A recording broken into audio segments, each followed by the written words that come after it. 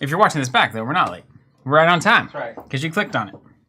Congratulations. What is late, really? What is late? We had a team meeting, Q1 wrap up, And a Q1, baby. and a team lunch. Hey, that's for you. I'm going to give that to you. Oh, yeah. Is this an invite to your birthday party? That would be awesome. I'm doing physical invites for the birthday parties I don't host. Hey, man, Shannon did roller skating. It's just like, I don't know. Are we just going to go backwards because all we have is nostalgia? So, The world moving forward is just worse? here's the thing about that. This is going to be a discussion. I didn't know we were going to talk about birthdays today, but we're going to talk about birthdays. Yeah. Is Is everything on? anything on? Is everything on? Does it look on to you? I don't know, man. Let me get chat pulled up here. Hi, everybody watching back. It's live. Let's see if anyone's commenting. It's a live production. Alex Becker says, can I come to your birthday? That's what I should do. I should host birthday parties at 3.0, and it should be... So here's my thing. Oh, I see what's wrong. Hold on. Oh, there you go. Now we look a little bit more cinematic. Birthdays are weird for me. And I think there's a few reasons. I want to open this topic up for a second. Okay, hit me. So when not when I was a kid. I was born on my father's birthday. Oh, interesting. So we shared a birthday. I was actually born on his 30th birthday. Huh. So that is really convenient because I know the year he's born really easily. I can always tell his age really easily, et cetera, et cetera. But almost 3 years later, my little brother Tim was born. And he was born 4 days before my birthday. And the earth shook. Yeah, it was never the same. But his birthday is 4 days before mine. So growing up, a lot of times my birthday, if there was a party or something, it's like a group affair. So it's like it's either Tim and I have a friend party or we have a 3-person. Yeah. Like this is the thing. So birthdays for me and I was the third born, and we had a big family. So used to at my grandma's house on Sundays, we'd have 30, 40, 50 family members at lunch. Yeah. And so birthdays there's too many people for a birthday to be actually significant. It's not special. Yeah. You were never the center of the moment. Yeah. And I'm okay with that. I'm a third born. I'm not necessarily built for the spotlight. You know what I mean? And yet here you are. Yeah. Not 18-year-old me wouldn't have picked this. I'll tell you. Remember the first several years I wasn't even on our videos. I don't think I would have picked any of this as an 18-year-old. I don't know if I would have picked some of this. I'd have been as in the an woods. 18-year-old. Yeah, probably. It's like, can I spend part of my workday drafting a TCG? Yeah, I would have chosen that. Yeah, probably. Part of me would have chosen that. But I don't think I would have chosen to do that in front of a lot of people. Anyways, so birthdays are kind of an interesting thing for me. I really like the Hobbit birthday mentality, which is they give people in their lives they appreciate gifts on their birthday. That is cool. Are you starting that this year? Maybe. I've talked about my wife that I would actually love to instill that in our kids, where it's like, actually, we're not going to give you something for your birthday. We're going to give you money that you're going to spend on other people for your birthday. That's cool. Yeah. And then like that mentality of like, who really means something to you, and be sure you're telling them that, and that they helped you get through the last year and all that kind of stuff. I don't know. What's your take on birthdays in general? Well, I talked to my dad. It was his birthday yesterday. He's turning 74. Okay. That's unbelievable. Yeah. And he does not strike me as a 74-year-old. He's horrified. He hates it. He hates birthdays at this point. Completely. They're just a depressing reminder that age is coming. Death's on the way, man. You know my dad. Like, so it's like he's very much like, I would prefer to live forever and write everything. Instead, I'm gonna die. I feel like we should have your dad on at some point. It'd be hilarious. We have my mom on to play Wingspan, which is funny. Yeah. I wish we'd had my dad on at some point. That would have been so funny. Dad loves Monopoly. We should play Monopoly with your dad on camera. It would be hilarious. That would be top content. He deserves to be on camera. He loves it. He eats up the spotlight. He's like such a personality. I always enjoy my conversations with him. Yeah. And I feel like on camera, he would be just hilarious. Hamming it up. Yeah, man. It'd be so... Anyways, I would be interested in that. So. Yeah. So I got that take from him yesterday. I don't know. I've kind of similar. So like mine's... not similar, but similar in that mine's March 6th, and then Jonathan's the 2nd, Mom's the 3rd, and Dad's the 4th of April. So it's always kind of at this point now, it's like, I mean, let's just get all of that done on this date, rather than do one for you and then do one for the 3 of us, right? So it all kind of gets lumped in a lot of the time. But Okay, that is similar. I don't know, man. Because you have like a core family of 4, right? Mm-hmm. And your birthdays were all very close. Yeah. So it's not... That makes a lot of sense. Yeah. I don't know.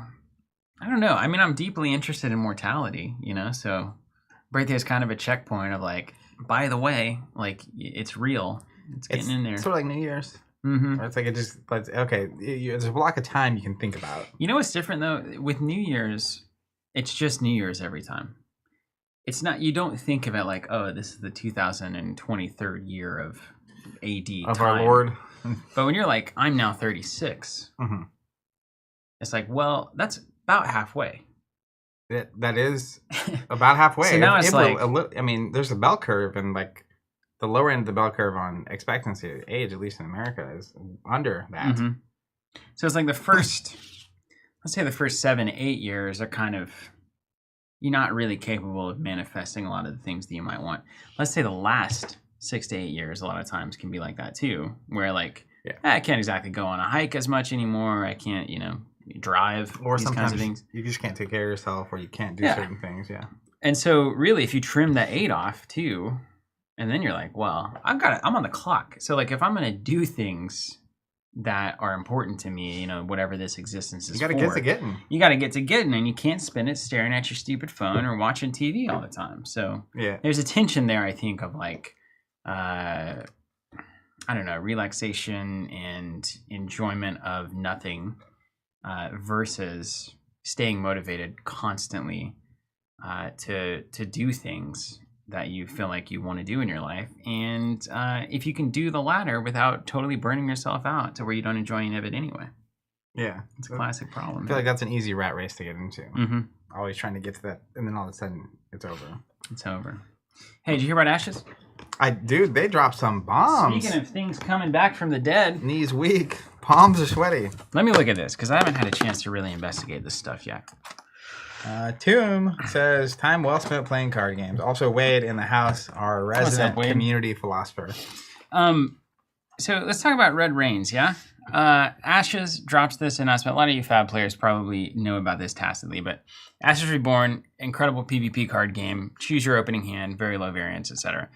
They release a PvE mode, solo co-op, 1 player, 2 player, called Red Rains. So they have a new product line called Red Rains versus the old PvP. Yeah, so that expansion was Red Rains, which is co-op. Corpse of Eros. Corpse of Eros was the actual expansion, which is in stock on our website right now. And this is the first time we're actually seeing this product, which is a second iteration of the Red Rain series. Yes. A Frost Wild Scourge. And I just assume that it's going to be new encounters, new Chimera. It's kind of like a new Arkham box, basically. It uses the Red Rains dice and board still. It's the nature die type, Blast with Ceremonial. Oh, it's nature. Yeah, and it seems like a big, giant ice thing that you're fighting. Oh, it's the Frostwild Scourge. Yeah, so it's like in the wild north. Yeah. Kind of a Game of Thrones, Beware the Winter. Winter's coming. Yeah, thank you. I guess Beware the Winter didn't get through the casting session. Beware the Winter. Yeah, the script writer. I don't know, last season, that would have made it. That's the kind of line. We had a stamp of approval, gone, we're out of here. It's led by 4 returning Phoenix Born with brand new unique cards. Okay, so it's following the same template. Yep. They've got to be what? The Aradel? They say in the thing. Oh, do they? I guess I don't have to speculate, huh? Rin, Lulu, Aradel, Koji. Oh, this is going to be great. How do you make a Chimera that's good against nature? Because nature's busted. Spend a die and do a damage. It's absolutely busted. I mean, everything in the deck could say... Anytime this would take damage, reduce it by 1. Yeah, reduce it by 1. Because you give it armor. Yeah, I mean, but you don't want the Marvel Champions way. If you have to play a nature die, you don't want to remove that. Yeah. But really, what I think, if I were designing it, it's already presumably it's already designed. I think so. Fully. Yeah. But if I were designing it, I would actually just penalize you. I wouldn't let you not ping, but it would just be costly. Mm-hmm. It's like, when you do this thing, add a status token. Right to whatever else or whatever. Yeah, Nick's usually that kind of a guy. That way you're just adding cost to the natural thing you wanted to do. We also got an April 2023 rules update for Ashes. I did see this. It's like the banned and restricted list for Ashes. Yeah. And this is usually where you get to find out all the cards that were in Zach's deck. So we have Salamander Monk Spirit. You know what's crazy? It's absolutely correct. True. God, keep going. So Salamander Monk, they reduce the attack value by 1. Okay. And also it goes away at the end of the round. Oh, okay. Well, that's a Significant change. Big bat. Brennan, of course. So they changed it from unit to ally on the ability. So previously you could sacrifice that's so much worse. a unit. And 16 health. Yeah. Dude, no wonder. Come on, man. I mean, Brennan's good, yeah. Yeah. Well, she's very good. All you do is basically say, what was Zach beating me with? Let's pay attention to the next band restricted.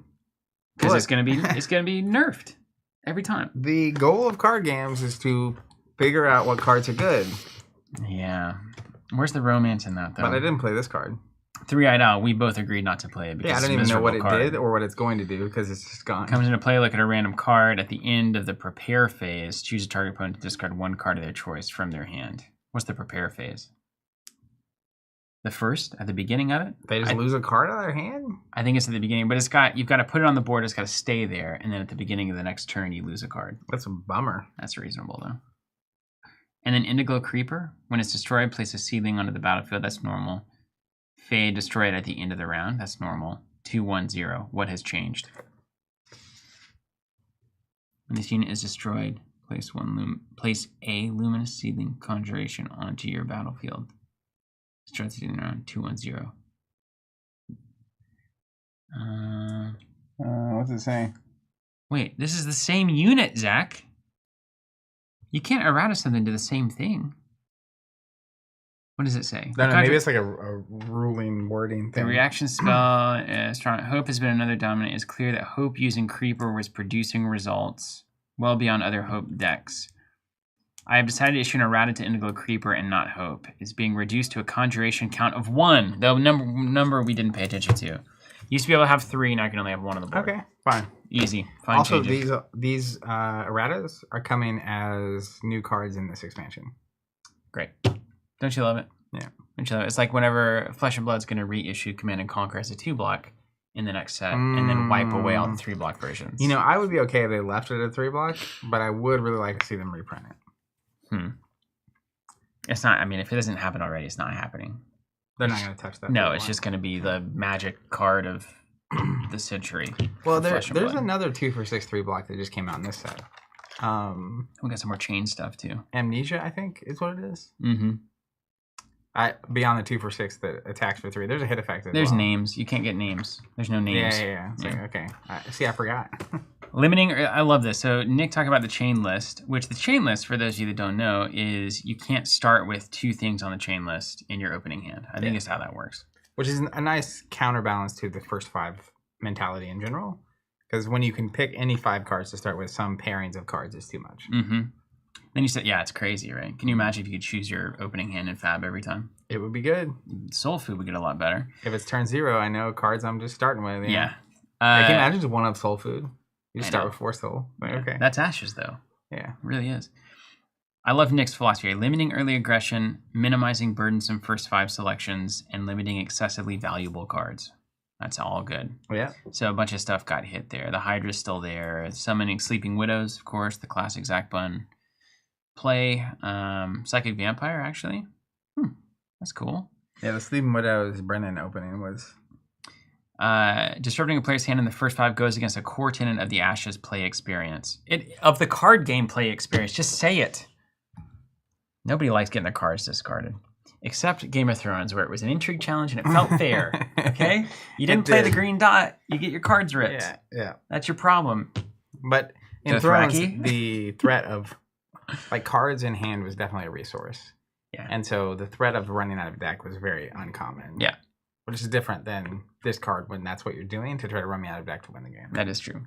And then finally, AshCon 4 is announced, which you can sign up for that too. So if you're an Ashes player, if you want to be an Ashes player, check out the game.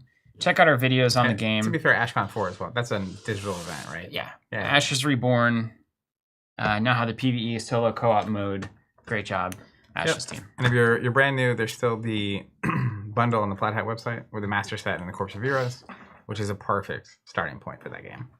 And look, Chris JCD, so happy with the active management to the card pool, reissued errata copies for free, and a new co-op coming. Yeah. They just keep making all the hits, all made possible by all of you through PDP.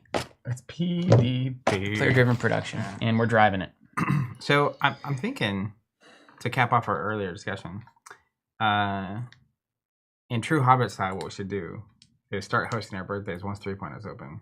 Mm-hmm. But then everyone that comes gets a gift from us. Really? Yeah. Our presents. Do I want...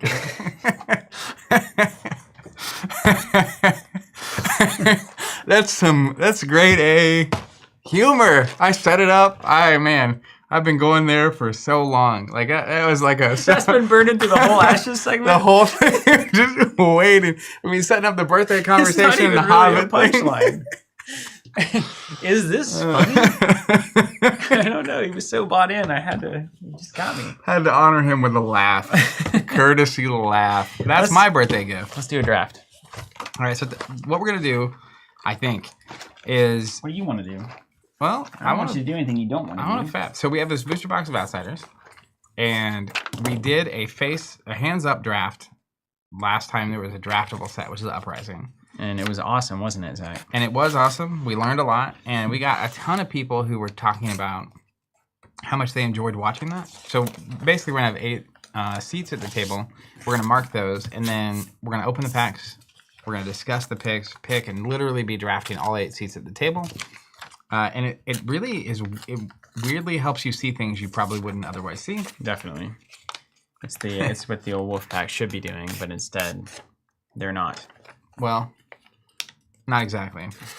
But it really is crazy. Like you just see when someone gets cut off from a class or a character or something before it's happening, or what your decisions made the next 2 people think, kind of a thing. Due to no fault of their own, too. Mm-hmm. You've been in that draft, and it's like I made all the great decisions, but they didn't come together. Sometimes it do be like that. Sometimes it doesn't come together. Yeah.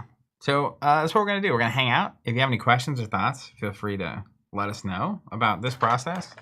And it's gonna take a while. I'm gonna be honest. Last time we ended up blitzing through the end. But we also used to start the stream later and stuff, so we'll see what happens. 3,800 views on the last one. We'll see if we can beat that one this time. 38 on the streams part. Apparently, people really like Outsiders draft. Are you finding that to be true?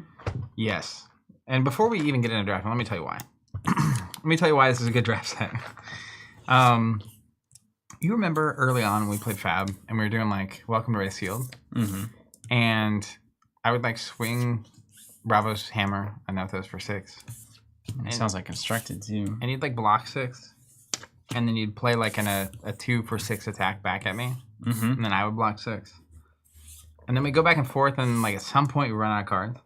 Mm-hmm. And then the hammer reigns supreme. But the reason I say that is fatigue is possible in this format. I don't think most decks can just attempt to fatigue you from the start.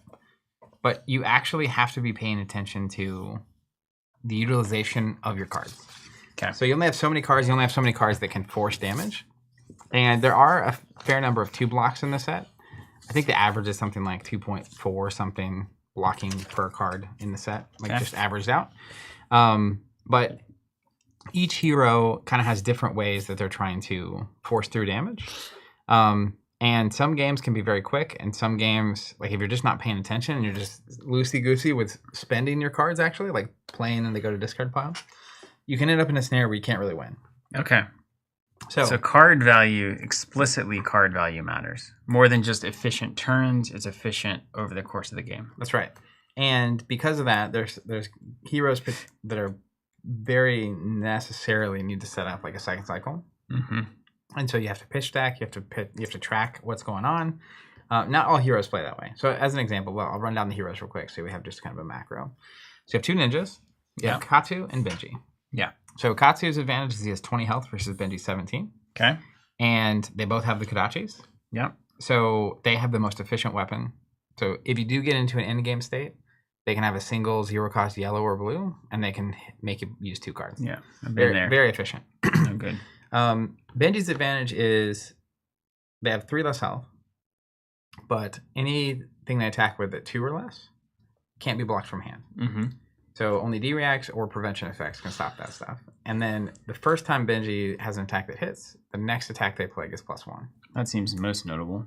It is. It's very notable. Mm-hmm. And I think a trap a lot of Benji, when you're drafting Benji, it's easy to fall in the trap of I just want all the yellow 2 attacks. But you're just playing less efficient attacks. Sort of like a mini dominate problem, which is like, well, if this were a red 3, would they block it anyway? Right. And if the average block on a card is 2, let's say 2.4, if they block with a 2 block, you still do 1 damage, and you got a card out of their hand. And cards matter in this format. So, all that said, Benji can force. That's how they close the game, though. Mm-hmm. So, like, Katsu has a harder time closing explicitly like that. Yeah. And there are like attack reactions that are very helpful for him for that exact reason. And Benji, once you get down to like 5 or 6 health, Benji sometimes will just have hands, especially because you pitch all those blues and yellows. Yeah. And it's like 2, go again, 2, go again, Kadachi, and you've just got to block 2 cards. Yeah, it feels like that's a bit of a theme with that and Riptide's design of like they're actually rewarding you for the late game bad cards being unavoidable damage. So like the 1 damage from traps. Yeah. So you pitch the traps to power your front game, and then they're there to close the game when it's at like the 1 to 3 health vibe. And Benji's doing that too, rather than the whole time. It's like, no, I'll play a normal game. At the end, I have an unavoidable, you're dead. Yeah, and I think in a lot of cases, that's the best way to play Benji. Now, there are yellow cards that are very good in Benji, because there's like, it's like double something. I forget the exact name. But the yellow one does 2, and then if it hits, your next thing's +2. Oh. So if it hits, it's +3 because it's also Benji. So it's a yellow that's technically worth 5 because they can't block it, and now it pumps it up. It's called double something? Double treble? You'll see it. It's like someone in chat. Maybe double strike or double.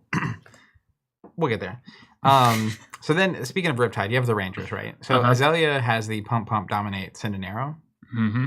And you can just rando into that, or you can have opt. There's like Ravenous Rabble. There's the Spire sniping that gets to look. But a lot of times, I think she's trying to set up an end game that you're pitching the pumps into the arrows, and you know when it's going to hit. But she can also just sometimes send 12 at you with dominate and hit effect that's nasty. Mm-hmm. Riptide, on the other hand, both of these characters have the same problem, which is they don't have a weapon. So if Azalea doesn't finish the job, she's in the end game, it gets bad. Riptide, I have no idea what you mean. Yeah, Riptide is actually even worse, I think, because he only does the damage that's kind of unpreventable if the trap resolves, not just gets played. So if your opponent uses all their pumps early and you have the trap that if something is greater than its base, that's not going to help you in that scenario.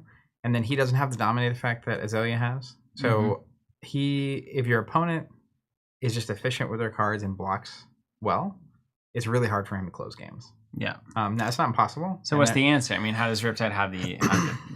I think he needs a lot of cards. I was playing Riptide poorly in this deal. I was thinking about that later. I was like, oh, wait, I wasn't really appreciating that ability that you could reload with everything you play. That's actually pretty powerful. Yeah. Even if you couldn't D-react. If D-react, you get a load for free. So I think from a draft perspective, when we zoom out a little bit, Ranger's the hardest deck to pull off. But because of that, it almost reminds me of Icelander in the last set, which is if too many people are playing Ranger, you've got a problem. That you need arrows, you need pumps. And then, to me, they're the least consistent class to draft, the riskiest. But if you're at a table and everyone knows that, right, little game theory, then there shouldn't be a lot of people drafting it. But if everyone thinks this exact same thing, it's like, oh, like I'm gonna sneak in and start picking up the Ranger cards. There's about 1 out of 8 people that are naturally just going to be like, I'm going to sneak in and get the Ranger cards, no matter what's going on. Yeah, I'm that person. Yeah. So the thing I liked about the Icelander pick in the last set is the most commonly drafted character was Fi, and so Icelander is naturally pretty good against Fi. And so even if there's too many Icelanders at the table, there's probably a bunch of Fis, and a bad Icelander deck can still beat a decent Fi deck. Yeah. But in this case, bad Ranger decks just don't have a good time. I'll tell you. So it's a little riskier to go Ranger. Okay. Then we have Assassin. So you have Arachne. First stealth card that they play gets go again. And I think Arachne really likes the offensive reactions. So that pump this like the laced with blood rot, or I think it's laced. That may be the arrow pump. But there's a offensive reaction for each of the diseases that gives the red one +3. So you play a stealth card, it's threatening 2 damage and inertia. Then you make it a 5 at reaction speed that also gives a blood rot. It's like that's really good value. Is there any reason that Arachne is more suited for that than Uzuri? Because they can both do that exact play, right? Yeah. The thing about Uzuri is her ability is put a stealth card on the bottom of your deck, put in a different attack, and the assassin-specific pumps oftentimes can't pump the big generic attacks that you want to be slicing in. So for free, she can switch a 3 to a 6. So she gets the +3 without even spending a card. Right. It's actually pretty notable. Or having a pitch to play the attack she's swapping in. So the reactions are still good for her. And a lot of the reactions, one of the notable things about the reactions, they block 3 in Assassin. Yes. Yeah. And the default dagger, Spider's Bite for Assassin, makes attack actions -1 when they block. So the reactions on defense don't get affected by the standard blade. So it's a 3 block you can count on. A lot of times your attack's blocked for 3, but if they send that first, your attack's only blocked for 2. So they're not bad, but I think Arachne needs the reactions. Yeah, and it makes sense too. Like if you send the attack, you've got 1 card in hand. Because you have Go Again on this, they could say, oh, I'm about to get another attack, or this could be a reaction, or this could be an arsenal card. Yeah. Which Uzuri can't. Has kind of a similar, what's it going to be? But if you can't threaten that this is an attack, then you know it's a reaction. Yeah. So like, it's probably good to have that ability. I think Uzuri can sneak damage in with her ability where Arachne can't. So kind of like Riptide. She can definitely play the reactions, but I think Arachne has to have them. Dude, Arachne's a lot like Riptide as compared to Azalea.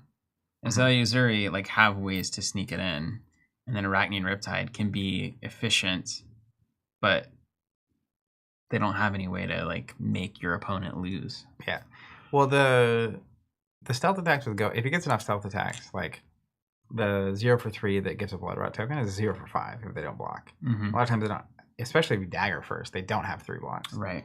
And so he's kind of more card efficient. Okay. Then I've seen him fatigue more people than anyone else. That tracks. They got a weapon. That makes it strictly not like Riptide. that's one of the key differences. So that's sort of the rundown. The other thing is, from a card pool perspective, you've got multi-class cards that are Assassin Ninja and then Assassin Ranger. So by default, with generics plus the multi-class cards, Assassin just has more cards.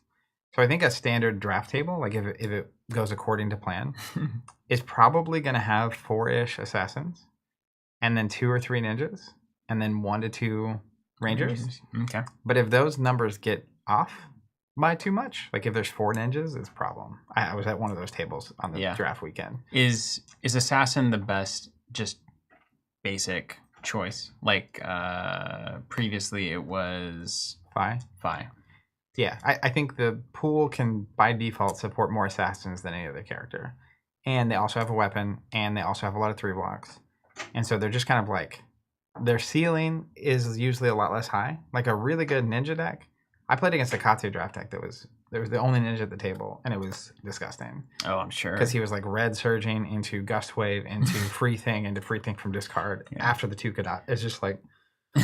and all of his stuff, like he had so many 3 blocks, it was just this crazy setup. So I think the natural ratios are going to land somewhere in the 4-3-2 with 1 floating somewhere, and it's Assassin, Ninja, Ranger. And we'll see if we'd have 3 Rangers, I think they would all 3 have a pretty tough time. Yeah. Okay. Yeah, but we could also end up with 1 Ranger, and they're just going to gobble it up. Yeah. Well, let's bust it up. All right. Got a little top-down action. Ah, beautiful. Nailed that one.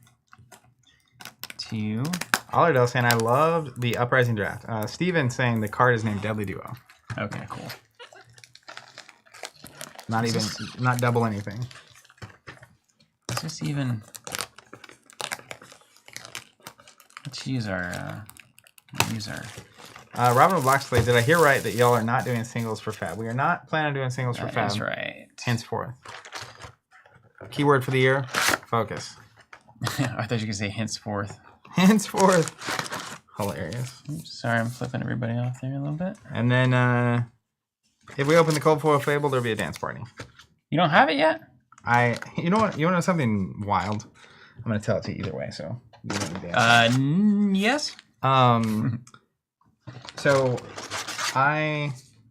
the weekend of release, and I'm sad to tell you this because I would have invited you typically, but you were on your ice out policy. But the very first draft that we did first pack I opened at the draft, I had a rainbow foil Fabled and cold foil majestic quiver rustling leaves thing. Okay, that seems good. Same pack. It's just like the whole value of the case is right there, like in the one pack that I opened, and I was really happy that I got to open it. Here's the crazy thing. So we drafted a lot that weekend. Tell me. First pack, first case. That's what it was. Then we're drafting the first box of the second case, and Matt Coles opens a pack, and he goes, "Oh," and it was another rainbow foil Fable. Okay, so that's pretty cool. So we make it through that case. Then we open the next case. Open it. Another rainbow. I pulled 3 rainbow foil Fables. Same Fable or different Fable? Same Fable. Really? No cold foil, but 3 rainbow, and that's crazy because like Min Max opened 500 boxes, and I think it was like 1 in every 35 boxes got a Fabled. Huh. Which well, that's is very silly. good then. It's very silly. So you could sell those 2 and pick up the other one, right? The cold foil? Yeah. I don't know. They are. The Fabled is actually. Have you seen the Fabled? No. Is the Codex the Frailty one? That's the Marvel. I didn't open any of those, and if we see one of those, we'll also be happy. Too, yeah. The Fabled is called Plague Hive. It's a yellow pitch. When you pitch it, you randomly give your opponent one of the 3 diseases. I did see that. So it's like it's awesome. Yeah, Sam Dando was playing Uzuri. He got top 4 with Uzuri in the big Chicago event a week or 2 ago, and it was in that list. So cool. It's like weirdly playable, but I don't know. Yeah, the diseases, man. Cool. Okay, let's just open some packs. Pack 1, pick 1, seat 1. I have no idea on this one. So throw them here? We're gonna be riding. What? Oh yeah. You don't have, I mean, you can. This is your room. This is your room. We in focus? Yeah, we're in focus. I got a spider's bite. That's good. So what should we do? We pull out the first 2 tokens. Usually go in the middle. The tokens are also where the cold foils will be. So, and the cold foils are not draftable. Okay. Feisty locals. The red feisty is good. Red brush off. This card isn't anything, is it? It is. So, I mean, this is fine as a block 3, I guess, right? But notably, if they're doing 4 damage, it blocks nothing. Oh, right. Yeah. But right. what happens is like, why? If you block Uzuri for 3, and she swaps into a 6, that's one of the few ways you can like. It's. I don't like it, but it's actually I had a deck ruin me because it had enough of those in it. Okay. But blue spring load. I'm not writing home about it. Red spires seems good. Red arrows are good. There's a yellow deadly duo. That's a good Benji card. Yeah. Blue twin. Hit next attack gains +1. Oh, you choose one. Okay, so it's basically a 1 for 2. That's not bad for a blue, I guess. And if you're playing Benji, it becomes a 1 for 3. Yeah, reasonable. Blue sedate. Okay. We like blue 3 blocks. Yeah, that's notable. Be like water. Hey, be like water is good, right? Just in general, not in draft maybe, but it seems like it's important for the ninja card pool. Or are people too cool? I think it's good. It depends on how much the combo line matters to the deck, but I will say yellow Be Like Water is particularly good for Benji. Because the effect to give it a name doesn't work unless it hits, and that's a hard card to block. Makes sense. Yellows in this set are, from a pitch perspective, a lot of times almost as good as blue. It seems like you can pitch yellow and get through. So a yellow 0 for Ninja is like Kadachi, like player 0 cost up. And then it's an in-game 2 damage you can't block situation. Okay, I take that. We got a red withering shot. That's a great, such a great arrow. All of them are great, is the problem. Frailty trap. Blue virulent touch. We like it. Lace with frailty. That's the ranger. Red pump. Cut down to size. Ooh. Foil. Very nice. 2 for 6. We like 2 for 6. 2/6 must block. Yeah, 2/6 gotta get a card out of hand. And Seeker's Mitts. No armor. Yeah. But one prevention. So what's things that feel notable to me beyond specific cards? There's 2 red arrows. So if you were the kind of player that was like gonna force Ranger, yeah, you could probably grab one and maybe get the other one to wheel. You think so? You don't think anybody's gonna grab like the Spire sniping? I think if you took the other one, it's better. If you take Withering, it's unlikely that somebody is going to take Spire or Lace because they're going to see no arrows in the pack. Seemingly. Well, the other one's an arrow, right? Is there an arrow? The Spire. Oh, Spire is an arrow. Yeah. Yeah. So one of those 2 cards will probably be gone by the time it comes back around, but you would have the other one.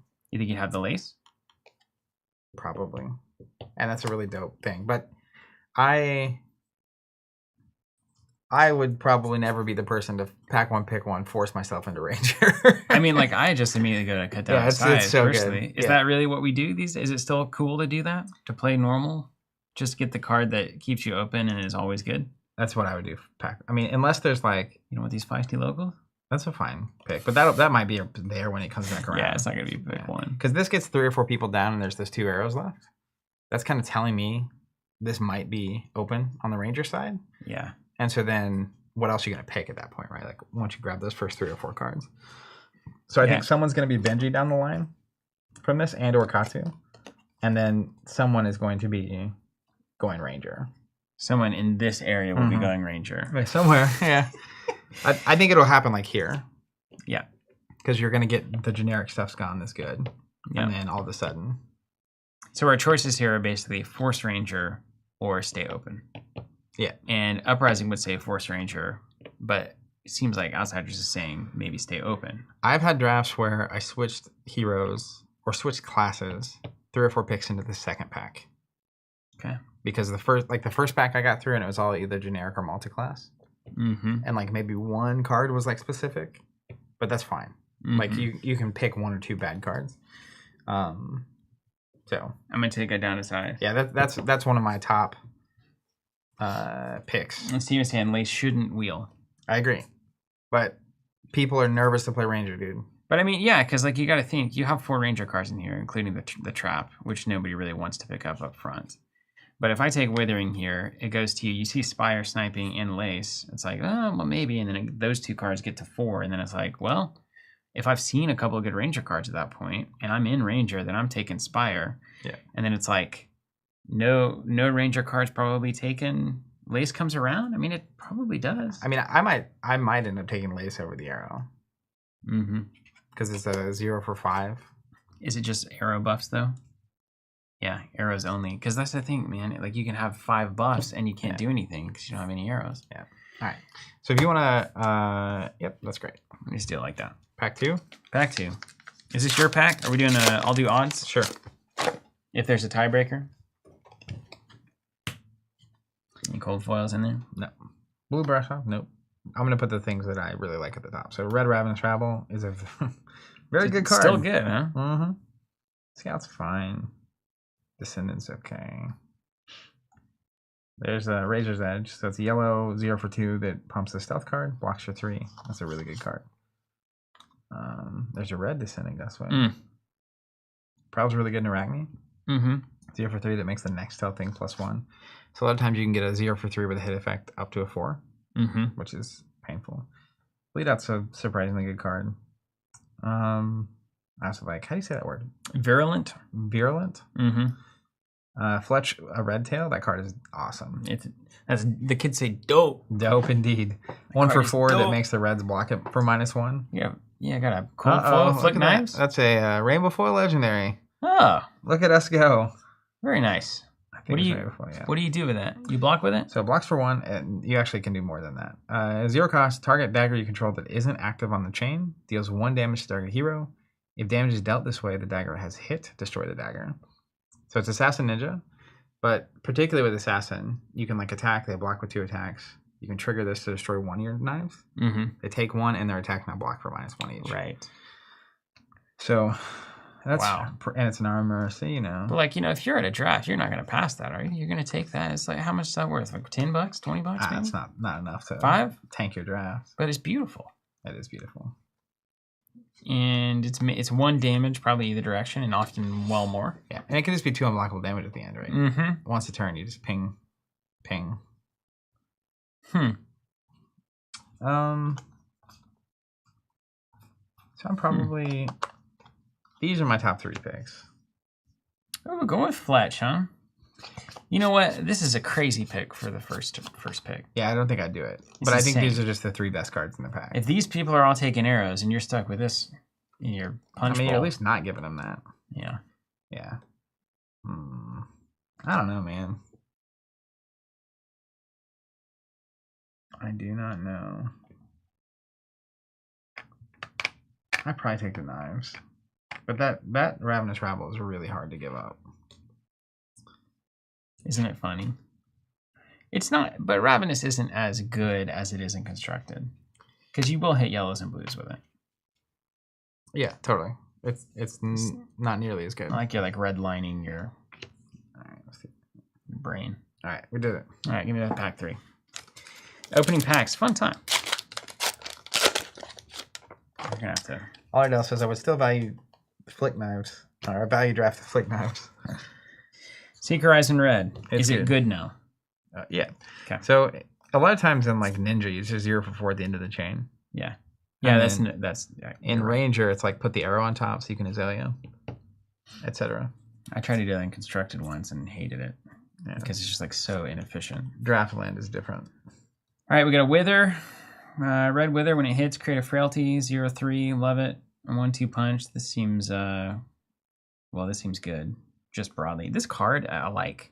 I don't know why I like it, but I like it. Well, it's a 0 yellow pitch for knives, and then it's a block 3. So you're already in like a really nice pocket for Ninja. And then if you happen to get head jabs, right, that's what it follows. It's pretty good value. But if you don't have a lot of head jabs, not as good. Another Spire Sniping. Yeah. Yellow Recoil. Another head jab card there. Wreck Havoc Blue. No D reactions. Skybound Shot. Foil. Doing some toxic tips there. I probably take the armor.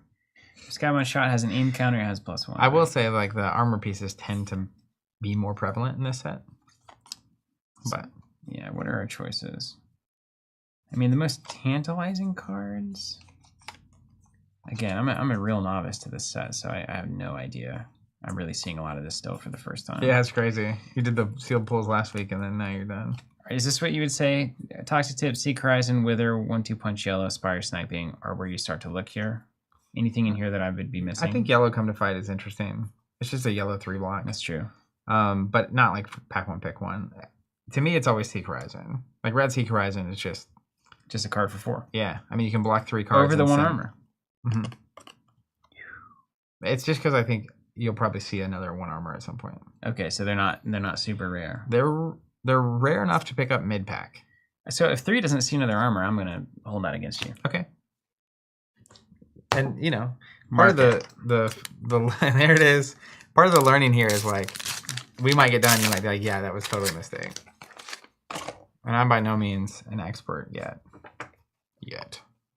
All right. Yellow Seek Horizon, red Springload. I love that card. Yellow Ravenous Rabble. Dude, Springload is incredible. It's so good. Every time it's so good. Blue Head Jab. That's solid. Red Widowmaker. That card is stonks. Let me see that.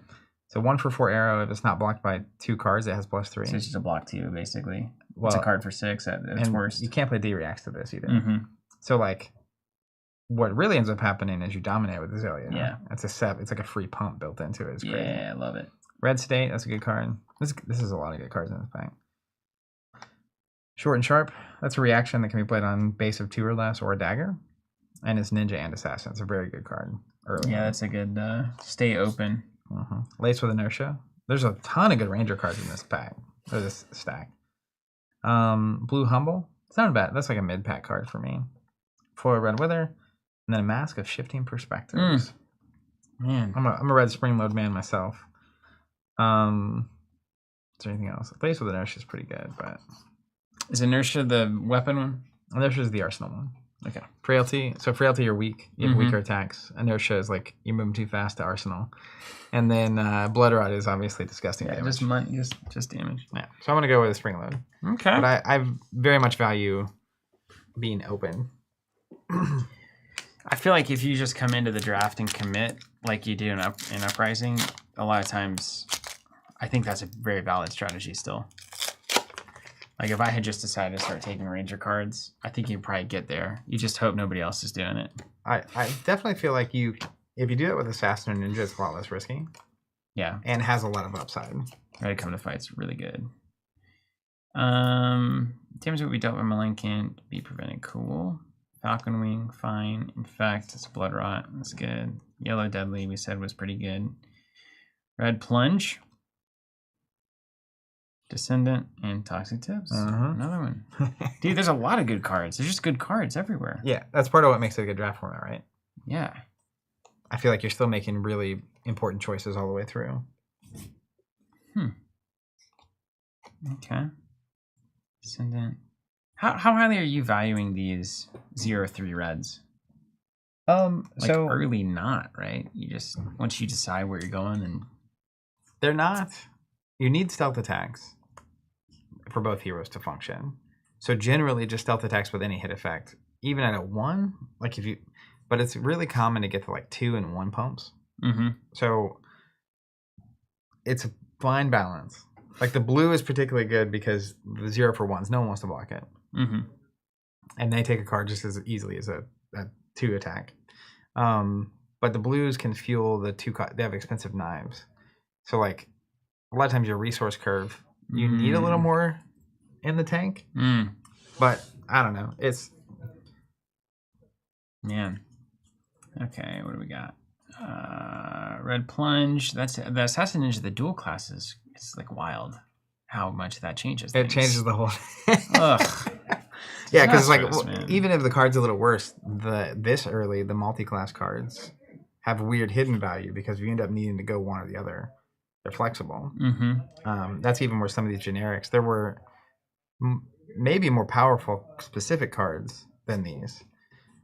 And how many picks you're willing to spend, I don't know. The ninja ones are really tough to take because all the combo pieces, it's like, I mean, do I pick up Descendant now and hope that I get the Surging Strike? It'd be like water. And like, we don't know that on this pack, but we know we haven't seen a single Surging Strike, I don't think. Not yet. In any of these cards. Mm-hmm. See, this might be completely dead. Toxic Tips is always going to be good. Yep. Across these two. Anthony's saying 3 is a secretly good breakpoint for Assassin because of Spider's Bite. Yeah. Makes sense. Random.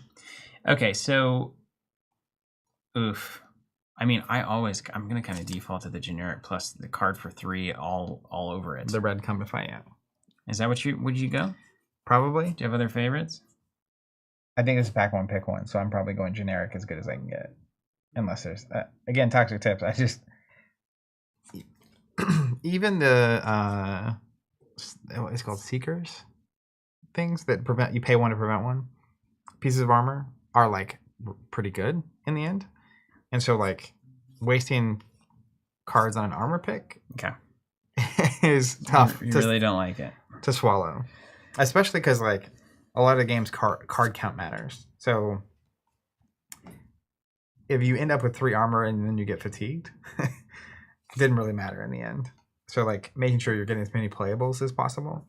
Yeah. Okay. I'm with it. Get value out of the cards. What's your favorite of those 3?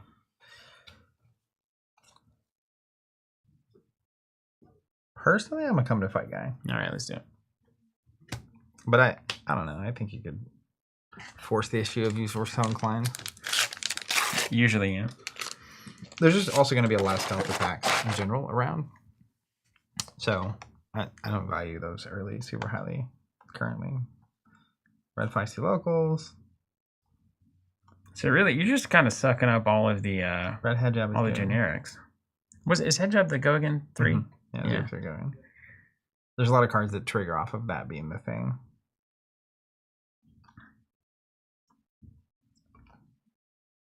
Red spinning wheel kick. It's 1 for 4 with Gogan.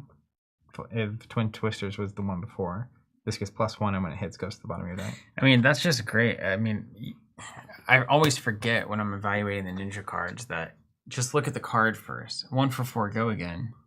It's fantastic. Yeah, you pitch a blue Kadachi 1 for 4. Send That's something else. Yeah, it's excellent.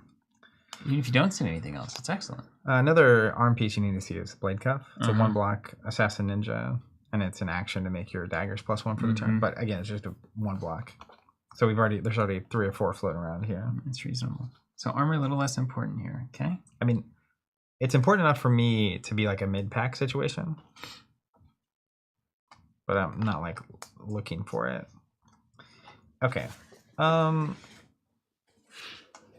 My top picks are probably Red Feisty, Red Spinning, and Infect.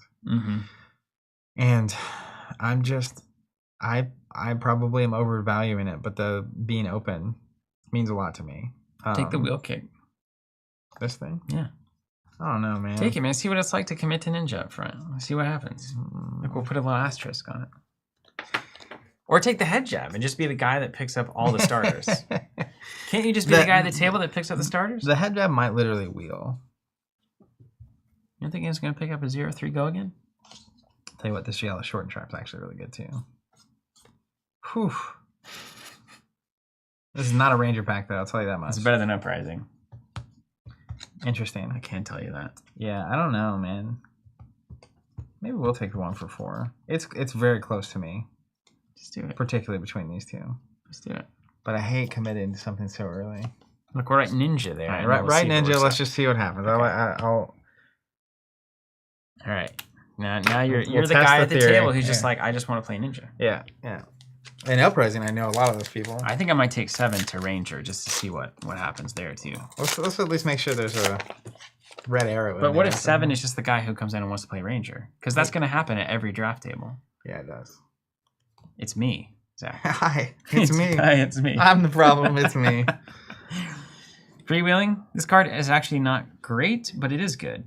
Yeah, I mean, a 1 for 6 chain ender that no one wants to actually block. But you got to block because it's just worth too much. It's a mid pack card for me. It's not that good. So block it with a 2. You know, like best case scenario is doing 2. Pull the card out of their hands. 1 for 5 value. I guess that's reasonable. Okay. Reasonable. Uzuri is okay with it as well because a lot of times they just won't block her thing, and then it's like, okay, now I'll turn it into 6. Uzuri card, right? I forget that all these cards are different because they can be secrets. Scouts seems generically good. 0 for 3 pump. Blue 1/2. Blue block 3. Ooh. Yeah, that's got 2 of the most critical pieces of information you want. Wow. How can I put this away and you can pitch it for Kodachis? Come on, man. This is 0 cost. Yeah. Stealth, Dominate, Falcon Wing. Isolate's actually really relevant in Uzuri because they can only block with 1 and then you swap it out. Okay. Gosh. Ooh, another blue 1/2. Yellow Prowl. Fine. Merkmeyer has an aim counter, has +1 damage per. This seems like is this the worst arrow? Would you say? 0 for 4 +1 with the aim. There's one that has go again. The Falcon Wing. Yeah. It can be. It's better in Riptide because he can actually reload in fun ways, but a lot of Rangers have trouble multi-arrowing in this set, so it's pretty low on the curve. Like Lexi had an easy time of it. Yeah, she sure did. A bow where you can do it as an instant. Stupid. As like a Shabas here, pay 1. We do. This is like the dagger throwing stuff. Do we need to worry about this in draft? Hurl's great. So okay, dang it. It's a 0 cost blue, but then it's just damage that can't be prevented, right? So the ability for it to sneak in. Wow, yeah. And it's an assassin card too, so you can sneak in a spider's bite hit, and then all of a sudden you're doing 2 or 3 extra damage. Okay. Bonds of Ancestry. I thought it was Bombs of Ancestry. James Armstrong. Zach sure is picking up a lot of cards mid-pack. There's pack 1, pick 1 cards, and then there's everything else, you know? All right, 2/4/3 on its face. That's a pretty good. It's fine for limited. It's okay. It's fine for limited. If you read it. If a card with Gust Wave, it's out of control. It's out of control. You do search it up for a card with the same name, banish it, shuffle, you may play this. Yeah. Okay, so it's out of control. But it's hard to trigger that in this format. In Constructed, it's very easy to do that. Factious Host. When it hits you here, if you control it for okay, so you send it back to him. That's an okay pickup. Yeah, I like that card. Yellow Black Water Fine. Fleetfoot Sandals. This has got to be the worst card, right? It's so blank. It would drive you crazy. I'm glad I can at least still see him. This is one of the worst packs we've seen, I think, in terms of I agree. Making things. I mean, these cards I'm pulling out aren't even good. Yeah, Scout the Periphery is not what you want to be a pack 1, pick 1 scenario. I mean, maybe this person should just go Ninja 2 and just commit to it. I mean, this person could honestly be the Ranger player you're talking about, too. Just because you get a Merkmeyer Grapnel? I would pick the Scout the Periphery first. Are we going to have to pick the Scout the Periphery? Really? Yellow Be Like Water's really good, honestly. Let me see the fan through here. You could get a Renegades? Probably not. No. Isolate's fine. You're going to force Uzuri. 1/2 punch blue is fine. It blocks 3. I've already got one in here. Yeah. Blue Hurl, it seems like the worst version of it. Yeah, I wouldn't. That's actually a good card too. Yellow, infectious. Yeah. So Everything blocks for 2, man. This is disgusting. in Benji they can't block it, which is fine. It's a 3. They can't even do that. It's a 0 for 3 that if they gave you a token, like a blood rot, it's a 0 for 5. Like that's not bad. But I don't know. The red one is pack 1, pick 1 material for me. Anthony thinks Fleetfoot is amazing in Uzuri. Destroy, target attack, 1 less base, gains go again. What does that mean?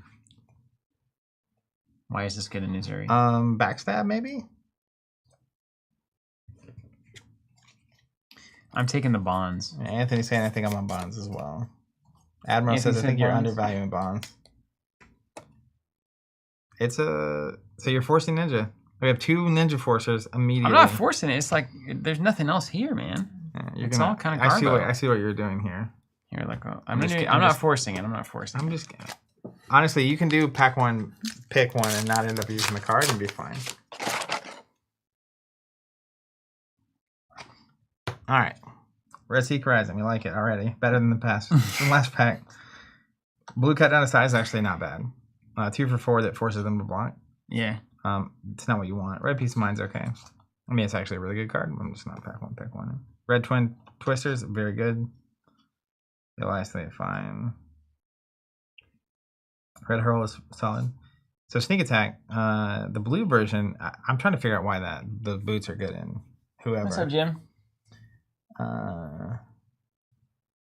And says, commits them to overblocking the first blue stealth, then give it go again and hit them with another stealth, and then Uzuri reacts.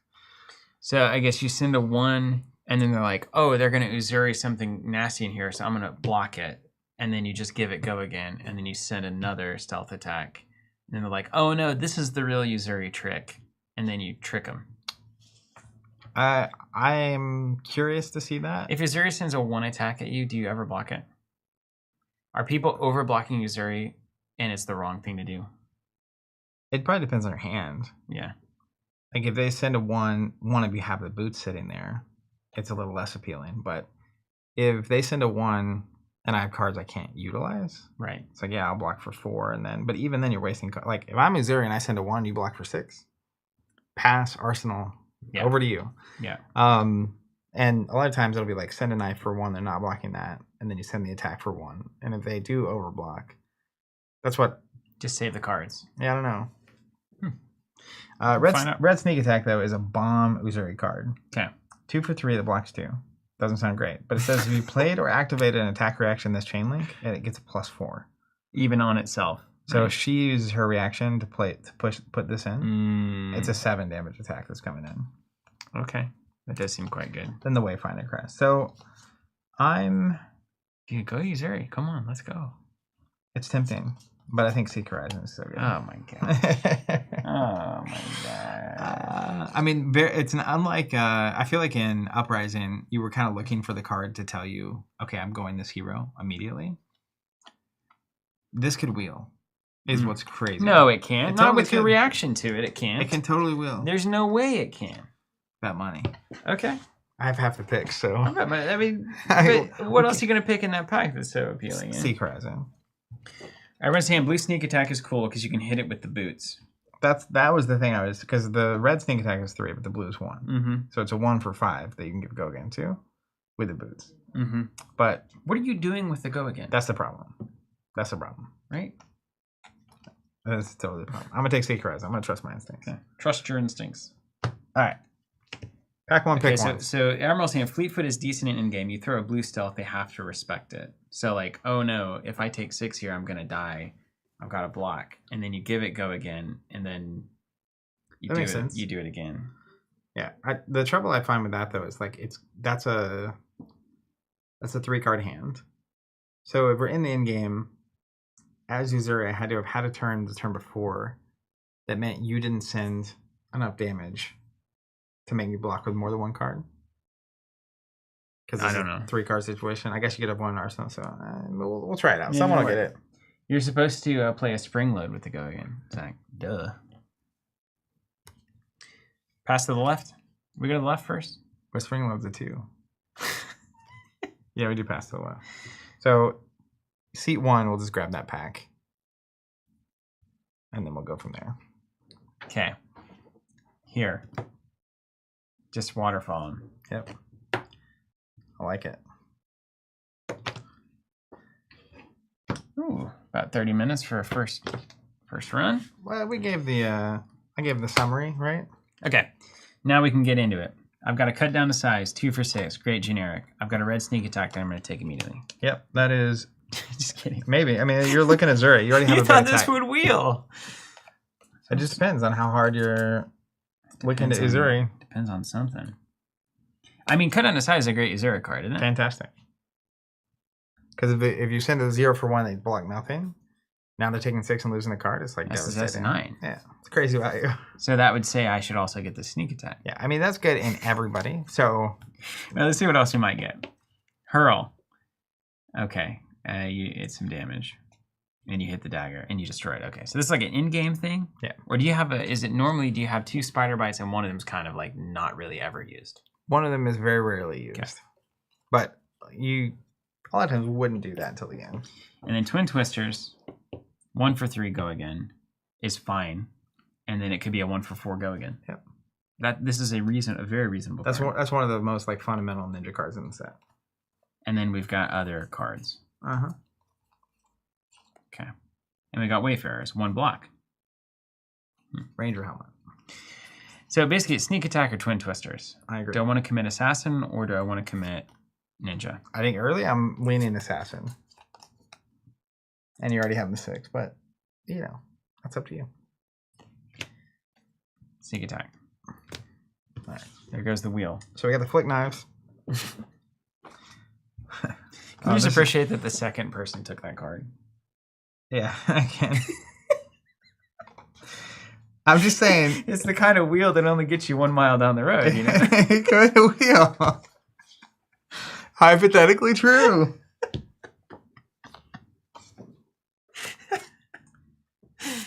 Alright, so I have the Assassin Ninja Arms in this pool. I'm not going Ranger, so we're just going to leave that dream to die. I'm probably a red feisty locals guy here. We've always said that about you. Yeah, he was a feisty local guy.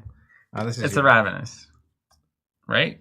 I mean, let's see what else is probably, but you can at least do the honors. I mean, red gust wave, right? We just commit.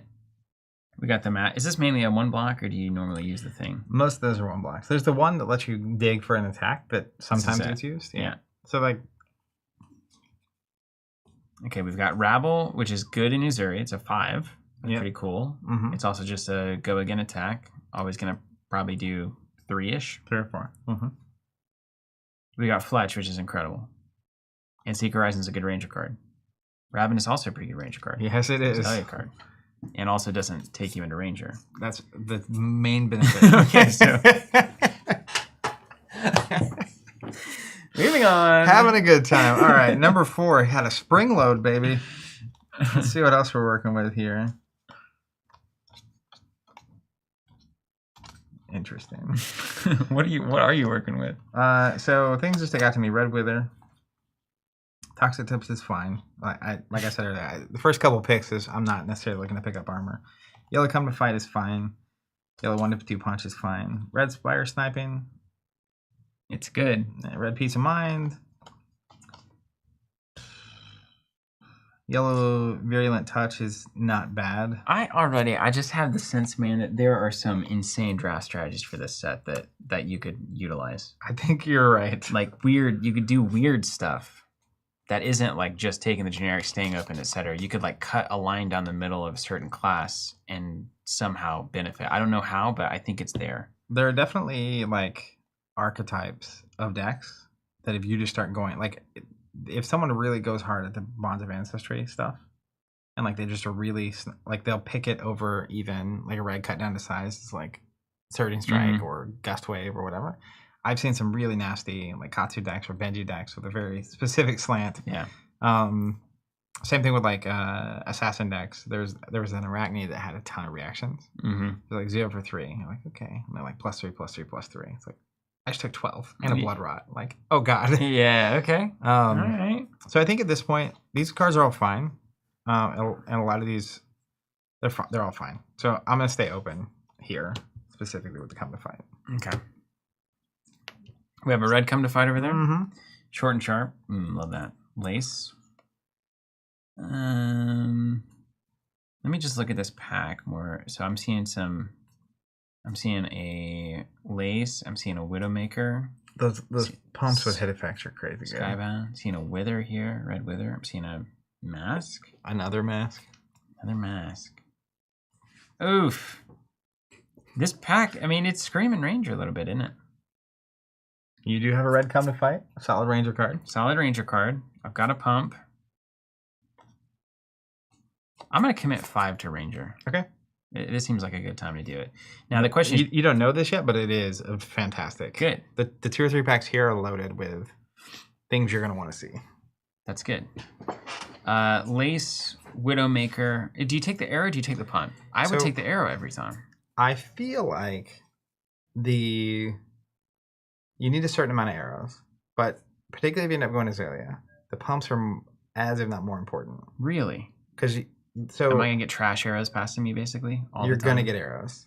And there's going to be... Yeah, there will be arrows. I think it would be hard to not end up... If you had to lean... Like, honestly, this is the best. I was trying to think of the way to say it. But if you had to lean a direction, I would lean towards pumps. Because, as an example, I saw the extreme. Ian drafted a deck with like 26 arrows. Mm-hmm. And he got trashed. Yeah, of course. Because you can't ever use your whole hand. And especially the more pumps you can get that are like come to fight. Mm-hmm. You're going to get other attacks as well. Yeah. So you can still have turns where you're like blocking and then just sending 5 or whatever. But the real power turns are like pump, arrow for 11 would dominate. Okay. Even over like a Widowmaker, which seems to be a great arrow for Azalea. But it commits me maybe to Azalea rather than maybe playing both. Widowmaker is good. I didn't know Widowmaker was in there. Widowmaker's in there. Is Widowmaker or Lace?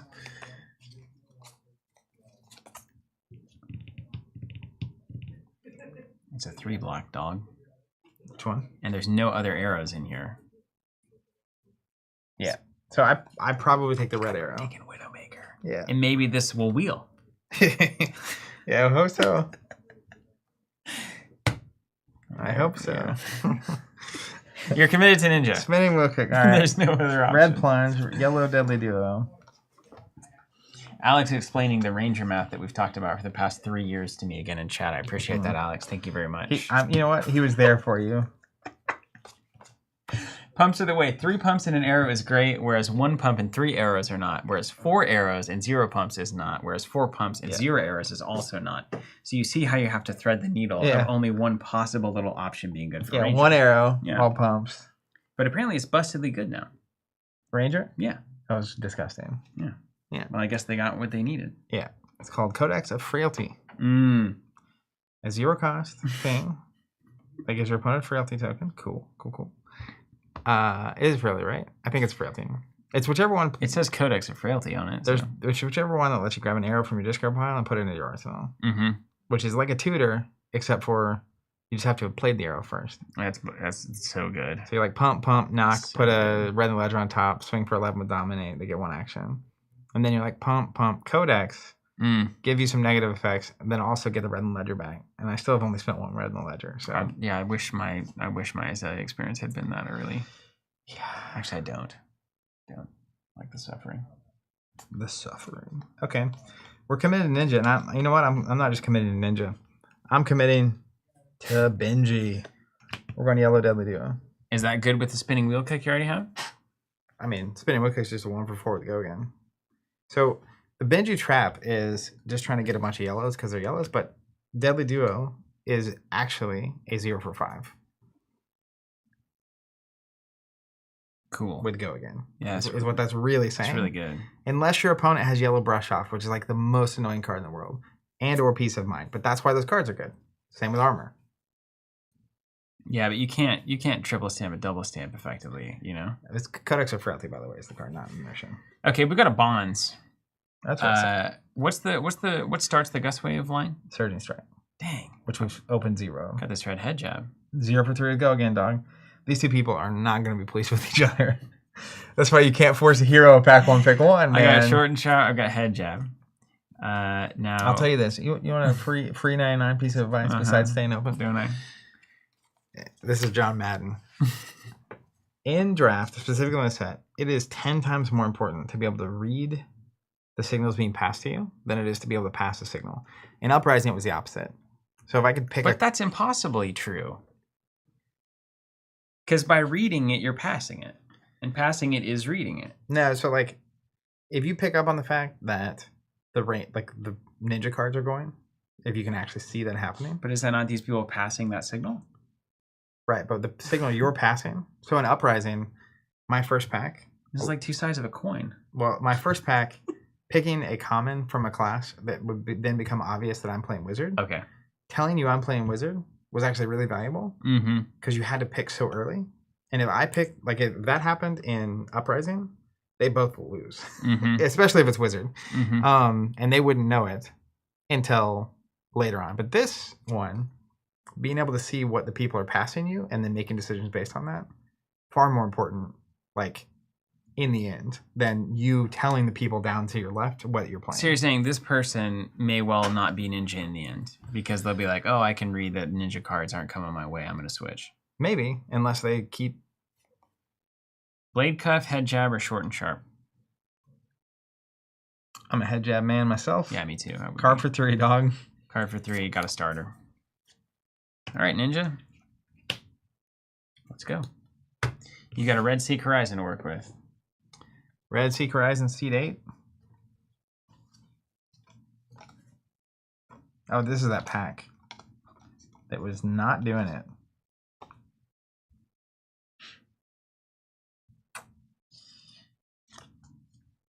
I passed a red sneak attack. So I in my mind, someone down the line is Uzuri, and Isolate is a really good Uzuri card. Not that I want to hate draft, but like if I had taken the sneak attack, that would definitely be the card I would be taking here. This is a gross pack.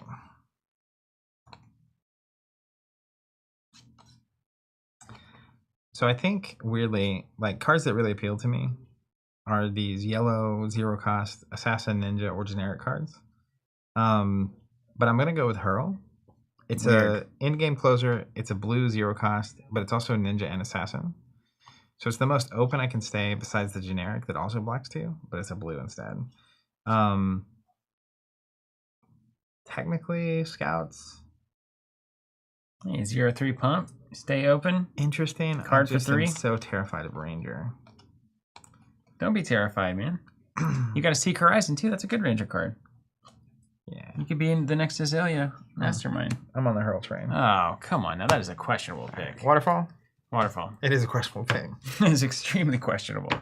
He almost is gonna be watching this. He's gonna be messaging you on Discord. He's gonna have notes, and I'm gonna be grateful for them. He's gonna say that blue Hurl. Hello. What's that about? What do you guys think? Pack 1, pick 2, seat 8, blue Hurl pick, and Hamilton. If you're out there, need your commentary.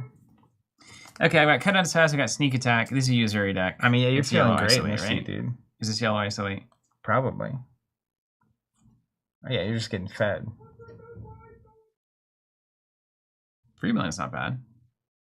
But they usually block Uzuri. This is going to come in at Garbo. Okay. We take the Fleetfoot since chat seems to like it. I'll do yellow Isolate. I'm real cold on Fleetfoot, I'm going to be honest. More like Cold Foot. My man. All right, we got a Flick Knives and a red Feisty Locals. Red Twin Twisters, I like that. Red Hurl. Blue Cut on the side is not bad. So you're on Assassin Ninja here. Yeah, yellow Isolate's not bad. Blue Shoot Short and Sharp is not bad. You're necessarily on Assassin Ninja. You could pivot here. You've only got one little piece of equipment. So C8 is going to be absolute garbage. In this seat, I really like Red Twin Twisters and Isolate, but Red Hurl is also pretty good. Again, dude, you got to the part of the draft where you just take Hurls from now on. Dude, I'll tell you what. Well, I'll get to it in a minute. But I have a really funny story about not Hurl, but a similar vibe. It's a 0 for 3 to go again. They can be Ninja or Assassin. Yeah. And it's also a closer that can do 1 direct damage. I think this is a underrated card. I mean, you got the Flick Knives, too. Yeah. So there's actually a lot. Wait, does Flick Knives do the same thing as Hurl, basically? Target dagger that isn't on the chain deals 1 and then you destroy it? Mm-hmm. Okay. So you can do a ha-ha. Double ringer. You can do that twice, just across 2 turns as well. Uh-huh. Okay. Once per turn. There are also cards that let you equip daggers outside the game. Yeah, from your binder or whatever? Yeah. So what are they doing? That's if number 2 seat gets that card, we'll be real happy about it. We got Seek Horizon, we got Ravenous Rabble. Now, the first thing I'll say about 3, why do we have the asterisk here?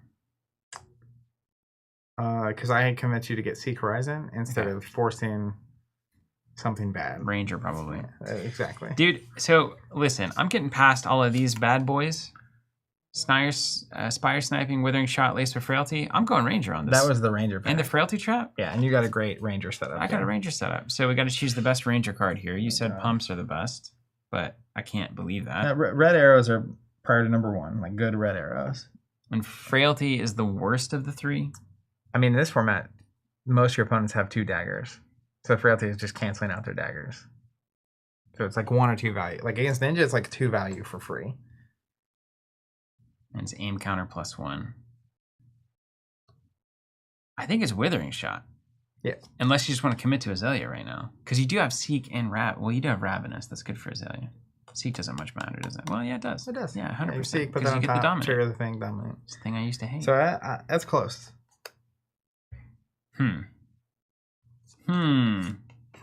are 3 Power Ranger cards. You're also gonna like, yeah. You just really hope people to your left are not. Well, if you take the Spire, like maybe this is okay. I'm gonna go Riptide, because Withering and Lace are like fine. Those are not Azalea cards. This you kind of have to be on Azalea. I mean, you can be on Riptide, but isn't this really just an Azalea card? I think so. But it's fine in Riptide. It's really good in Azalea. Ooh, no matter what I take, it's signaling that Ranger's open Yep. to the next person. It's devastating. But, like I said, the signal you're sending is not as important as the signal you're receiving. The signal you're receiving is that Ranger's open. Okay. So the thing I would say is that it may feel open right now, but if you look at these seats, like this, the person immediately to your left is currently still wide open. So even if they get that signal and they pick a Ranger card, you go 2 or more picks and you're clearing out the Ranger cards, they need to be reading that signal. Yeah. Yeah. Who's saying what? Frailty. Alex saying Frailty. Steven's saying Frailty. Lace with Frailty. But what if you take Lace here and then Ranger totally the arrows start drying up? I feel like at the very moment, if you got those 3 cards, they're not going to dry up. Right. For at least the next 5 or 6 picks. Okay. So Steven says 0 for 5. Chat says Lace. Some of us say arrows. Fine, we'll do Lace. Would you do arrows there? I have no idea. I wouldn't play Ranger if I'm just being straight. I would have to be really convinced it was wide open. I understand taking the red pumps because you're going to get these yellow and blue arrows that are passed down to you, and you can make a turn out of them. So, okay, fair enough, everybody. Okay, so we're open here. Probably the card I like the most is Red Fletch, but the only arrow in the pack is Falcon Wing. And if I look, it's like 5 is about to get fed. There are literally 2 Ranger cards. Yeah. Which makes me nervous, especially because I'm seeing tons of Ninja, tons of Assassin.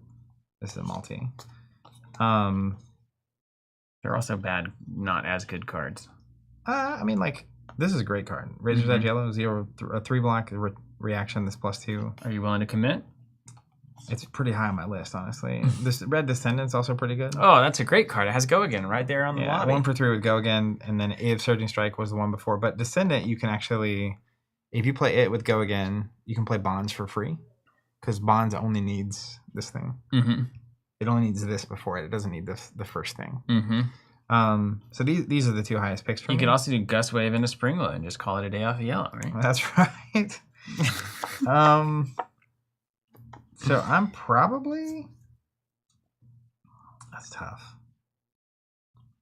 You have to commit right now, or you have to at least have I'm a starting to commit soft right commitment now. to assassin or ninja. Yeah. The other thing I really like about picking Razor's Edge is there are multi-class cards here, but there's only 2 assassin cards, and then there's 3 generic ninjas with a multi-class card.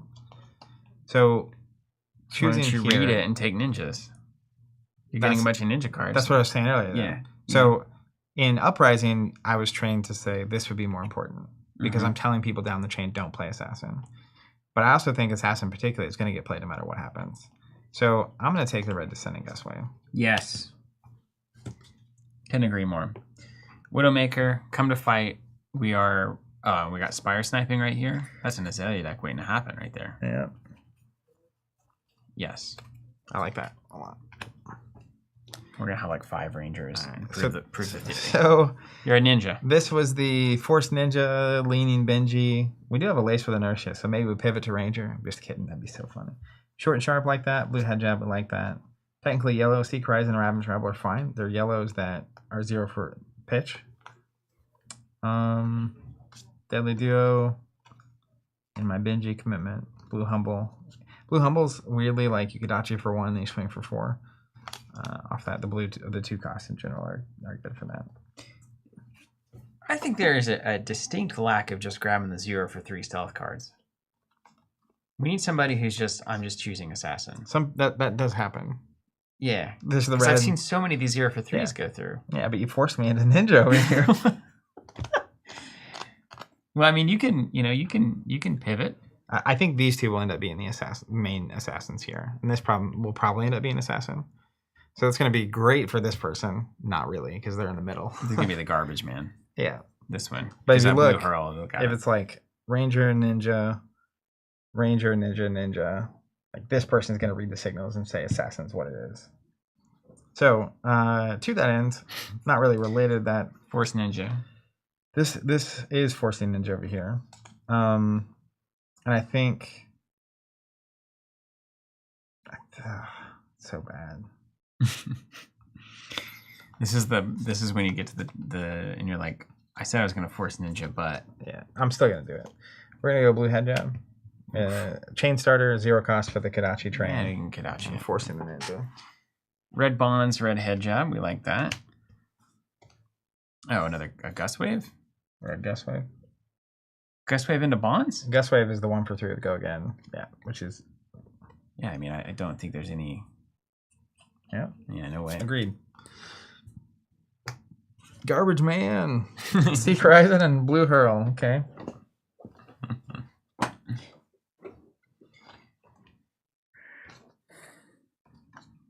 Seek Hurl, huh? So, Seek Hurl. I'm between Red Infect and Short and Sharp Yellow, but I think I'm going to go Red Infect. So red with the Blood Rot. It's a 0 for 5, basically. I love Blood Rot. Yeah. It's just so appreciable. All right. 2 damage, baby. Wheel him, waterfall him. Oh, yeah. Smoke him if you got him. Waterfall him. Numero uno. Okay, I've got an Isolate, a Sneak Attack, cut down to size. I'm an Uzuri player. Yep. These are all great cards. It's really good, isn't it? Mm-hmm. Seek, Inertia, Prowl, Sedate. Now you do need a certain number of stealth cards in general. Yeah. Okay. So, I mean, all these cards are good. Do you take the yellow Sedate? You take the short and sharp pump. So you take some armor here. To me, the pumps are less important to Uzuri than the stealth cards. There are times when I have a big attack in my hand, and then I don't draw any stealth cards, and it's way more annoying. And his local is basically like you come in for 5 after they block your stealth attack. Yeah, and sometimes it's literally just dagger for 1. Their attack's blocked for 1 less, and then you send a 3. And like if they block with an attack, now you're dealing 3. If they block with 2 attacks, you're still dealing 1. It's really annoying. Okay. I see that.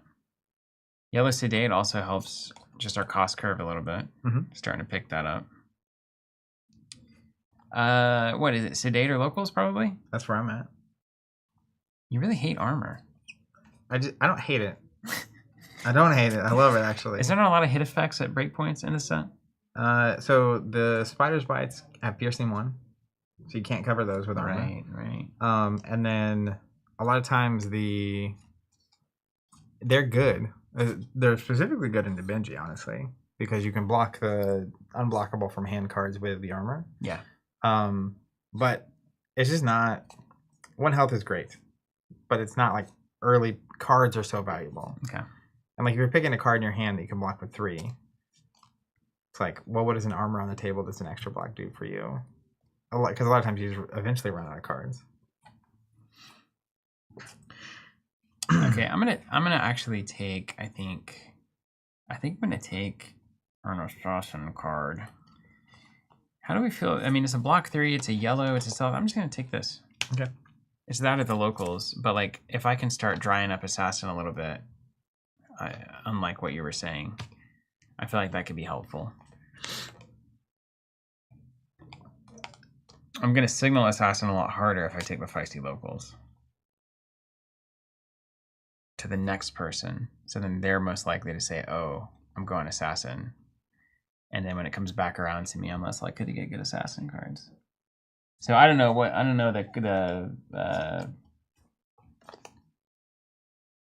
yeah. What? I don't. What did he say? Your theory about signaling and not signaling, all this kind of stuff. So here's an example. When I'm looking at this pack, sounds like it doesn't make any sense. There's 1 assassin card. Yeah. Which, as someone here who I'm between assassin and ninja, down the line, and then I look and it's like, oh, there's 1/2 blanches blue, 0 cost that blocks 3, and there's a yellow be like water. I'm reading the signal and I'm saying I'm going ninja. When again in uprising, taking this card would guarantee people to my left are not going assassin. But couldn't you make the argument that you're getting only 1 assassin card because this person did what you just said? Took the assassin card? They probably did. And signaled to you? Which is why I don't want to be on assassin. Yeah, but them signaling to you is still as relevant as you reading that signal, is it not? Right. I'm saying me passing a signal to the guy on the left, the person on the left, is less relevant than me seeing the signal you just passed me. But that can't be true for everybody, because if you apply that lesson to this person, they're the ones sending the signal that you're reading. So it's important that they send you the signal that you can then read to not take assassin here, right? You can't read a signal without it being passed. 100%. So it's less about that. So it's less about up is down. This could have happened, and you could not. The person next to me might not be on assassin. Oh. Is it because of the pack composition? Is it just more random? So it's not even that. It's just that how many cards have been picked? 3? So like technically this person could have taken an assassin card and then there's only 1 left here. But the randomness in how many of each of these you're doing is it's different. And the dual class probably matters there too? Yes. So it totally does. Yeah, because you take a card and you still could be assassin and ninja. That's right. Like this play right here has not passed any information to the left, hypothetically. Okay. But is now receiving that information, and that didn't really happen in Uprising. In Uprising, pack 1, pick 2. I might be able to say, oh, they're on with it. Okay, yeah, that makes total sense. So I'm going to take Be Like Water. Makes total sense. Because I feel like ninja is where I need to go. Yeah, good. Okay, read the signals. Get your reading glasses on. Don't get your passing gloves. That's right. Saying, what is a hands up draft? Well, it's this right here. We're doing a full outsiders draft, hands up, discussing it. Me trying to find the right words to explain to Steven why receiving signals is more important than sending them. All right, I've got Seek. I've got Ravenous. I picked up a Lace, which I would love to use to stay in Ranger. But it's okay if you can't. It's okay if I can. I might not be able to. So I'm seeing Red Twin Twisters is obviously a great thing. Short and sharp. Yellow Isolate's fine. Generic cut down to size, not too bad there. Even the blue is fine. But where are the Ranger cards? Well, here they are. Blue Withering Shot. It's a fine card. Yellow Infecting Shot. That's an even finer card. And Scout the Periphery. And you got that Ranger helmet. Oh, right. Oh, that's also good. It is very good. But like I see, if I'm in this part of it, I'm nervous that I'm gonna not have arrows. You got to get arrows. Okay, so that's fair to be nervous about. In Ranger. That should always be a nervous point. Because old Alex Pumperton out there would tell me that I got to take the Scout the Periphery because you're supposed to have 1 billion pumps. This comment is so good. Hold on. Mason said, every time Zach explains it, I get it. Every time Steven questions it, I also get it. A vicious cycle. Swap, swap, swap, swap. Wait, no, thumbs up to that. No, upvote. I Infecting agree shot. with everyone somehow. I'm taking the Infecting Shot. That's a great arrow. Blood Rot is damage. Infecting Shot is my favorite arrow on the set. Okay, so this person is generic Descendant Gust Wave. So we're looking at Ninja. There's lots of Ranger cards. We don't like seeing that. Deadly Duo is awesome. Love that card. Be like Water Yellow. So I'm, again, thinking Ninjas. Those are 2 very good Ninja Yellows of all the ones. But even if somebody is Ninja, they maybe they're not bingy as much. That's right. Could be. Yeah. So I'm going to take the Deadly Duo because, again, in bingy, that reads 1 for 5. Mm-hmm. So you're looking like, oh, bingy. Yeah. Bingy is hit me. The way, the truth, and the life. All right, this is the Azalea deck. $10 Azalea decks here is the hope. So we're the drafter here, and we're saying, now wait a minute. Oh my gosh, a Fletch! Yeah. Holy moly! The Lord has been good to us this year. We're going to the finals. All right, this is our Ninja Forcer. Force it. Yellow 1/2 punch. That's fine. Red piece of mind is fine. Yellow. There's a promo floating around. Back heel kick. We Hmm. have a head jab, so that's good. This is a 0 cost yellow that blocks 3.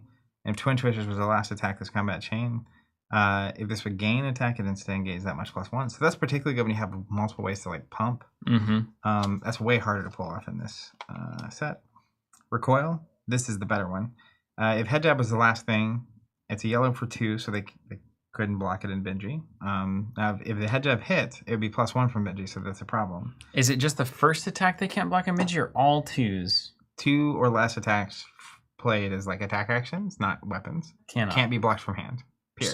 Straight up. Okay. I never really played Blitz, so. But when this hits a hero, they put a card from their hand on top of their deck. If head jab was the last attack.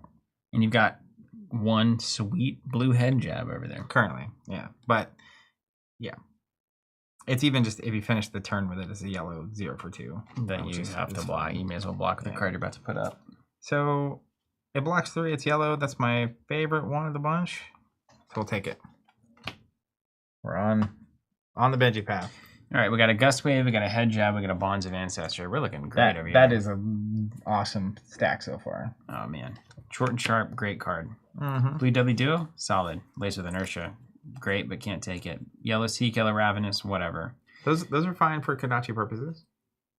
Wither, and then we got a Mask. I can finally take some armor. I'm really oof. When do you start pulling for daggers? When do you start pulling for daggers? Pulling for daggers? Like when do you start pulling the yellows and stuff and the ravenous and stuff so you can dagger? It's just do you have any really efficient attacks that you can take? Short and Sharp, Blue Deadly Duo, yeah, and Blue Humble. Don't really know that.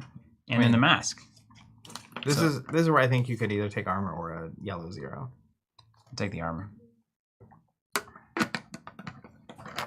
He did it. I just want to take the armor finally. It's just annoying me that I'm not taking it. Number 8. This is the garbage man. There's the red 0 coster. So red plunge. I had a draft deck. I went 3-0 with it, and I had 8 copies of plunge in my deck. Six of them are yellow. So at some point after, it was mid-pack too, and I was just like asking the table, how many yellow plunges is too many? And the common answer was 2 or 3 was probably too many. And then I beat everyone that draft with plunge. Like, Did you call your deck Plunger Run? I didn't, but that's really funny. No, but I would say he just got plunged. Like as an academic sense of funny, like it's humorous. As defined, but it's not worth laughing at. That's right. It's very funny. Plunger Run. I took a red infect, by the way. That deck's actually looking really good. It looks great. I thought it was going to be a true garbage man, but no. All right. He read the signal, you see. He read the signal. Nobody sent it, but he read it. That's right. It's easy to understand. If you can read the unsent signal, what else is there? All right, we've got Uzuri Duck forming up here. Russell, when do you grab armor? And then he immediately said, answered. I don't know when you're supposed to, but that's when I think this is about the time when it starts. That's what I was saying. A lot of times armor will still be around in the next couple of picks. All right, let's think about the best Uzuri. I mean, also Yellow Springload is just good. Yellow Feisty's fine. Virulent Touch. That card's actually good. Because you just throw it in with Uzuri? So you can just play it from Arsenal, or she can play it with a reaction from hand. And if they block with something, like if you dagger, they take 1, they block for 2. Then you put this in, they take 1, and they get a Blood Rot. Yeah, that's it's like really good value. And then of course Toxic Tips. Also fine. But how important are stealth attacks here, really? How many you need in a deck? Probably 10. And Malign's gotta be the worst one, right? Unpreventable damage? Yeah. But it blocks 3. I think this early you're not worried about getting stealth unless there's just like... Okay, it'll come is what you're saying. Yeah. All right, so the hottest card here then is of these 4. Probably Virulent for me. Okay. I'll believe it. I'll believe it. 1's looking kind of rough to me. I don't know what 1's doing. All right, this was the open, except for now we feel like we're playing Ninja. I like the Blade Cuffs here. I like the Short and Sharp here. I like the Feisty Locals here. Plenty of time on that pack. Yeah. So probably I'm probably a Feisty Locals guy here. Maybe a Short and Sharp. We're on Ninja though, so the pumps are less relevant because they're not oftentimes getting you a hit effect. So probably Feisty Locals it. Anyone disagree with that?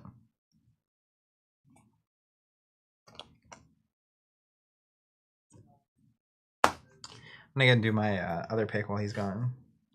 And is what feels worse than overblocking a stealth card and having Uzuri flash in a Virulent Touch? It's really bad. They block 6 and then they take 2 anyway, or they ultimately will eventually take 2. Red Twin Twisters, we like that a lot. Blue 1-2 Punch is solid. I think we're taking the Twin.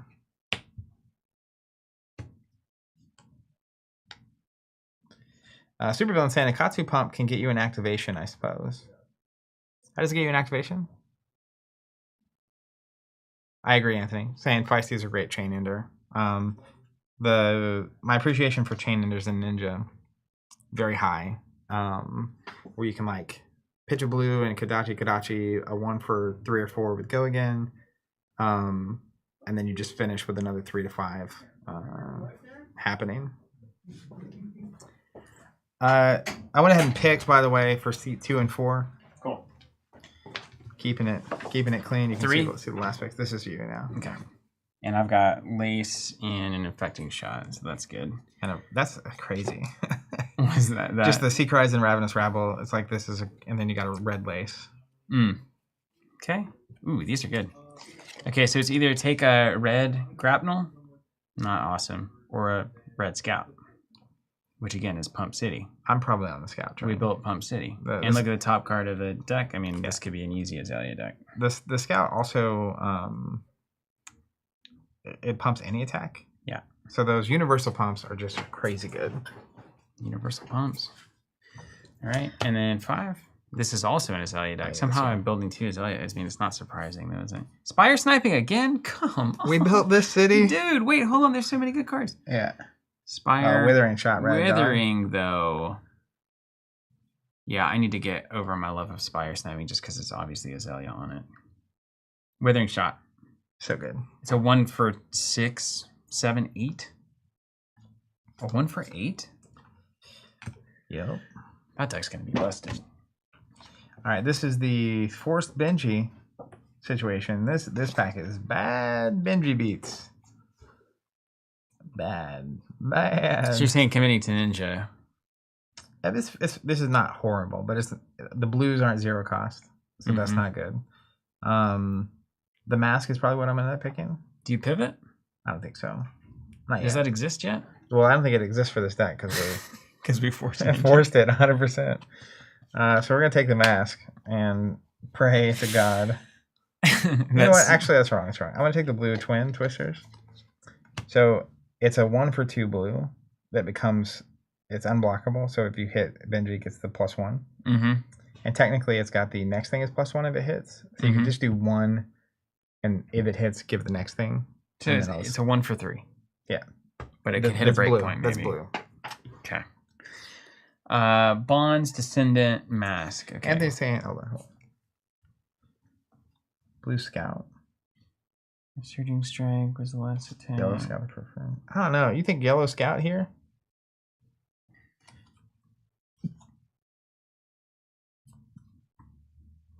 Maybe. But I don't think so. I've got a red head jab here. I think I'm going to go with this yellow 1-2 punch. It's going to power daggers. If head jab was the last one, deal 2. It's that or the back heel. Yeah, they're both the yellow 0 cost 3 blocks. But I've already got the head jab. Yeah, I like that. I think that's okay. Let's do it. And then lastly, you've got a pretty cool little it's the assassin deck happening here. Red lace still floating around. Woo! Yeah, look at this. We have a wither red and a sedate red and a short and sharp yellow. Like this is just I'm eating this up. So you feel like you're in a good spot on that seat. Yeah, like I'm just getting fed now. So I'm probably gonna be how many cards do I have? Okay, so I'm gonna get this back to me when there's 2 cards left, and we're really gonna hope it's a generic. There's 4 generics left though, so we should be in good shape. What card are you gonna say you're gonna wheel this time? I think that I will get back a blue Freewheeling Renegades and either Skybound Shot or like a blue Humble. Nice. Good to know. Mark me. We're going to go red sedate. Inertia is generically good.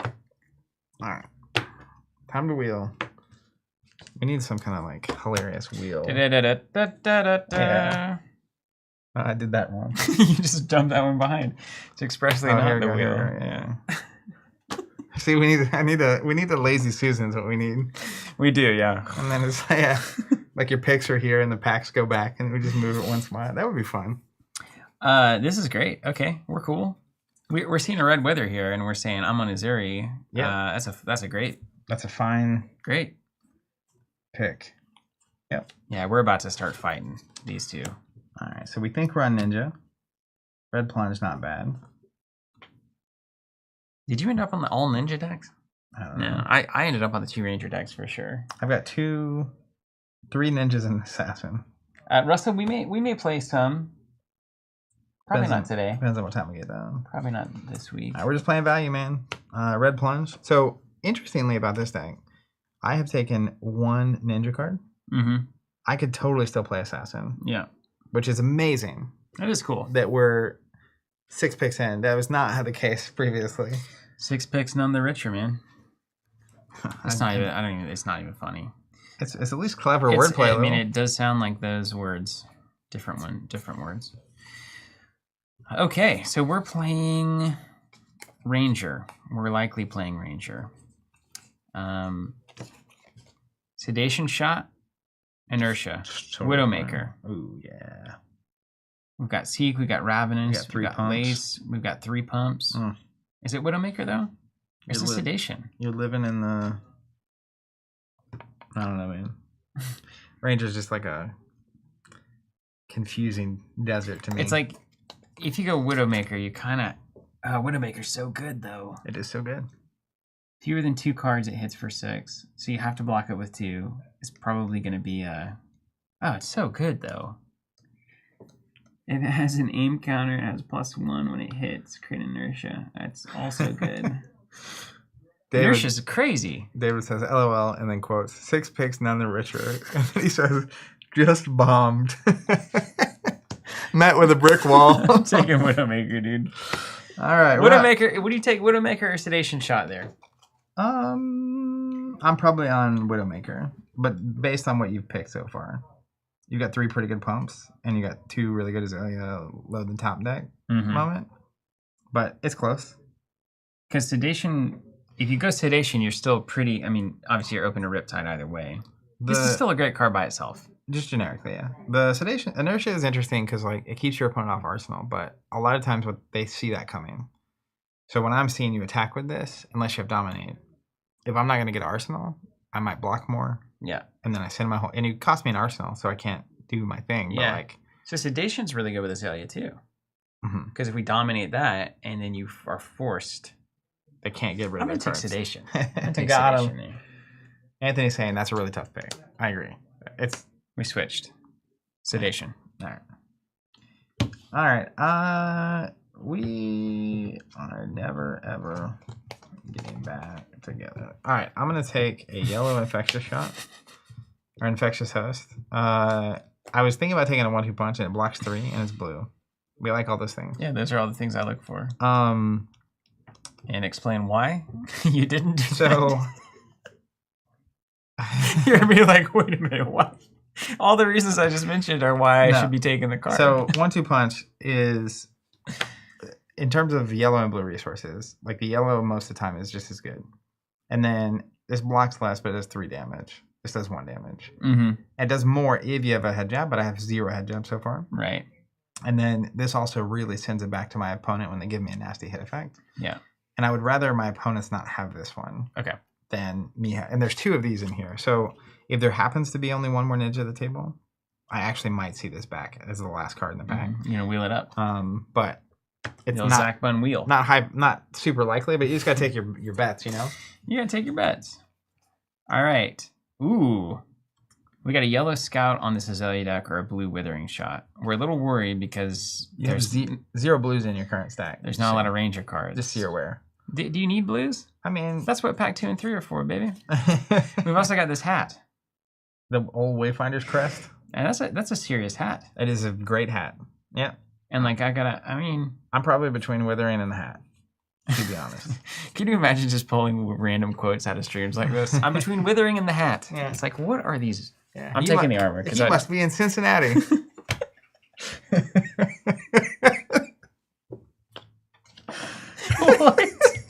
What could that even mean? And I make Cincinnati jokes all the time because that's where Matt Coles is from. Take the withering down to the hat. Get on 52. We're in the car. Why were we there? Is it a call-in? Probably to go somewhere. I think we were just at a call-in. Or maybe we weren't there. I think we were at Nationals in the car. I don't remember. You were just sitting in the car? Well, we were driving an Uber, and Ian asked Matt what he thought about Cincinnati chili. Oh, right. Has more like cloves and cinnamon and stuff in it. Well, and then Matt's response was, well, I was born in Columbus. And then he went on this like 15-minute life story. And then at some point, Tim leans over and says to Ian, did this all start by you asking if you liked Cincinnati chili? Didn't you love that? And Matt was like, oh, I heard you wrong. And anyway, so I make a lot of just random Cincinnati references. And it sounded like that could be like a, you're between these locations or bars or whatever. I don't know. I'd love to know the landmark, the Withering, what that looks like. Meet you at Withering. It's this hot new bar for all the kids. All right, we're going to go yellow be like water. It's fine pick. This looks kind of garbagey. It's okay. What you're putting together there. But Don't I?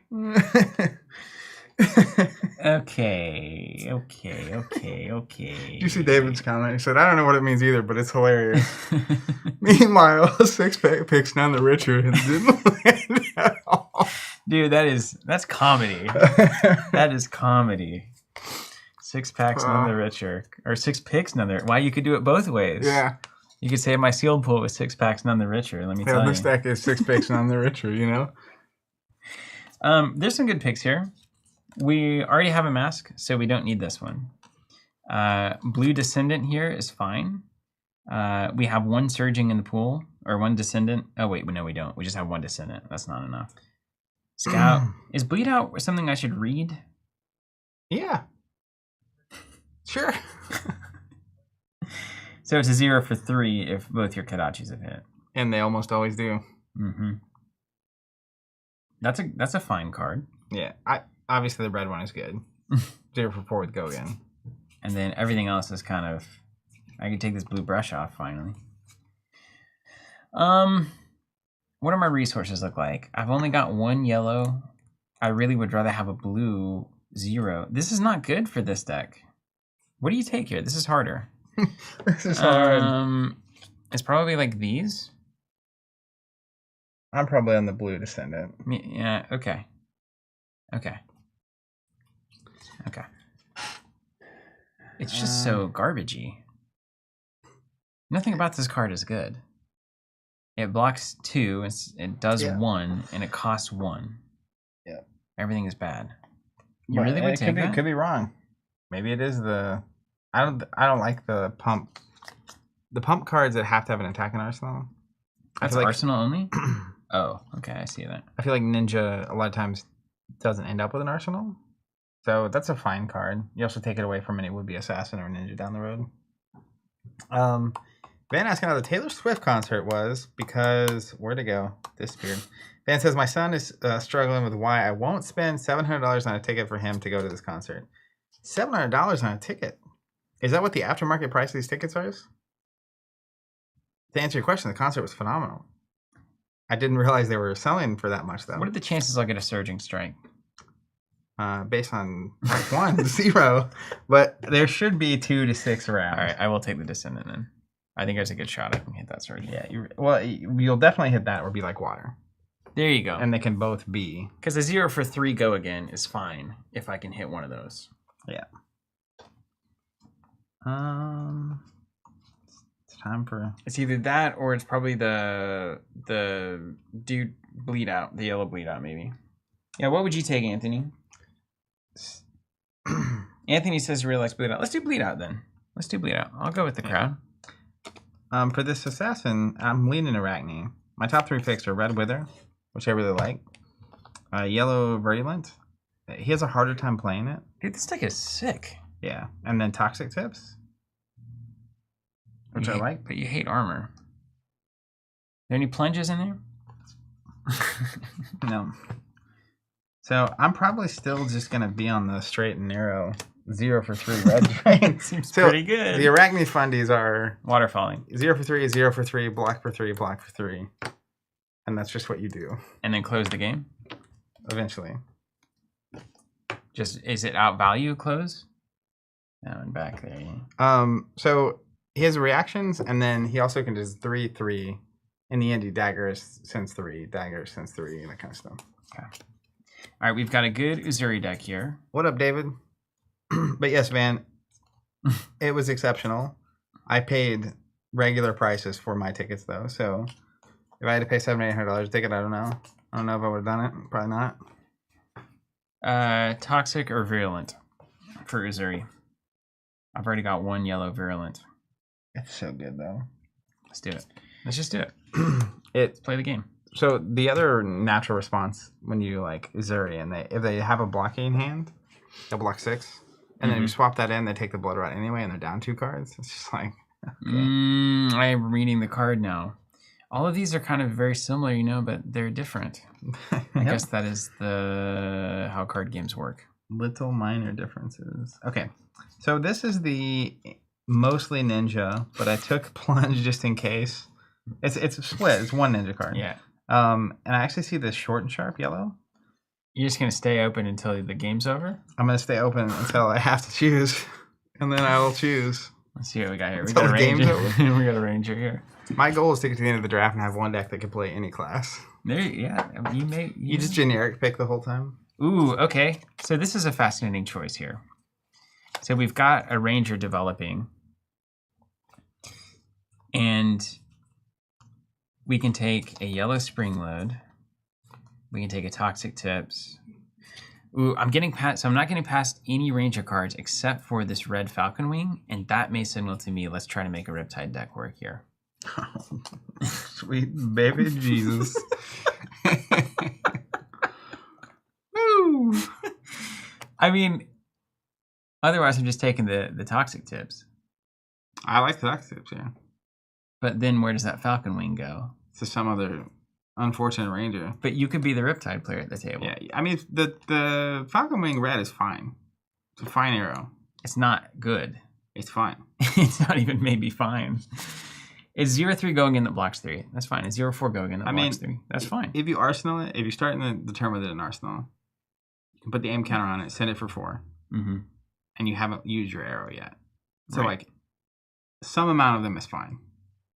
Can't you even just reload with your Riptide's ability off of playing this? You could, yeah. But you can't play it from hand. So Riptide only reloads from hand. Right. It's just an arrow that blocks 3, right? Let's go. I'm doing it against my better judgment. You say you don't like armor? Let's not play armor. All right, here we go. This is the Ninja. Oh, good. Anthony's on Falcon Wing too. So we'll ride together, die together on that one. All right, so this is the Ninja deck. What? What can you define? Doesn't have a clear theme yet. Working on that. Still trying to, taking an off year, a gap year to figure out what we're doing here. But really, though, cards I really like are in this pack. Blade Cuff. What is it? Is it a ninja deck? Ultimately, it's a ninja deck. Assassin Ninja blocks 1. We got Short and Sharp. Yeah. Good card. And Blue Seek Horizon. This is just to fuel the Kodachis. And if you look, I have no blues and I have 1/0 cost. So I'm actually going to take the Seek Horizon. Okay. Nothing blocks in this set. It's really true. Yeah. What they say. Maybe what they say isn't true. Ooh, Murkmire Grapnel red looking good. Blue Falcon Wing I'm not terribly excited about. Fleetfoot. Yeah, here, Bryce. Let's go. Murkmire Grapnel. Our Azalea deck's coming together. It's all coming together. This is the Benji committed deck from early.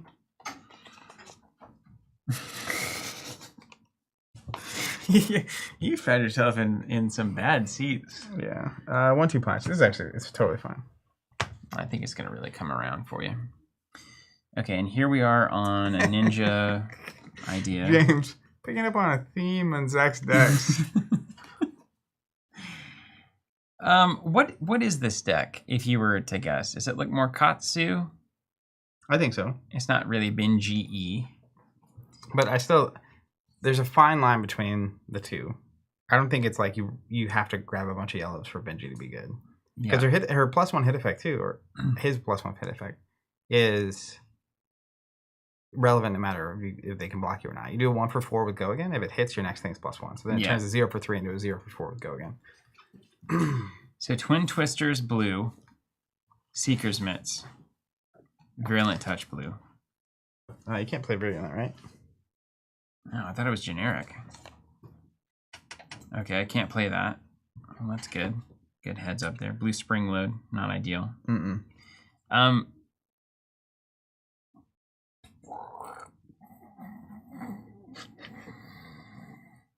don't know, man. Maybe the Seeker's Mitts? The Mitts? I guess we take the Mitts and we feel awful. We feel like we're about to lose.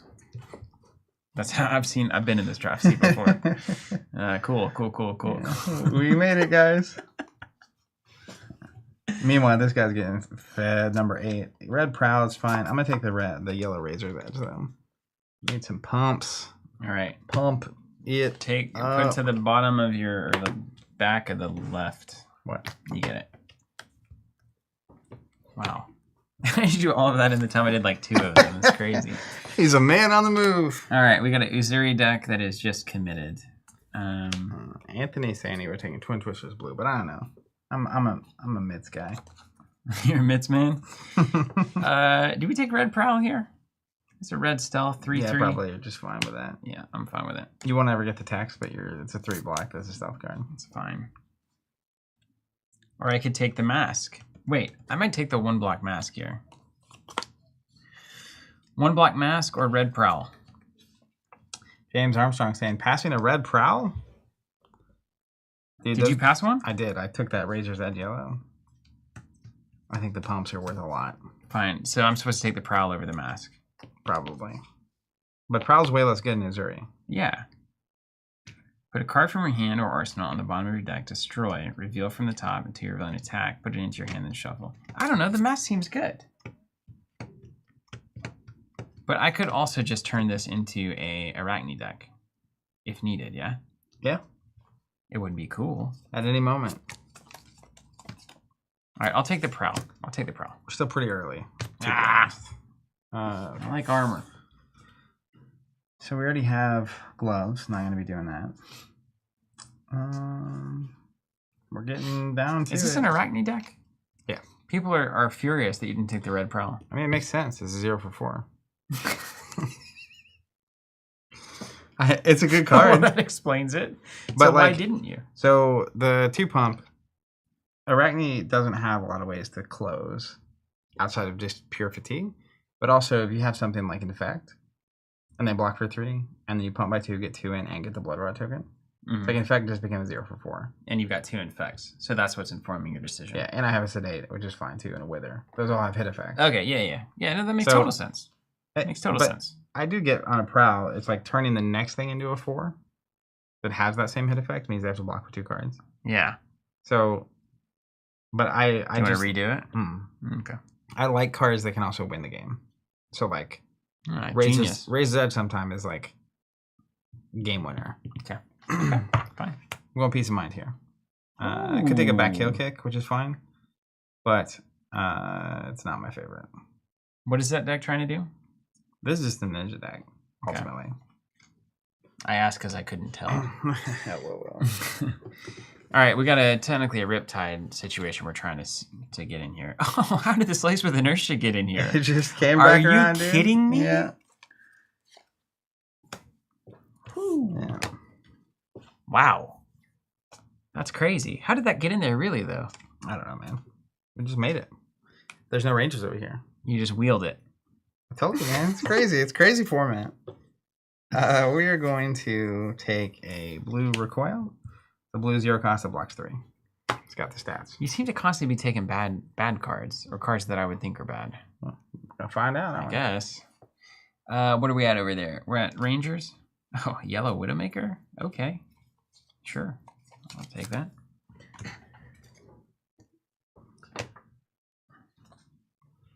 You're on Ninja Assassin? Mm-hmm. Okay. I'm an Assassin, Ranger, Ninja. So the table about worked out. So there's only 2 Assassins. 2 Rangers, 2 Assassins, 4 Ninjas. Somebody's going to have to pivot. The Assassin should be good. This person is technically open still. Let's not forget. They have 1 card that can't be played in Assassin. So, you know. They're going to be open going into late pack 3. Yeah, man. Sometimes you got to read the seat. Okay, we've got ninja stuff happening here. Mm-hmm. You know, I don't know. Blue cut down a size didn't look bad here. Blue short and sharp, fine, I guess. I like cut down to size. There's like a chain ender. Yeah. Okay. I mean, peace of mind. You seem to be kind of hot on this. Is this a hot card? It just is one of the very few ways to not just get dunked on by certain heroes. I took the mitts. They're really good with the mitts. Okay. Yeah. It's like Azalea dominates an arrow, and you can prevent 5 plus your blocks. It's pretty good. Yeah. This is the cleanest draft I've got so far. Which is the... Yeah, this one's pumping. Yeah. Absolutely pumping. We're going to go with the strategy. Blue Sedate. Blocks. Yeah. All right. Roll them. Roll it again. Roll them to the left. Okay. And then I pick it up. Pick it up, pick it up, pick it up. Pick it up, pack it in. Luis Carlos saying, playing Assassin Unlimited was the most fun I've had in Fab in a long time. Assassin. Okay. Yeah, I agree, Mason. We're at a point where we're kind of interesting. We can play this blue Virulent. We can play a blue Spring Load.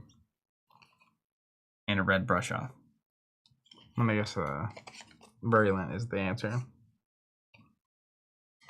I'm feeling like a Ranger to the left of me is going to get all that they want. That might be true. And they're all to the left of me, you see, because it's a circle. You understand how circles work? Man, we might end up being on Assassin over here. Mason, I'm with you. Saying peace of mind feels so good. I was a little off on the 2 cost, but Ponder tokens. Yeah, Ponder tokens are worth a lot. Especially because Ponder can trigger after Inertia. Mm-hmm. So you get to put a card in Arsenal anyway. Very nice. Well, what's your conundrum? So Can you stay open? No. I mean, I could, technically. I have to pick one or the other. So there's a blue Descendant Gustwave, blue Virulent Touch, and a blue Mask of Malicious Manifestation. So this is the Assassin lane. I feel kind of compelled to go Ninja.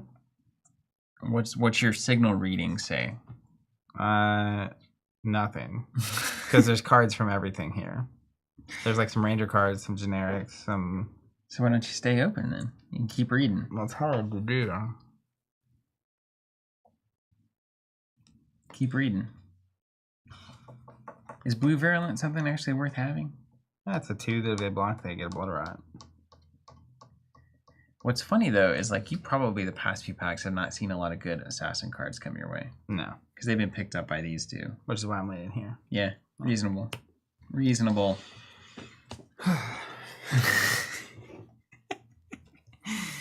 Okay, we've got a Skybound Shot. Has an aim counter. It has +1. Okay. We've got an Infecting Shot. Has an aim counter +1. So it comes in for 6. Skybound comes in for 5. And this is blue? This is way better. And then we've got Toxic Tips. This guy gets it. You already know what it is. It's blue Infecting Shot, right? You already know what it is. Okay, this one actually has a couple interesting picks. There's blue Deadly Duo. So in Benji, that's a 1 for 3 or 4. Yellow Ravenous, fine card. Yellow Seek Horizon is fine. Blue Humble's fine. I'm leaning towards the 0 cost, so I can get my Kodachi math going. And it's kind of a toss-up here. Sometimes Ravenous hidden yellow makes it a 2 and then it's unblockable. So then it actually becomes a 3 in like a weird way. But I'm going to go Seek Horizon. Giving them Ranger cards. Anything left over here? Oh, Toxic Tips. Look at that. Well, of course it's going to come around if we all follow the philosophy that it'll always come around. Hey, man. If everyone at the draft table would just do the same thing, it would be great. I agree, man. Let's get it going.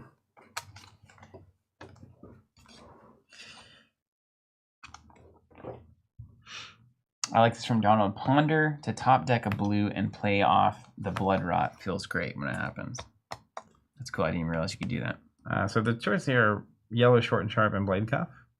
And it's close. But I'm probably a Short and Sharp guy. Always said that. Do you have any hit effects that are like super notable? No. Welcome to Ninja Town. Okay, I've got a ninja thing happening here. 1-2 punch. Looks pretty okay. Prowl, not gonna do it. Freeling Renegades, we just don't like. Is that correct? It's not bad. It's very playable. Especially in Ninja, right? Because like that plus a blue is Kodachi, play a 1 for 6. They really don't want to block, but they're going to. Yeah. So really it's a 1 for 3. Or if they don't have a 3 block in hand, it's a 1 for 2. Plus 3, 6. It's a 1 for 5. It's a 1 for 5 at that point. Is that some Scotch Diner math? Carry the 5. It's a 1. It's you pay 1. They block with a 2 block. It gets -4. It does 2. So it's a card out of hand, which is worth 3, but it's maybe a little bit less than this. Worth 3 plus the 2 damage you do on top. That's 5. 3 plus 2 is 5. I'm going to take it. Full circle. Gentlemen, hope all is well. Gentlemen. It's like that guy saying I'm like, gentlemen. I have some bad news. Chopstick is gone. It says, gentlemen, hope all is well. Opinions on the worldwide growth of Fab and now entering Japanese card market next year. It's great. I mean, they came out with a mission, and they've just been relentless. Even the mistakes along the way, they're focused. Yeah. I think game is going into year 4. Like we're gonna turn 4 this year. That puts it above 98% of all card games. Game's healthy, huge organized play system. They've now achieved worldwide simultaneous language release, which is nuts. I mean, I've seen companies try to pull that off with 2 countries, and it's a nightmare. So it's like multiple languages and stuff. So I think the game's very stable, a lot of growth happening. This is probably one of the best. This is probably the best limited since Welcome to Wraith. Yeah. And we have 1 more supplemental set this year, and then next year there's supposed to be 3 draftable sets. Cool. So I don't know. They've stuck to the fundamentals of the game so well. You know, year 4 of like any game is usually whenever you basically, it's like oversized cards, and you can put wings on a deck box, and then that gives you +5. It's like they do crazy stuff in year 4. Yeah. Start the game with 16 different cards in play that give you 6 different abilities that it's like, it's just still fab. It's just like amazing. It's still fab. It's great. Yeah, and I think that we're getting to see kind of the full vision of the card pool and the Living Legend system. Game feels pretty good across the board. I mean, can't really complain. It's the best I've seen a game manage this process, like get to this point in a long time. Uzuri probably likes blue cut down to size. Yep. Is that accurate? Yep. I think most people are okay with it. It's a solid card. Over short and sharp, you think?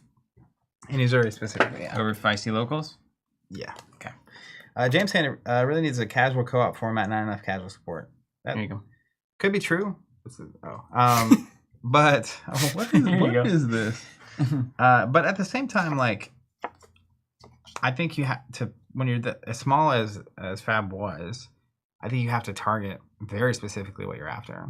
Mm-hmm. It's really hard to do all of it, and they've been saying forever they're working on PvE. So I assume they're going to be attacking that. But at the same time, if they lose one of the biggest advantages they have, which is their entire pro tournament thing going on, by just being unfocused, it's tough. It's a very tough balance. I have a lot of friends that are in that spot, though. It's funny because the only most of the example comes from Magic. Wait, you did that one wrong. Thanks. It may not be the right. I mean, what Magic has done and does may not be right. Fab may never be able to get the fan base of a casual game better than Commander and similar things already do. But what they think they might be able to do is take the competitive TCG gamer player, put the best designed competitive TCG in front of them, and support it with an incredible amount of organized play and cash prizes, and rip that out of Pokemon, Yu-Gi-Oh, Magic. If they can get all of those players, that might be their strategy. Yeah, because like the tough part, Commander for Magic specifically didn't really hit until there were tens of millions of people that played the game, and so that's just very tough. It's tough to build it's kind of a second audience, right? You will have people that are bouncing out of the competitive because they don't want to do it anymore. But it is it's like asking a game to basically be a successful second game, which is very tough. I think we're gonna try though. Ravenous Rabble. Okay, we've got an Azalea deck coming up here. Yellow Ravenous or Yellow Skybound. I'm actually on Yellow Ravenous, but I'm just looking for a. Yeah. Is it okay? I think that's right. I think looking at the top of your deck is really useful for a Ranger, right? Yeah, Russell, correct saying Commander was a fan-made format. Relevant? So this is kind of an interesting pack for the old Ninja deck. Spring Load is a 1 for 4 if it's the last thing you do. And that's good math. That's just good math. You know what I mean? We're going with it, dude. Like Anthony, too. I actually think it has some decent casual support. If you go to major events, they're usually a decent slate of casual side events. Shapeshifter, Sealed, Common, or Precon. Yeah, those are usually packs, etc. A lot of the problem is just that local communities, specifically local stores, aren't going to run a Shapeshifter whatnot. Why not? We've danced this dance a few times before in the past. I think here's the reality. Tournaments and competitive events are very understandable and appreciable on what they are, how they're going to work, and who it appeals to. And a casual gathering, like who is going to organize this casual gathering? I don't even think most of the time local Fab events are being organized by the stores themselves. I think it's the players. So the players that have the zeal for a game, if they're trying to structure something, it's way harder to have an unsupported, and maybe there's support, but once you support it, can it be casual? To create excitement around it, hey, we're going to get together and play Shapeshifter locally for Fab, than like tournaments and just the way that functions. And so I think the other piece of this is a lot of times the casual players for games like this are playing at the kitchen table. And so they're not looking for events. They're not looking to find events. They have their 1 or 2 friends they play with at lunch or on the weekends. They buy their couple of boxes every set. They do their limited. So organized play for casual is very tough without a massive, massive audience of people that are looking to engage in it consistently. And or a change of gathering model / philosophy. Yeah, because like a local store. I'm going to take Wreck Havoc here. I think it's solid. You can imagine, it's like, well, what if a local store already has a Commander scene or a Friday Night Magic scene, and there's someone looking to casually play card games? It's just so easy for them to say, come on Friday to Commander. Mm-hmm.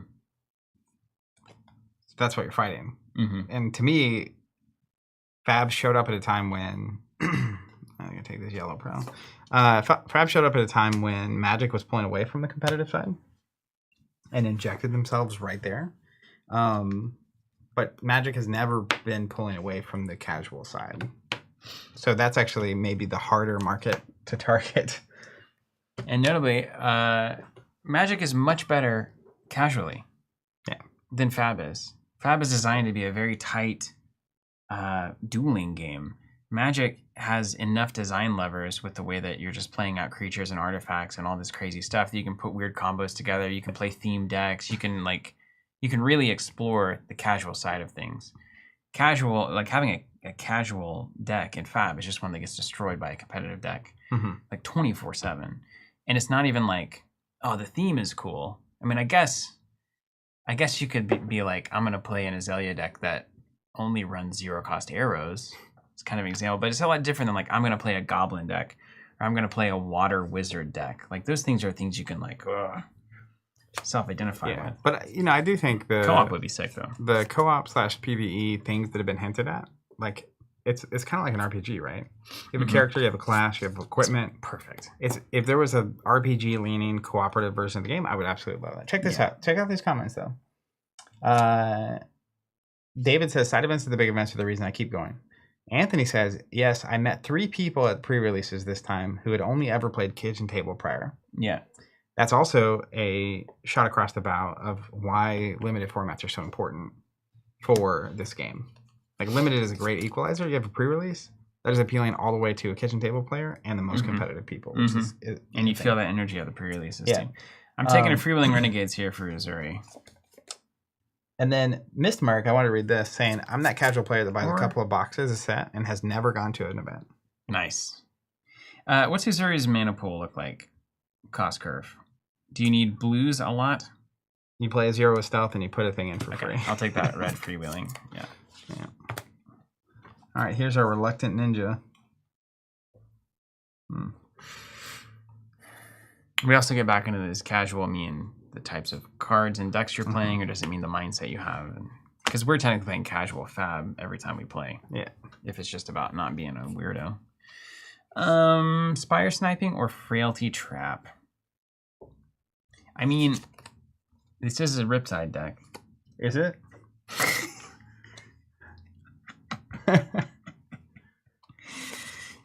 Would you take the Spire Sniping or the Frailty Trap? Spire Sniping. Yeah, me too. Red arrow? I was going to say, for sure. Get a red arrow and pick like 10. But this is a 0 for 4. Because I'm going to defend an attack with Go again, right? Yeah, I mean... They always trigger. Well, I mean, the problem is a lot of the Go again is in the weapons, and you don't want to use a card to block a weapon. Yeah, and the Frailty a lot of times doesn't matter by the time it's triggering. Yeah. Which is why that trap is really a bummer. It should last for an entire turn. It's a bummer, man. After. So we're on Ninja. Don't like this. Take Yellow Scout because it pitches. Every card pitches, Zach. It's one of the beauties of the it's a system. 0 cost that pitches. What have I got going over there? I got an Azalea with a hat and Toxic Tips already. Looks like we're taking Skybound. Yeah. Fire Sandwich red, Anthony. Alright. Well, Blue Deadly Duo is actually in Benji. It's a 1 for 3. Alright, and we've got a... we'll play a Gust Wave. We'll get a blue Gust Wave here. That's reasonable. We're cruising for our ninja now. deck here. Alright, so... Blue Prowl. We like the stock. I'm with this, Miss Merck. I agree completely. Fab is such a fantastic sealed game compared to anything else. As a casual player, that makes the prospect of buying a box just to have fun playing the game way higher value. I think it's an underrated sealed experience. I'm really happy that they're doing 3 limited sets next year. I think that is... I think they are too, because you critical. find that if you build sets that people can buy over and over and over again instead of one time to get their collection finished, you can probably sell more of them. Uzuri. It's got to be the Blade Cuff. Brush Off is such a garbage card. I can't even believe that it's printed. James, dang, those Toxic Tips keep wheeling. If everyone passes them, everyone gets them. Dog. All right. Don't like this. We're in the garbage can now. Flashy locals, baby. Blue. Someone's got to draft it. Oh, and look here. We got our blue Withering Shot. Oh, we got a yellow Scout. That's a good question. I do like the blue 3-block arrow. Well, if you put it like that. But hold on, how many pumps? If you put it like that. We're talking about the pitch and the block value. Weird. How many pumps are in here? 1, 2, 3. I only have 3 pumps. I'm going another pump. Anthony says, next step is more limited premiere events. Give me a limited calling, please. Yes, please. The thing I want is a team sealed calling. 9 packs, 3 players, build 3 decks on a team. It's the greatest. Yeah, that would be good. All right. I took the shot. I took the Withering Shot, the blue. All right. Well, it's fine. I still want the Scout the Periphery, though. You know what? We're going to go red Brush Off to make a point. Red Brush Hog? Why did you go... What am I over there? I'm a Ranger. Do I have a hat? You don't. Right. You got the Ranger? Oh, you got the other hat. I got the mask. Mask of Ranger. All right, this one. Toxic, can't play it. I'm gonna go remake. Okay, and then we've got a ninja deck here. Blue Humble or blue Freewheeling? Humble. No, maybe that was rhetorical. When they hit a hero, they lose all. So that's just a card for 4. It's acceptable value. Yeah, and it's particularly good into certain matchups. Oh, look at that. There's a team sealed Battle Hardened in Baltimore in June. We're going. Just kidding. So if it was a calling, I would think about it. Red Malign. Come on now. Are you kidding? How did you get that? Well, just the garbage man, dude. Dang. Scoop him up. Okay. This. All right, now It should go quick. 2 for Tuesday. Yellow Feisty in Uzuri seems fine. Better than blue Brush Check this out. I'm on Ninja. I can take a playable or an inertia trap. Would you actually play Red Brush Off? Yeah, totally. Well, then do that so that I get that inertia trap. You did. Look at that. Foil inertia trap is your last thing. All right, here's your picks here for Ranger. I'll take the Falcon Wing. Yeah, correct. Look at this. Free boots. Yeah, I'll give you your... We're going to go Yellow Feisty and pass a Yellow Scout. Are you kidding? These... Dude. Here's your picks. Frailty? Blue Springload is the Garbanzos. Yeah. All right, Blue Brush Off. The only one I can play. So I'll hand you that gem. Now you could hate draft some stuff, technically, right? Do we have Toxic Tips yet? Oh, we got Seeker's Mitts. You're on Ninja though, right? You can't play tips. Oh, right. All right. Well, do I just hate draft it? Maybe. For a blue freewheeling? This card has got to be one of the worst cards. At least you can pitch it. Wait, you can pitch every card. But you can't pitch an armor you can't play. Okay, all right, fine. Yeah, Toxic Tips getting passed to the garbage man. What do you want there in your... I'll take the blue. I'll pass. On the off chance that the guy to my left is a ranger, fine. All right, we did it. Do we need to review anything? I mean, I don't think so. I'm happy for us to be able to look at the packs. Okay. If you need to. Okay. I have a good idea of what I'm drafting here. Feels pretty good here. Kind of a nice looking. All right, pack 2. Going to the right? Going to the right. All right, what did we learn? Don't force ninja on pack 1, pick 1. I think this person should have been on assassin, hypothetically. So it ended up making their life harder too, because they're both on ninja. Mm-hmm. They're all going to be worse now.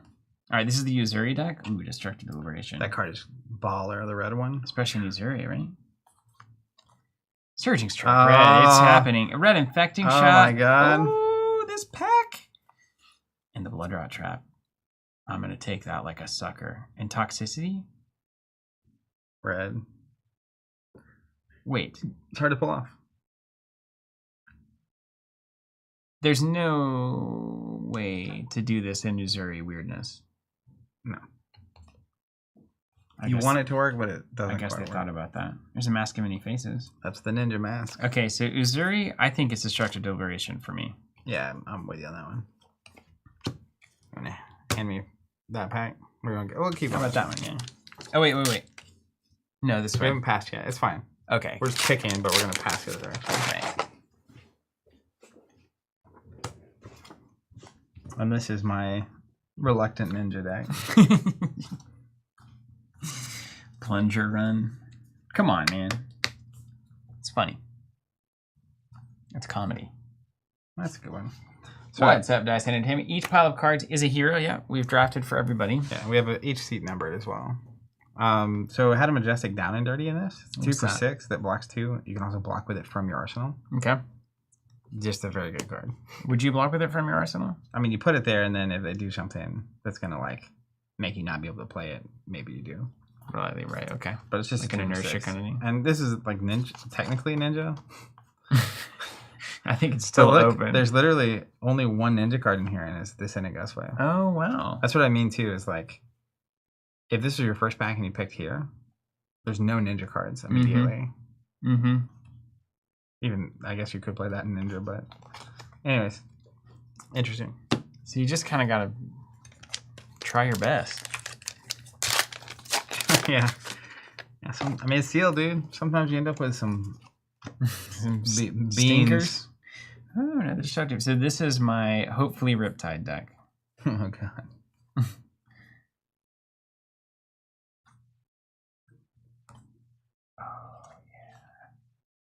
Ooh.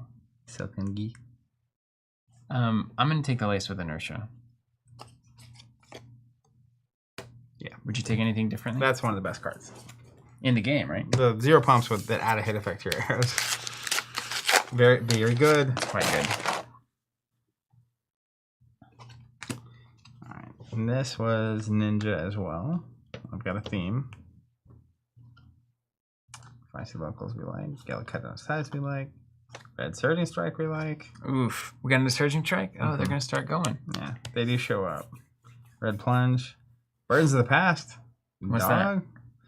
It's not that good. It's a blue 3 block that costs 0. Okay. Until the end of turn, target hero can't play defense reactions with Okay. the same name as cards in their graveyard. If there are 10 or more defense reactions in their graveyard, you draw a card. Alright. So it's a Kadachi card. Mm-hmm. Foil Wreak Havoc. Okay. 2 for 6. And a Seeker's Hood. Surge and Strike, baby. Yeah, the ninja. You're a ninja, Harry. Let me see like this. Here Yeah. comes Azalea, hopefully. Here comes Azalea. Hopefully. Ooh, Red Ravenous, good start. Ooh, Red Withering. Toxicity, not bad. Oof. Barbed Undertow. Oof. And the Seekers. Okay, so we've got... Oof. Oof. What am I looking like on arrows over there? What do I have so far? You've got 3 pumps and arrows.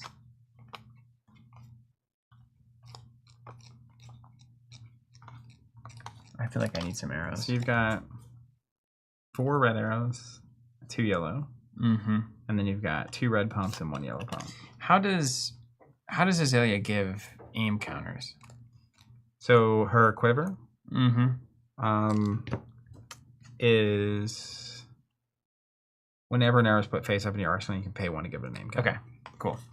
So it's basically Wither or Barbed Undertow for me. When this hits, choose red, yellow, or blue until the start of your next turn. They can't pitch cards of the chosen color. 1/5/3, 1/5/3, technically a 1/6/3 with a frailty token. Is there any real sweet tech to this? Sometimes it's really good, right? Sometimes it can't pitch a blue. Yeah. But and it's majestic, so like I'm drawn to it. But Withering Shadow is always good. Like, yeah, always really good. Yeah, there's no. I'm gonna take it. I'm gonna take Withering. I like it. Between Withering and Cincinnati, was it you said the other day? I don't remember what you said. You said between something and Withering. Between Withering. And I said must be in Cincinnati. Red come to fight. We like this die. We like water's fine.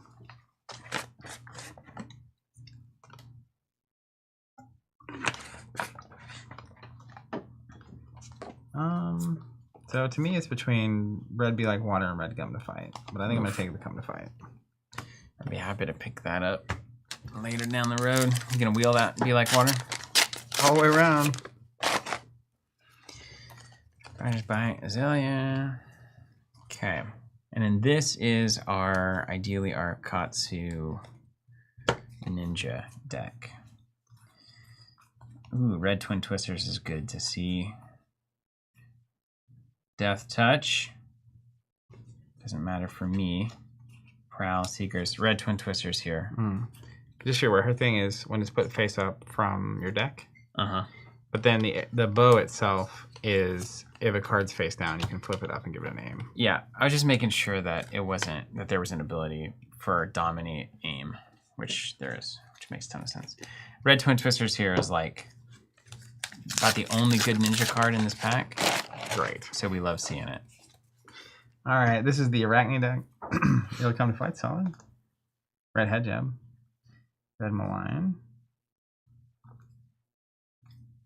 Red Sedate.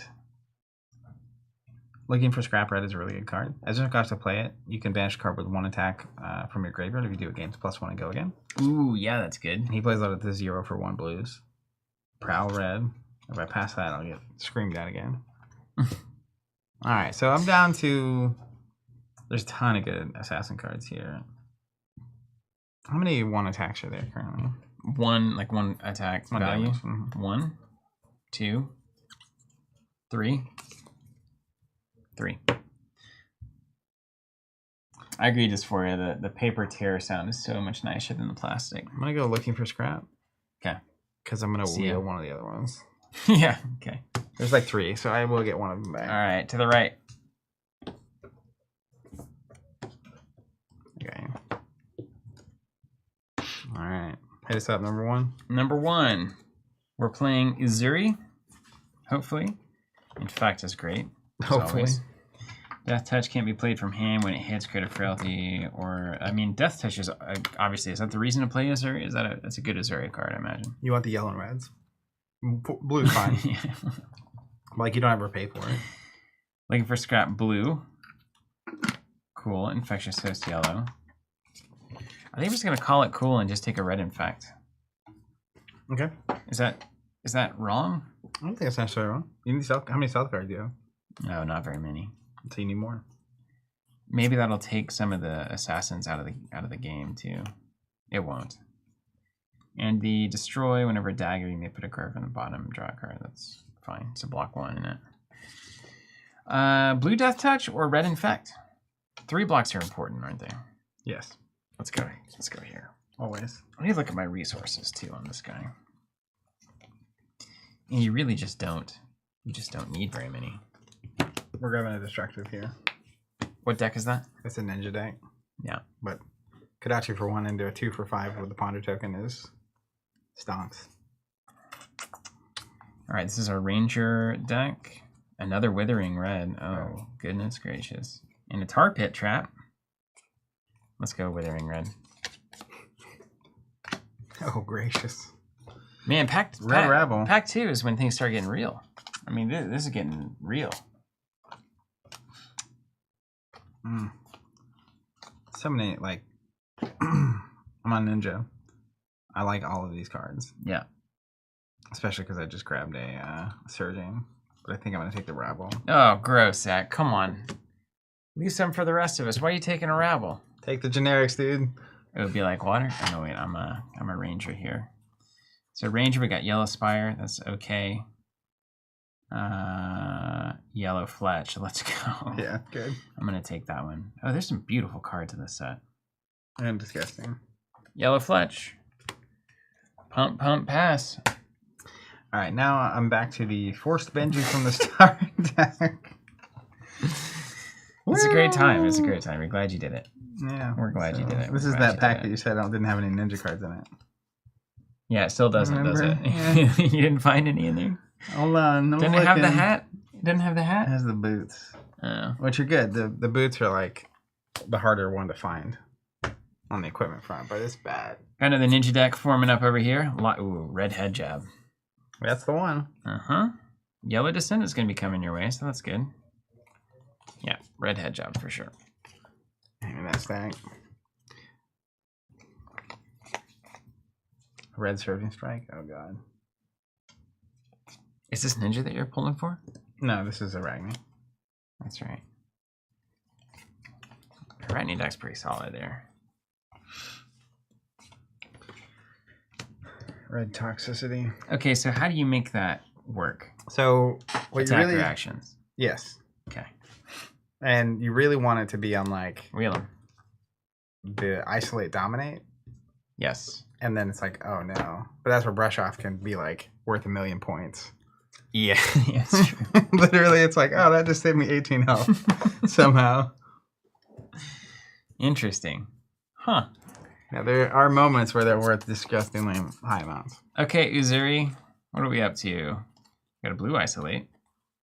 That seems pretty good. Blue Eyesight's so good in Uzuri because it never resolves. You play it, they block one with one, you switch into a big card. Blue isolate it is. This is a blue infect.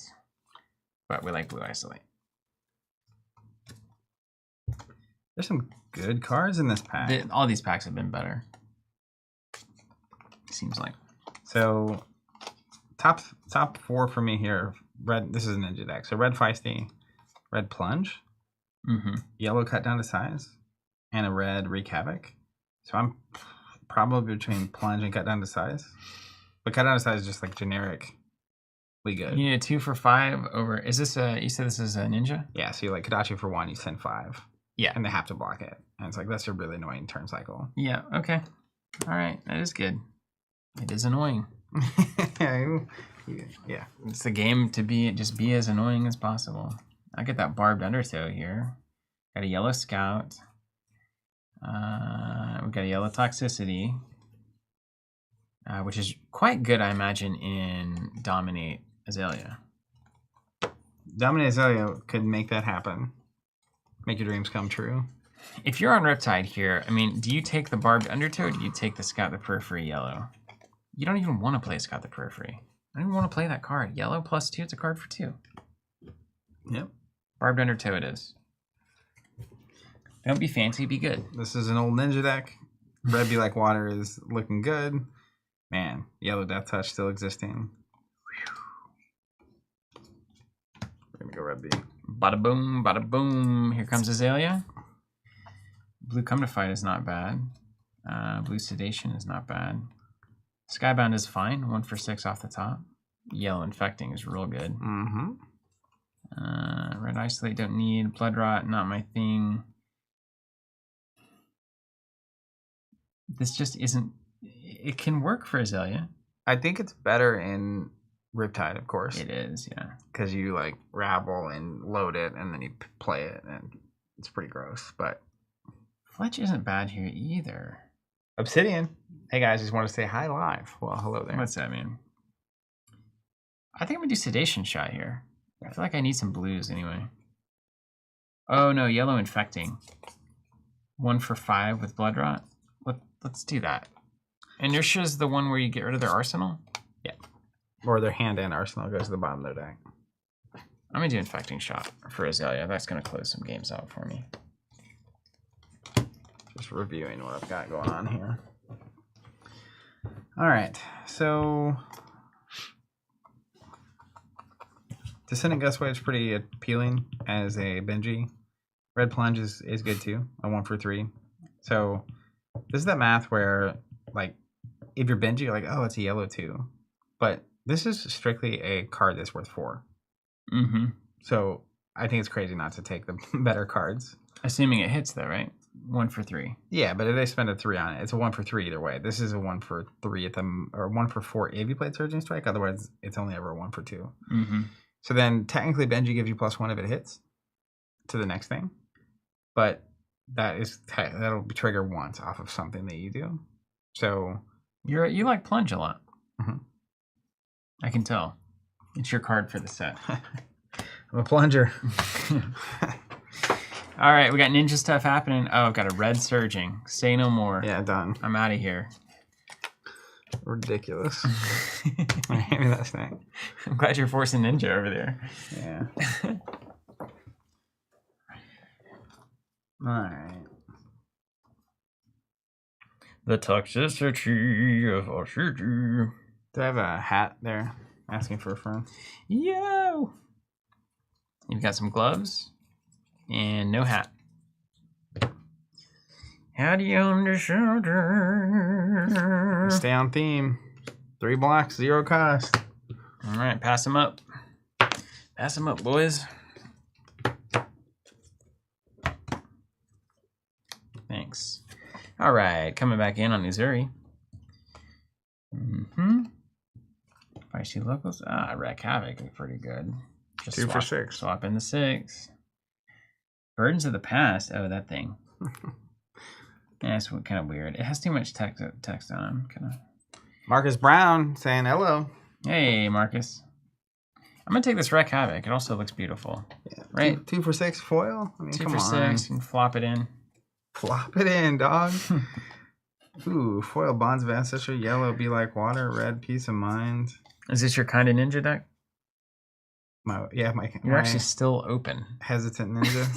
You're still open. It really is, actually. So, it's completely open. So, let me just see how many cards I could not play an assassin. So, there's 3 cards currently that aren't assassin cards. And to be honest, they're not exactly lighting the world on fire. So you might pivot. He's a wild card. That's what I'm saying. Let's see what the pivot looks like here. What if you did go assassin? Anything tasty? Red Prowl. Red Prowl? I mean, that's a bit of a signal, isn't it? Man, if I pivoted into it right now, it would just be so devastating. But is it right? I think I can get away with the Benji deck here. Oh, wow. That fills me with confidence. Yeah. We're sticking to my guns. Anthony's saying might be right to pivot into assassin there. I don't disagree, you know. It was my idea anyway. I don't think you're wrong, necessarily. Dude, I'm going to take this yellow Death Touch. Yeah, you are. In my Riptide deck. Just keep... It's like, if you keep speaking it, it'll come to pass. I'm playing that Riptide deck. I tend to believe you. And I'm going to be good. It's going to do a lot of good. Oh, man. This is a ninja. Look at this. Oh, this was that pack with no ninja cards in it. Yeah. Or it's another pack with no ninja cards. I don't think we've gotten around. Yellow Spring Load. Gross. On like the 3rd pick? It's a 1 for 4. 4th pick? Look, there's no ninja. So it's either that or a blue coming fight. And I'll tell you what. It's a block 3. Blue block 3. Yeah, but you know what the secret is? Don't block. Don't block, dog. Okay. Yellow Come to Fight looks good for Azalea here. Red Falcon Wing I'm not as into. Blue Withering Shot also possible. Yeah, Anthony, you're totally right saying it's also notable there's 2 Ranger, 2 Ninja, or 4 Ninja, 2 Assassin. Yeah. So if it did pivot, it would work out better for everyone at the table. Yeah. But knowing that, you won't. I wouldn't know that, though. I think I'm going to take Yellow Come to Fight here. Blue Withering Shot is great. right? Am I wrong? I think it's great. Would you take that over the yellow pump? Yellow pump 3-block? Yeah. I don't know. It's close. You know how many times does Azalea get the, oh, I just You shut need them pumps. down and then I got the hand and it's all arrows and I can't do anything. Yeah, you've done this before. Come to This dude's been in the trenches before with Azalea.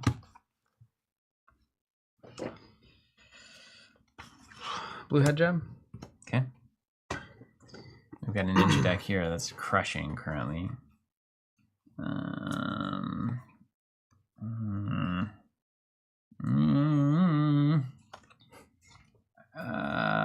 I think I'm going to take the blue gust wave. No, it's just not good is the problem. Do I have the gust wave follow-ups? Gust wave, gust wave, gust wave, gust wave. Surging strike. I've got one surging strike.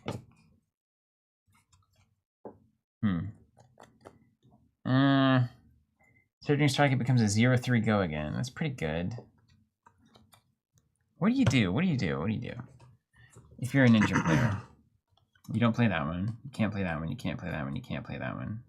You really don't want that one. Fine. This is not awesome, but it's a That's blue good. It's a Kadachi fuel. pitch Kadachi card. Okay, so this could be a 1-3 go again. Not awesome. That's actually not bad for always Kadachi. Good. Especially like as a turn ender. 0-3, give him the token back, and then it also is just a Kadachi pitch. I think that's a pretty good card. Yeah, let's do infectious. I like it. You're convincing.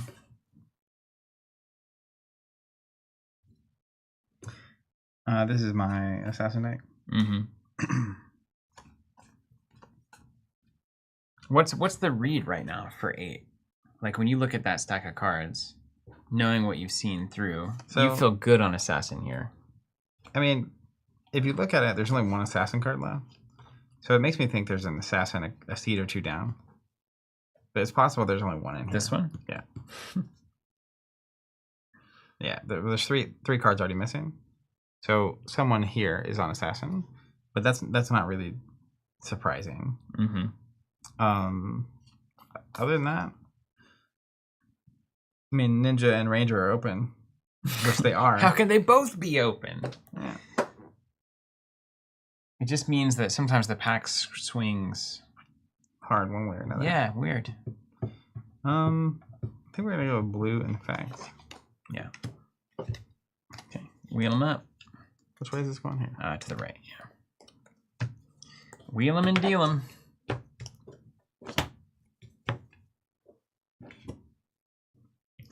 Anthony says, it's so hard to say drafting heads up, but it's possible a player could have read on Assassin being underdrafted depending on what cards they saw late pack 1. Yeah. Definitely agree. Okay, we're blue sedate here, or blue malign, both of them pretty good for Uzuri, right? Mm-hmm. Yeah, if you're a Uzuri player, red prowl is fine, But not as good, as good. actually. The blues are actually weirdly better. Sedate or malign? Identical? Because it's got a hit effect. Yeah. There's no weird, like, can't be prevented stuff, because you're going to swap it in most of the time. Yeah. Okay. All right. Understood. Ninja. Man, it just keeps wanting me to be open, doesn't it? It's got this yellow distractive with this blue dust wave. Take it. Maybe you will still end up on assassin. Could. We're not done I yet. would love it. I would We're not done yet. love it. Okay, Riptide, what do we got? We got a blue sedation. We got a red skybound is actually pretty solid for him. So even the blue come to fight is interesting because it lets you reload, right? Mm-hmm. You can play a lot of bad cards to use his ability. Yeah. Oh, Blood Rot Trap, dude. come on. You need some amount of traps. Otherwise, what are you doing? Has played or activated reaction, this chain link, create blood rot. So good in Uzuri. Oh, there's yellow death touch. There it is. Here it is.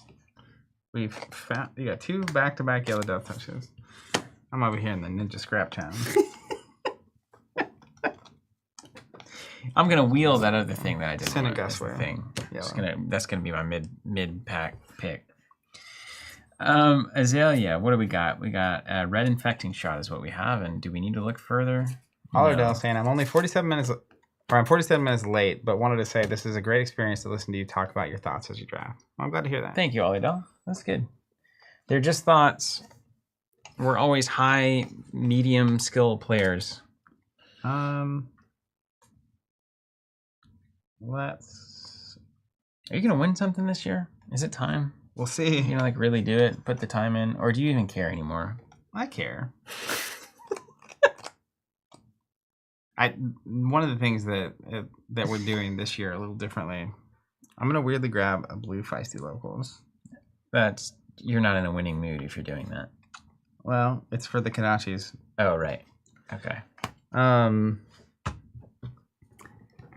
Last year we kind of just were nonstop all year, and by Worlds I think a lot of us were just exhausted. So we're kind of doing more peaks and valley moments. It's like took a break after ProQuest for a month and a half. New set came out, and then it's peak. Play all the time. But feeling pretty good. Okay. Gain instead against that much. Back here spinning. Twin sisters are spinning. What's the last this combat chain? +1 when it hits. I mean, blue's. But that's a Kodachi card too. There he is. There's a back heel kick. I take them. Okay, I mean this is so. Let's get real about this. These are really your picks. So let's just put these aside. You're a ninja player. You got a yellow Ravenous. Mm-hmm. Technically can power the Kodachis. Yeah. Technically play out of hand. Can play out of hand. Silicon Gi. Is this worth anything? It's particularly good in Benji. Yeah. Because you can make a 3, a 2, and play it for 0. Yeah. And sneak some stuff through. Okay. We got a blue back heel kick. Twin Sisters or spinning wheel kick. No, Twin Sisters was the last. Back heel kick would gain. It gains how much? +1. Good in Benji? It's really not that good. It's just not good? Because you don't have a lot of things that'll pump. Yeah. I've got none pumps currently. Yeah. I mean, Benji has a pump built in. Yeah. But it's tough to line that up. You have to do twin into back heel only, yeah. Assuming it hits. Spinning wheel kick. When it hits, put it on the bottom of his owner's deck. 1 for 3, go again. If twin twisters was out. I mean, this seems fine. And it cut down to size. Is there a 0 cost 3 block? Back heel kick. So the card you think is the worst is the one I'm picking. Or Rabble is where I would land. But I think there's a lot of value in Kodachi. Kodachi used the one floating to do something. Do we have one floating stuff? We've got twin twisters.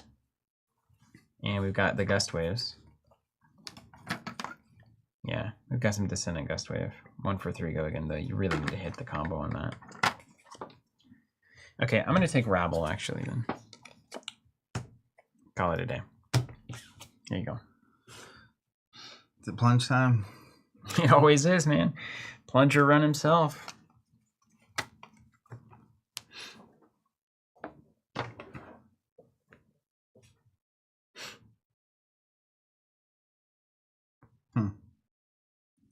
I kind of like Feisty Locals, actually. Because you do the first stealth attack with Go Again, the Feisty. And it's just a 5 damage attack. But... Yeah, it sure is, isn't it? Anthony's saying, I think these packs will be interesting for our ninja drafters because there won't be enough blue 0 cost to support 4 players. So this is going to go up a lot in priority once the drafters realize, if they do. Yeah, 4 ninjas is not ideal. The assassins should be really good, though. Speaking of, here comes an Uzuri. Blue Isolate is just the jam here. Stealth, dominate, swap in something. It is a very high value card. Okay, now we get forced. Okay. Look at this. What are you reading there? Is it assassin heavy? There are no ninja cards again. So I have 2 packs in a row, no ninja cards. Assassin it, man. Pivot. I think I'm pivoting 100%. Pivot, There's a ton of ranger stuff. That's right. Pivot. Pivoting to ranger? No. Oh, it's so good. You're no going to play Arachne, though. aren't you? Probably. What do you have? I mean, I think actually... You kind of have a good Uzuri thing, though, because you took a bunch of big generics. Like those destructives. Mm-hmm. I mean, and the down and dirty is a 6. Yeah. I have a handful of like a pump reactions, short and sharps. Locals is technically fine. So I'm kind of right there in the middle on every possible axis. Imagine that. And what are your options for going into assassin here? Wait, what is this? Is a different pack. So red isolate. Mm-hmm. There's blue prowl and blue wither. So hit effect. Even if you take the red isolate, you're still open on both sides. Yeah, of course. Either assassin. So or go Kodachi's, I guess. Yeah. I'm probably gonna or not Kodachi's, the other one. Start with the isolate. How many one cost? Do you have any good one cost attacks in there? Like where you could do Spider's Bite into one cost off of blue? I don't think particularly. Are those cards even there? Snap the short and sharp, reaction, plunge, and that's it. Okay, not quite. Repivoted. Let's go Riptide. Riptide. I'm gonna take that red Falcon Wing and that blue Withering Shot. I'm taking the red Falcon Wing. You know why? Tell me more. Because it's not awesome, and everybody hates it. It's an interesting choice. So I should take the blue Withering, right? Can you play Withering? Oh, Withering Shot. Yeah. It's a 1 for 4 blue. Creative Frailty. This is a 0 for 4. Go again. I'm taking Falcon Wing. I'm just doing it. Okay, it's not good. I mean, it's a red arrow. Just gonna grab the Mask of Many Faces Armor Ninja. Okay, here comes Azalea.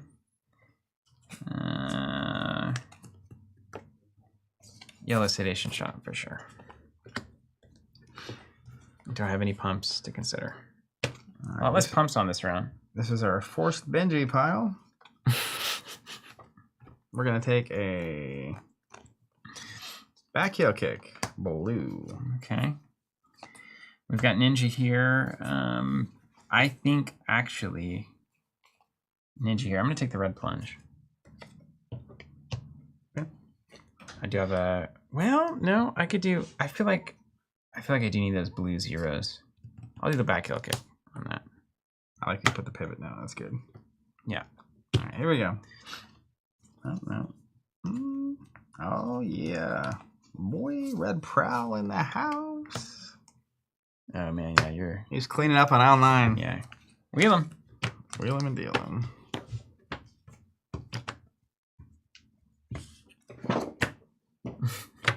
Everything's fine. Alex saying specifically Riptide loves Red Falcon Wing. Makes sense. Yeah, you would be the one that does. Play a pump, load something else, and do your thing. Yeah, and somehow do like 9 in value, and you're like, was this worth it? The old 5-card 9. Seems very fancy, but not particularly good. Okay, so I think Blue Wither into this Uzuri seems like the best pull here. Blind card. I've got a Freewheeling Renegades. No. Don't need that. This is a good Ranger pack. Jeez. All right. Well, we're happy we pivoted.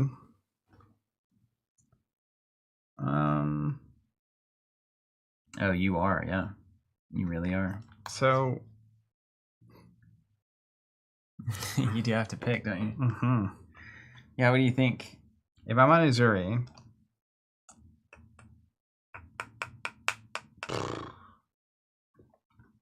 It doesn't really matter, but if I'm on Arachne, Prowl is the better choice.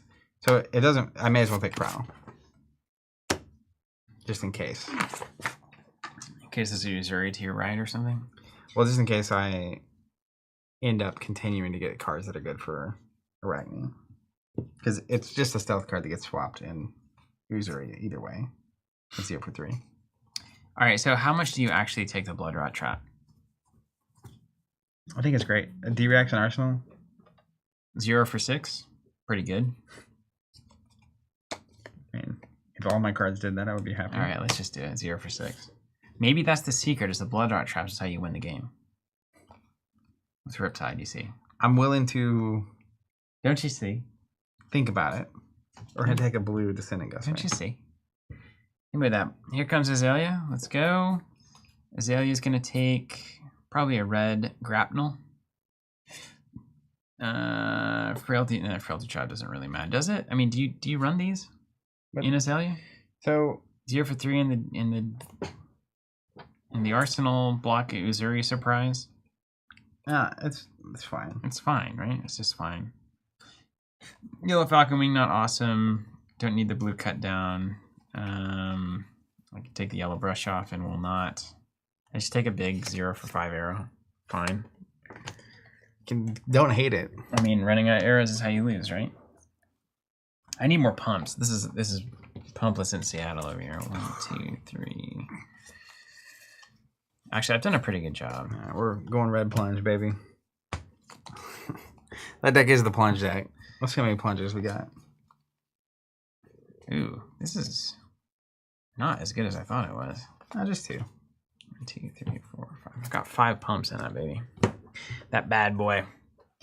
Okay, we've got. Ooh, I like twin. Kind of. Ooh, yellow bonds. Let's go. It's yellow bonds. Yeah. Yellow bond. Bonds, yellow bonds. All right.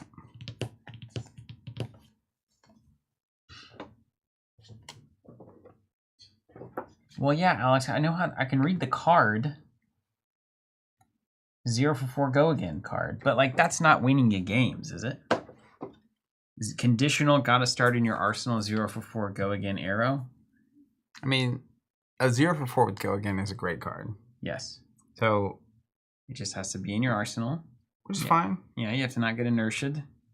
And then you gotta not have to block a bunch. So you can use it well. Yeah, I mean even if you had to play it like if you have another turn ender card, if you pay 1 to load it, send it, and have 2 floating, and you play like a 2 for 6 after that. It's gotta have an aim counter to have go again, doesn't it? Or is it just 0? Is it normal go again? I think it's normal go again. +1 with the aim counter. That's right.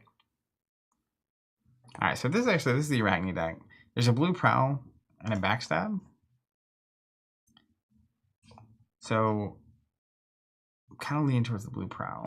Mark is saying being on rate for damage value is a premium in this set. That's true. I've heard that a lot. It's particularly if you can do that with a 4 or 5 card hand. Wheel them. Like if you can just play out a full hand and get 3 per card, that's a good exchange. Okay, here we are. Uzuri, my own. Take a red sedate. This is our pivoter. Who's just fine. James, if you're not happy playing from Arsenal, maybe Rager isn't for you. Just saying. I'm happy playing from Arsenal. Kelston Red Falcon Wing saying, "Hey guys, first time catching a stream. I'm in the UK. Just wanted to say, watching back your streams was the best during lockdown, or the best lockdown therapy ever. Excited to see how this goes."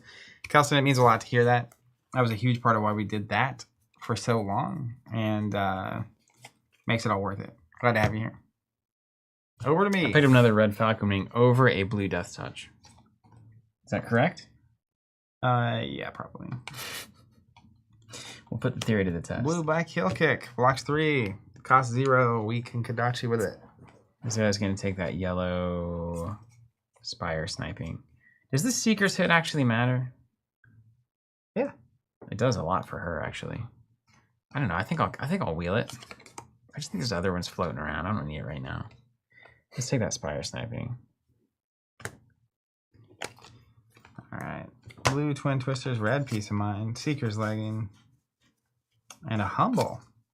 Don't actually hate it. I'm going to double check that decision. Let's take the yellow Humble. You're taking a yellow Humble. Yeah, dude. 2 for 5. Come on. Kadachi 5. That's 6 damage, 2 cards. Wow. Fine. Which one am I at? This one? Yeah. Mason, yeah, I agree. Saying Seeker's Equipment's good. It is good. They'll opt. Right. That makes it particularly good. Okay, head leads the tail. 1/3 go again. When it attacks, name another card. Attack action cards with that name have +1 this combat chain. That's so good. Well, you have to have multiple things with that name for it to get. Like you can give something +1 basically. Yeah, 1 for 3 go again is a 1 for 4 go again. Mm-hmm. Why is this still here? Would you take it over a blue Descendant? Yes. It's here because the nearest ninja this direction is here to you. Is it us that do we not care about equipment, or does this set not care as much about equipment? So the issue with equipment for me is that there's enough of it that's playable by enough people that if you spend a pick on it early, every time you see it after that, you just pass it. Yeah. So I've been able to collect 2 or 3 pieces of equipment towards the end of packs or the end of pack 3 pretty much every time. Okay. So it's just not a priority. Yeah, it's good. It's good. It's just like, and playable cards are worth so much. Yeah. Because I've also seen people with 2 or 3 cracked baubles. Yeah. So if you end up on a cracked bauble, it was not worth the equipment pick. Got it. Okay. This is my Arachne deck. Mm-hmm. I guess I'll take a blue prowl. Okay, wheel it. Wheel it. Wheel it Indeed. up. Oh. That's one way to screw a draft up. The whole table collapses. All right, we'll see you next week. Yeah, well, that was fun. We'll never do this again. I think red freewheeling here is not bad. It's honestly, we may have been too harsh on it. I think as a chain ender, it's really good. And also, I mean, Azuri, right? It's like they don't block your 0/1, you throw them in a 6. Yeah. Fine, right? Even if they do. You don't have to pay for it, right? Right. Right. Blue Springlow is not bad either, though. It's just a not bad card. The yellow spring load is where it gets really good for me. Like when it becomes above a 3? But in Assassin, even the blue, right? You picture you dagger for 1. They don't block it. They take 1. Then you send that, and now it's at a 3. And then if they block with an attack, they're only blocking for 2. Yeah. So it kind of, the 3s kind of become 4s in Assassin in a weird way. You're right. But that's true for any attack you're sending. Is this Renegade's worth taking, really? I think so, yeah. Particularly the one for the red. Okay. All right. We pivoted, which we're happy about. You're happy with the pivot. Let it be known. Thus far. And all the ninjas are happy, too, and they don't even know it. You see what's happening at the table? They don't even know it. We're going to bleed that touch. They don't even know how happy they are. This? That should have been in your hand. I think this should have been here. Really? Because it was on this pack. Oh, because there's 3, 6, 3, 4, 5, 6. Yeah. So I didn't want a Widowmaker? I assume not. Let's get a red Falcon Wing. Come on, let's go. Ooh, yellow Falcon Wing. Or a Frailty Trap. But it's got to be the worst. If you get enough Falcon Wings, we can start calling you the Falcon. It's not even... Is that even clever? Not really. Self-deprecating humor is, though, am I right? All right, Frailty Trap is a 0 for 4 in its best, and then the Frailty token often doesn't matter mid-turn for them. Because I'm not going to play this on the first dagger, the weapons. I'm going to play it on the second weapon, and they're going to do something that I might play it on. I think the timing of it, hold on. Because it makes attacks from Arsenal also -1. Is that what it is? Your attack action cards played from Arsenal weapon attacks have -1. Yeah. So if you react to an Arsenal card, it blocks for 3 and makes it -1. Yes. So it's a 0 for 4 block on things from Arsenal. So into Ranger, it's particularly good because almost all their stuff comes from Arsenal. Right. But what if I could play this yellow Falcon Wing for 3 go again? We love it. We love it. You think 3 go again is worth having over a 0 for 4 very conditional card that sometimes works? 3 go again is worth having if you have pumps and dominate. I don't have pumps or dominate. I mean, I have some pumps, of course. I'm taking the trap, dude. I'm taking the trap. Marcus asking, Dysphoria says that's a TikTok. What's a TikTok? I need yellows. Who's on TikTok? Marcus, oh yeah, are either of you chaps going to be in Baltimore later this month? I'm not planning to go to Baltimore. Nope. Well, yeah, I am going to Baltimore. Okay. The Pro Tour. There's a Baltimore Battle Hard they were talking about earlier. Not doing that, but I will be at the Battle Hard, or the Pro Tour. Okay. You're pack 4. It's just really a shame. I should go to something just to play some of this limited. Birds of the Bast. Oh, that's bold. Is that your ninja card? Yeah, it's a block 3. It's a late ninja card pick. Yeah, it's a good format. We might have a draft house weekend at some point in the next couple of weeks. I think I take yellow toxicity here. That seems really good for Azalea Dominate. It is. You send 8 or 10 with Dominate, they're usually taking it to the teeth. I mean, sometimes you send 4 with Dominate, and it's like, uh-oh. Yeah, it is like, uh-oh. Uh-oh, SpaghettiOs. And it's like, uh-oh. Uh-oh. Oh, man, oh, my. I don't know, man. I don't know. You can try to swap some cards there. Yeah. This thing's garbage. All right, I got the Seeker's leggings. I'm gonna grab the Seeker's mitts. Oh, he's seeking. He be seeking. Okay, we've got a ton of Great Ranger cards here. We've got a Freewheeling Renegades, which is actually okay on a double Kodachi. Or we have a blue Come to Fight. Blue block 3. Which one of these you like? Mulligan. Do you want to get kicked in the head or do you want to get chopped in the leg? I don't mind the blue 3 block because you also have like a decent number of 1 and 2 cost attacks. Yeah. Like that's kind of a higher curve ninja deck. Yeah. I'm with you. Those are the kinds of things I'd really be thinking about. Oh, there's a malign on top. That's Look at fine. this. Backstab is fine. Let's go with this red malign. Malign. Bunch of 3 damage attacks that have go again. What could go wrong? Almost there. Almost there. Okay. Do I have a headpiece yet? I don't know. Am I looking for a scrap? The blue is not particularly. Yeah, the blue cards I find are less effective when you play them. It's the craziest thing. You only have arms. I only have arms. Headpiece is a nice pickup. All right, we're going to do a head. All right. So this is the pivoted to assassin later than we wanted it to be. But here we are. Here we are, dog. So there's actually some notable things here. We got a Frailty Trap. It's fine. But you can't play that, can you? Yeah. Assassins can play it? Oh, bummer. How dare you? There's a couple traps that assassin. Ranger gets one thing and you take it from me? Yeah. Blue cut down to size is not bad. And then Silken Gi is actually kind of interesting because I have a number of 2 cost attacks. So being able to like dagger, make it -1, play it if I don't have a stealth card. Oh, true. Let's look at how many 2 cost attacks you have. Destructive, cut down, 2, 3, 4. 4. Yeah. So I'm probably gonna not bad though. Keep down the playables because I'm gonna have problems with that. Yeah. So we're gonna take the cards we can play. Dog. Okay. Tar Pit Trap. List offensive attack with go again. Hits this turn. Effects don't trigger it. I mean, it's not good, but it's a 0 for 4 if you're in Riptide, dude. Come on. Let's just play Riptide, okay? We could also just do Seeker's Hood. Do we have? Screw it. All right. I'll just fall right into it. Red Piece of Mind. Fall right into that not trap bad. every time. Like a moth to flame. Yeah, you just can't escape. Like a fly to honey, not vinegar. Honey. Yeah, not vinegar. Honey. Oh boy. Like a Red Piece of Mind. Seen that promo? I have, dude. These trees have ears. I could go Yellow Piece of Mind, or I could go yellow. I'll go Spire Sniping. We can always not play him, right? It's one approach. I'm gonna take the only playable we got in the pack. Okay, easy. We could take the Seeker's Hat.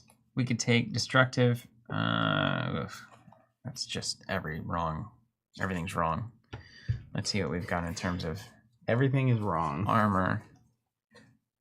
We've got the mitts, and we've got the mask. I hear a doorbell. Yeah, there's someone here. There is someone here? I think so. There's usually someone here till 4 or 5. I'll verify. Fixing to find out. I'm gonna learn today. I got it. Okay, this is a tough pick, friends. It's just all garbage. So I've already got the Seekers. I've already got a headpiece. That's fine. Red Brush Off versus Blue Destructive. I mean, let's collect a blue so we can pitch it, right? I think that's it. And then Zach takes his only playable, probably. Just us, dog. We can get wild. Woo! Whoa! Take an assassin card out of that. This is the Arachne? Mm-hmm. Or start hate drafting if you want to be that guy. There are no assassin cards. Yeah. Yeah, sure. We'll take that. You jerk. You're not supposed to actually do that. It was a taunt. I mean, it's the right call, though. Wheel him up. I don't want that blue, whatever that card is, spring load. You can pitch it. Yeah, it's true. That guy's loaded. He could waste 6 picks and be fine. 6 picks on the Richard. I'll take a Frailty Trap here, an Assassin. I know that I know I can play it. I'm staying as far away from Brush Off as possible. That seems like my best advice so far. Let's go Razor's Edge. Oh, some people like it. James says Brush Off every day, and I can't tell if he's being sarcastic. I mean, sometimes... Oh, Scout for... Yes, we'll Scout the Periphery on that. Sometimes it's very good. We love those cards that sometimes do something and sometimes do absolutely nothing. Blue Rabble because of Kodachis. Oh man, look at all Honest this. question out there. Brush Off in whatever color you want. Good card, bad card. Do you draft it? When do you draft it? What do you take here for Ranger? For that Azalea deck?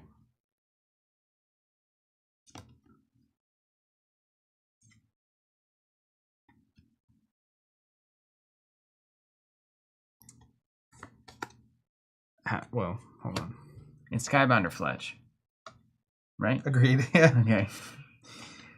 I've got 5 pumps so far. I think I need more pumps. I think you're on a pump train. Mm-hmm. Unfortunately, as much as the Skybound is appealing. And it's going to go to no one. Yeah, but at least it's blue. No, the Skybound's going to go to no one. It's going to go to some loser assassin over here that can't even play It's coming this way. Oh, it is. It's going to go right to my Riptide deck. Yes! Yes! Are you drafting that? Yeah, take the Fletch, yeah. All right. You're right, David. James is into Brush Off, man. Maybe we should play it more. I'm going to get the Seeker's Head. Sometimes... Leave that red Brush Off right there on top. Sometimes you need to... Bonds of Ancestry is so good here. I'm going to take the blue bonds for sure. I love David saying Steven straight up not giving up on 6 picks, none the richer. It's recursive humor, Put man. it on a shirt. Put it on a shirt. I'll be some Just have the fat, like 4 cards. Or 6 cards, I guess, would make more sense. Yeah. And every card says Brush Off. I could get 5 people to buy that shirt. Yep, that's true. Agreed. All right, what's my hat situation? Dang, it's still... Okay. I have no need for any of this. I'll take a yellow piece of mine. All right, we pivoted. We're looking for stealth cards, and we got some. Good. Getting rewarded. You can probably figure that out. What do we got? Piece of mine? Yeah, sure. Playable? Yeah. Oh, sweet. Yeah, it's all Ranger all the time, man. And I'm gonna step right into that Blood Rot trap if you don't take it. You're gonna get that because I'm gonna take a red arrow. Okay, cool. And Azalea picks up a blue Withering Shot. Good for her. Our forced Benji takes a blue Spring Load.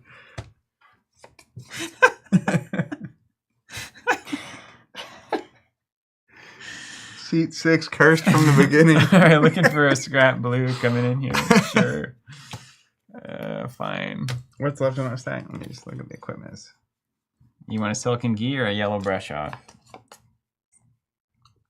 We'll go Yellow Brush Off. All right, wheel it up. Oh my God. Give it the old pick and rip. Ooh, I might actually pick up these legs. Yeah, I got the legs. Yeah. See, like you're talking about. Yeah. But again, if we follow our own advice, it will work out. Seeker's leggings. The point, though, is like... And this goes here. When we count the equipment at the end, the only way you don't end up with multiple pieces is if people hate drafting equipment. Oh, really? Okay. And cards are so valuable that if they're doing that, they're on like a 30-card deck and you just fatigue them. Yeah, right on. I'm going to go backstab. I'm going to pass you a guy. Cool.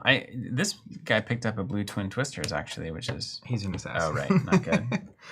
I'm taking the Blood Rot trap. Dude, that's 3. Sedation. I'm going to do so much damage. It's unfortunate. If you had not taken it, this guy would actually have ended up with a playable card. That is unfortunate for who? So Brush Off, passing the backstab here. Blue Sniping. Ooh, blue Widowmaker. Yeah, blue Widowmaker for sure. I take Freewheeling. We pass you a blue Spire. I'll take spinning wheel kick, pass the gi. That's great. And then this person takes The Seeker's Head. hood. It's playable. All right. Okay. Last Final pack. pack. Let's go. Let's see how fast we can draft them. At this point, it's pretty much draft yourself. Ladies, draft yourself. Draft yourselves. Okay, we got a 1-2 punch. We got a yellow razors. That yellow surging is notable. We got a boulder trap. I'll fall right into that one. What is this on? This is Assassin. This is my Uzuri deck. It's supposed to be. So notable cards that we can play. Oh, it's got to be Red Virulent, right? Yeah, the card's dope. Okay.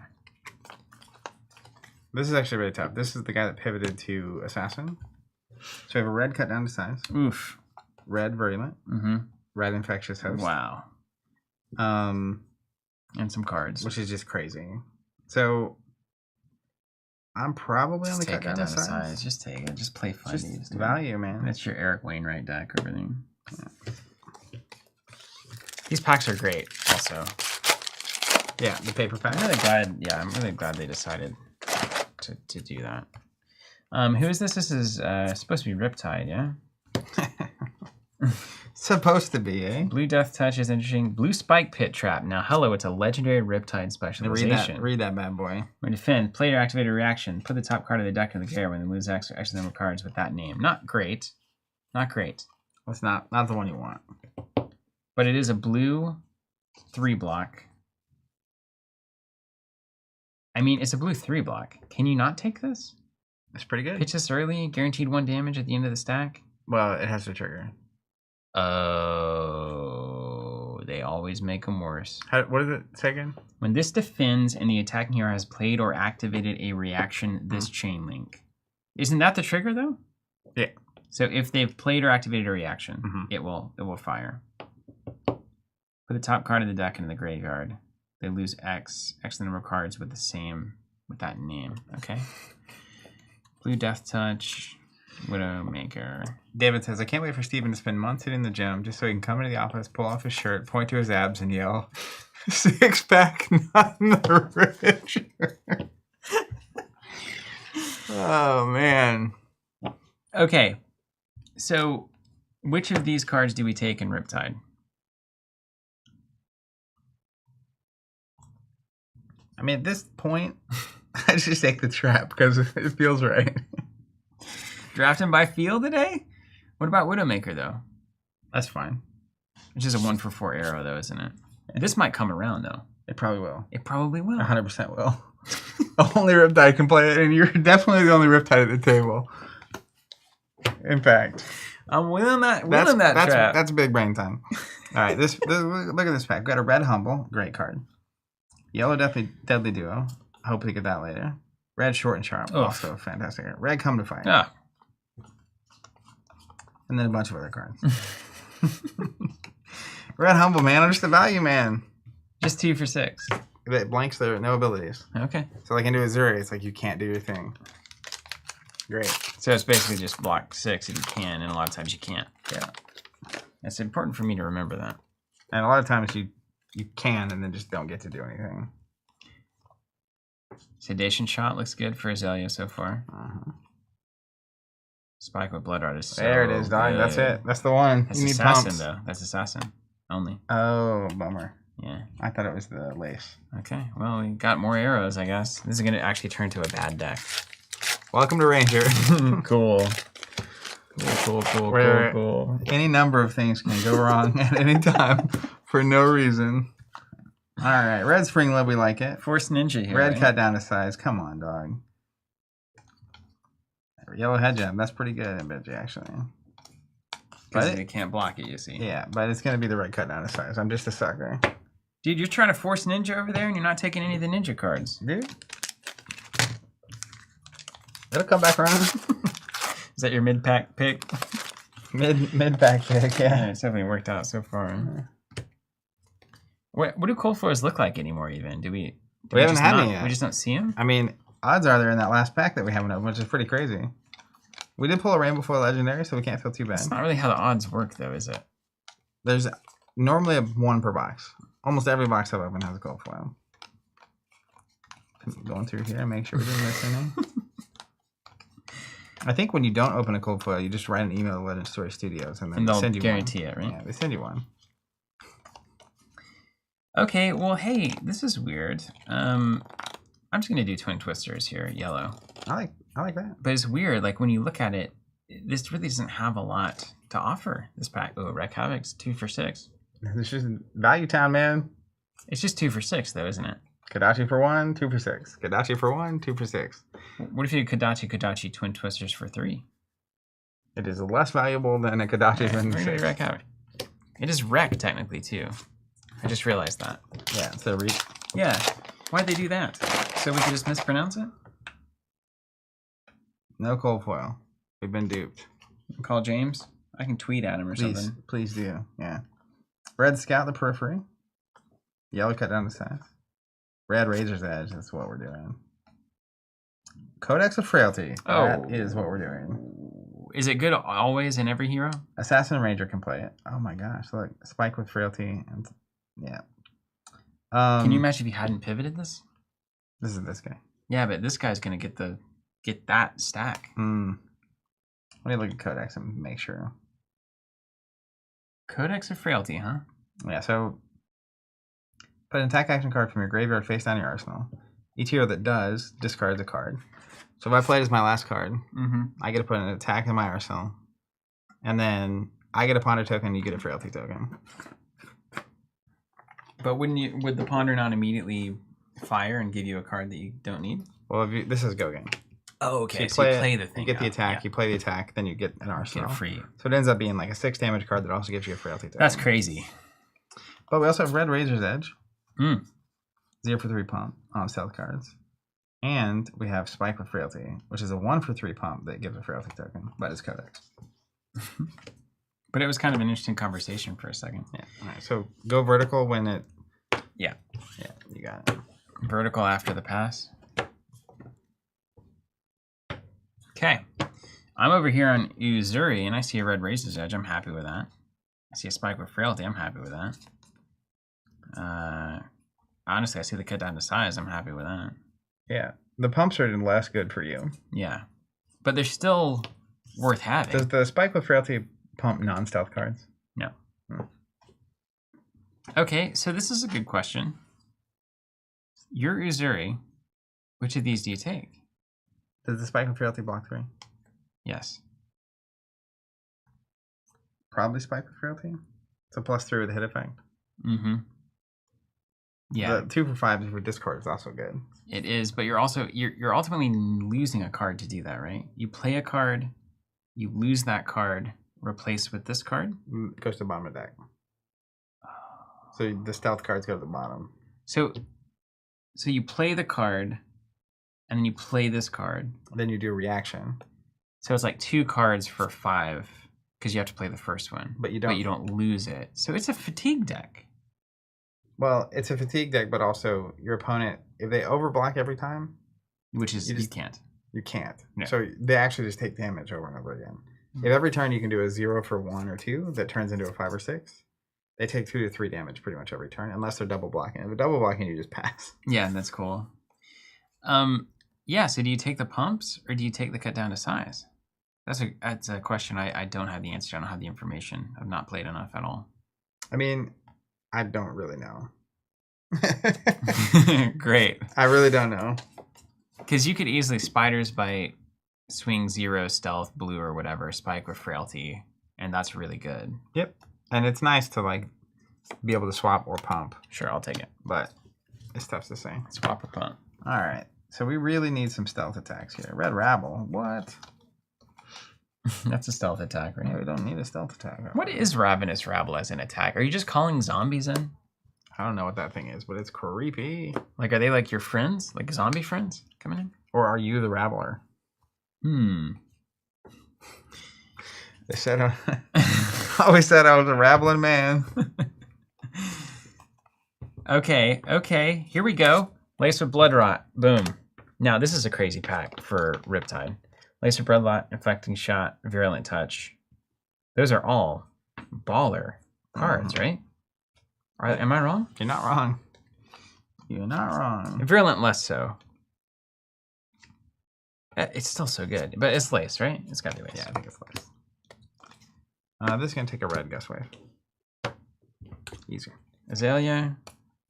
Red Come to Fight, looking great there. So good. You need a pump. That's a block too. Yeah, we going. Right, this is the old Benji Forcer. Your favorite deck of all, I can tell. I can really tell. Let's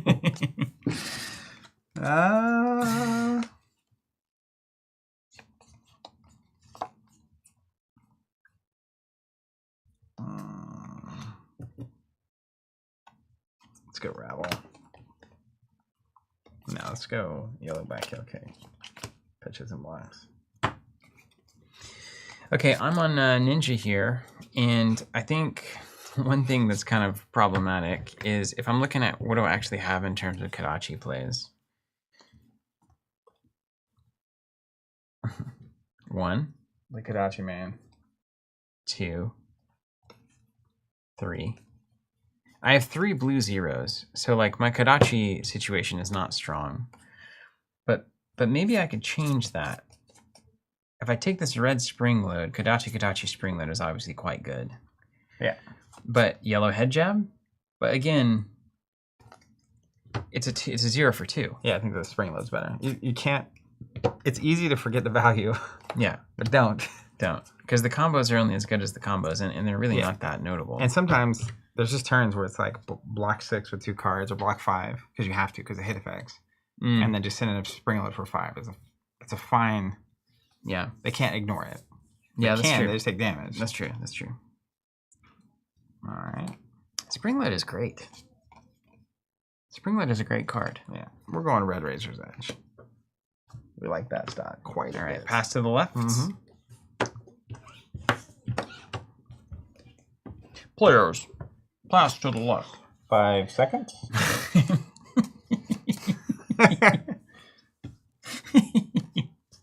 What up, Ryan? Oh, it's so funny. Why is that so funny? Because it's just an experience we've all shared. I think I'm going to take a blue Malign for my Izuri deck. Sounds good. Just a blue stealth card seems like the right decision. All right.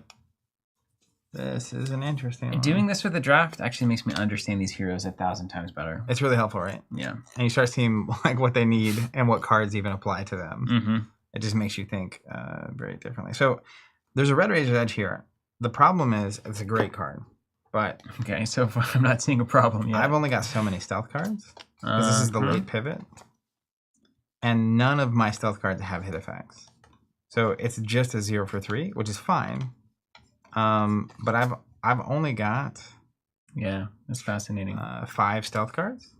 So while it's higher value, I actually think I have to take a stealth card. Do you have red stealth?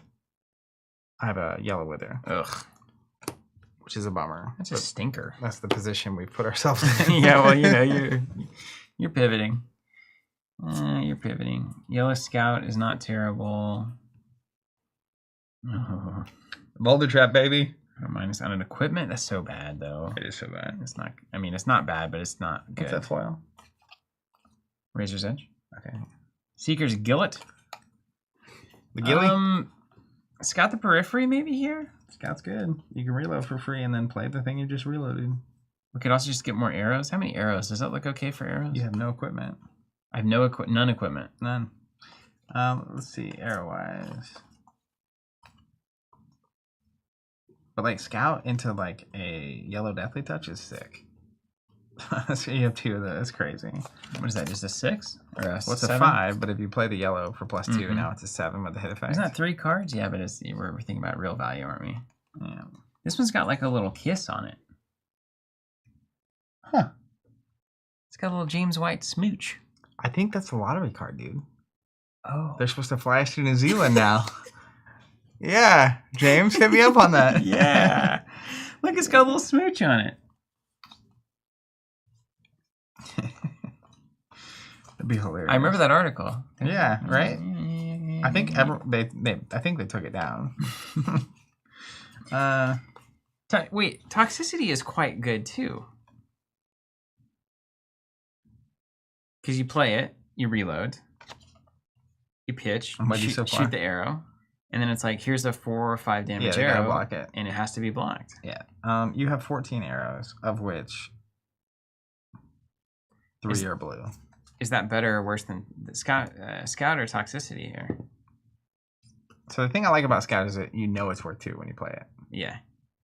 But this is always worth 1 card out of their hand. It's always worth 3. Yeah, unless they're planning to fatigue Riptide, because they do, and then they were going to block you anyway.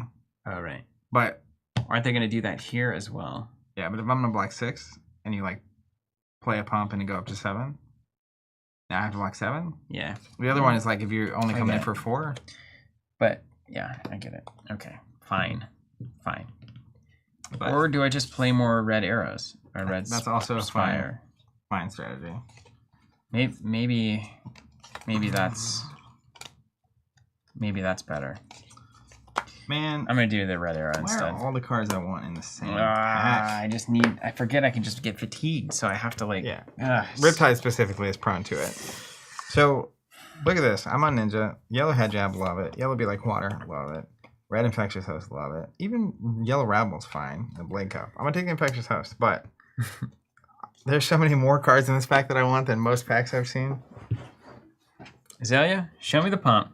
Is that Spike Trap? Mm-hmm. It's going all the way around town, dude. It is, isn't it?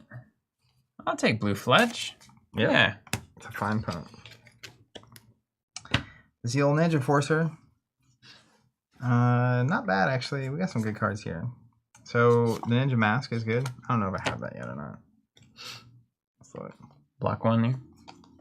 Which, I already have a helmet, so not doing that. Bleed Out Red. Mm-hmm. So that's a fine card. Deadly Duo Yellow is what I'm going to do because I'm on Benji. Mm-hmm. It's kind of a 1 for 5 hidden. There's also a red Short and Sharp, which is super good. So good. But again, it's only worth 3. I don't have hit effects. I think I'm going to land here. Okay. You're forcing Benji for show. Blue Ravenous allows me to hit Kodachis. Love it. Back heel kick, actually not that relevant. Just a 3/1. In certain worlds, it would be. Can't play Wither, can't play Virulent, can't play Spike, can't play. I think I'm gonna take the Blue Ravenous. Yeah, I like that. I just need to get that Kodachis online. All right, so this is the old Arachne.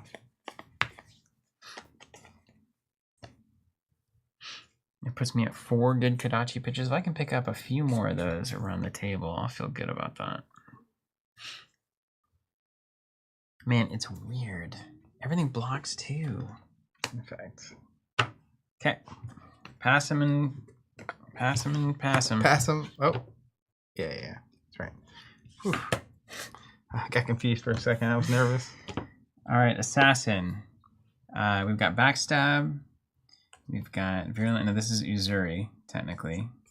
It's supposed to be. It's kind of a fun card. And Fisticuffs. All right, any sweet Uzuri tech that I might be missing? Just Virulent. Be able to swap in. Just create a Blood Rot, and it's basically 1 card for 5. Yeah, particularly good if they're like in the if you swing in for 2 or 3 and they're at lethal, then they will think like, oh, I blocked 6, so I can't die. Then you do that and they get a Blood Rot. Yeah. So then instead of doing whatever they were gonna do, now they just have to pay a Blood Rot off and you get a clean turn. Beautiful. That's why that's so good. Beautiful. Okay, that's you. We're looking for stealth. All right, Prowl it is, yellow. Feeling okay. Pretty solid. You think this is a Arachne deck? I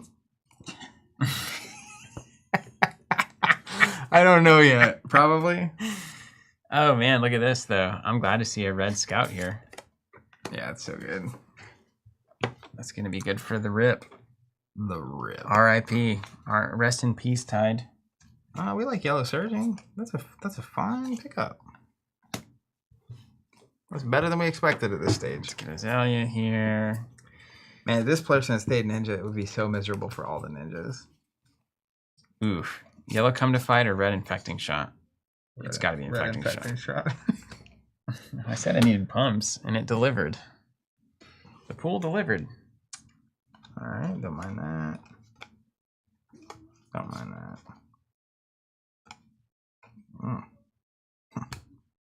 We're going in yellow 1-2 punch. Kadachi block plan. Okay, we got a ninja here with a red bleed out and a red short and sharp. Yeah. Now, Can't go wrong. Isn't that something? I think it might actually be the bleed out. But again, my Kadachi plan is pretty weak right now. Yeah. So let's just do short and sharp. I think you might be right on that one. It's kind of just always good. Okay.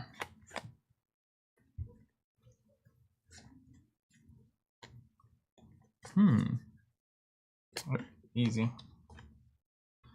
Spike with blood rat. Oh man, these decks have gotten way better.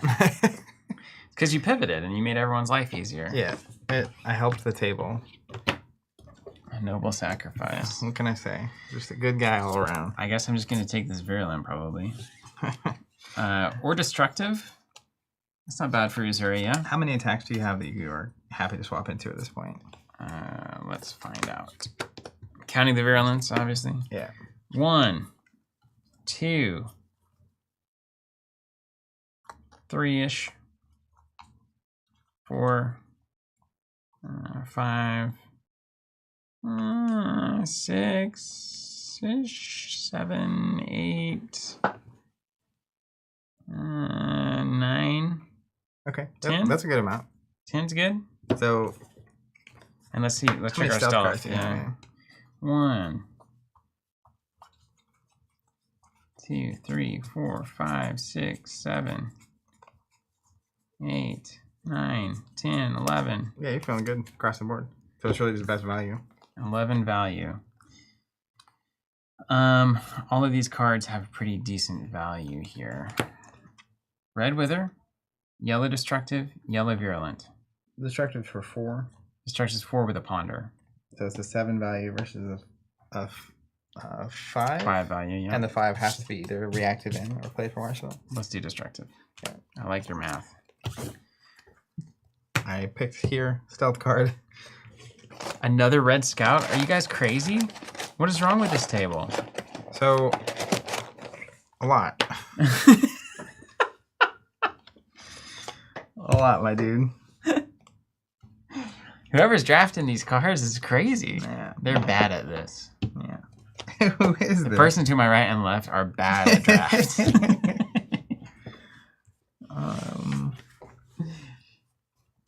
You hear people say that all the time, you know. They're like, oh, yeah, you know, I didn't have a good deck because the person to my right was so bad they couldn't read my signals. Yeah, okay. It's like, yeah, you're the problem, dude. Yeah. It's you. Listening to some more Taylor Swift. It's you. Clearly. You're the problem. You made the mistakes. Count how many Kadachi cards I've got. Nobody has to play by the rules of draft that you think are the rules of draft. That's the beauty of the format. It's game theory. It's all game theory. Mm-hmm. It's like saying that poker player is not very good because they bet wrong and beat you. It's like they bet wrong because you thought they were going to bet a certain way so that they could pants you. Yeah, red definitely. You know what I'm saying? You know what I'm saying? I know do. what I'm saying? You know what I'm saying? Got a yellow Scout.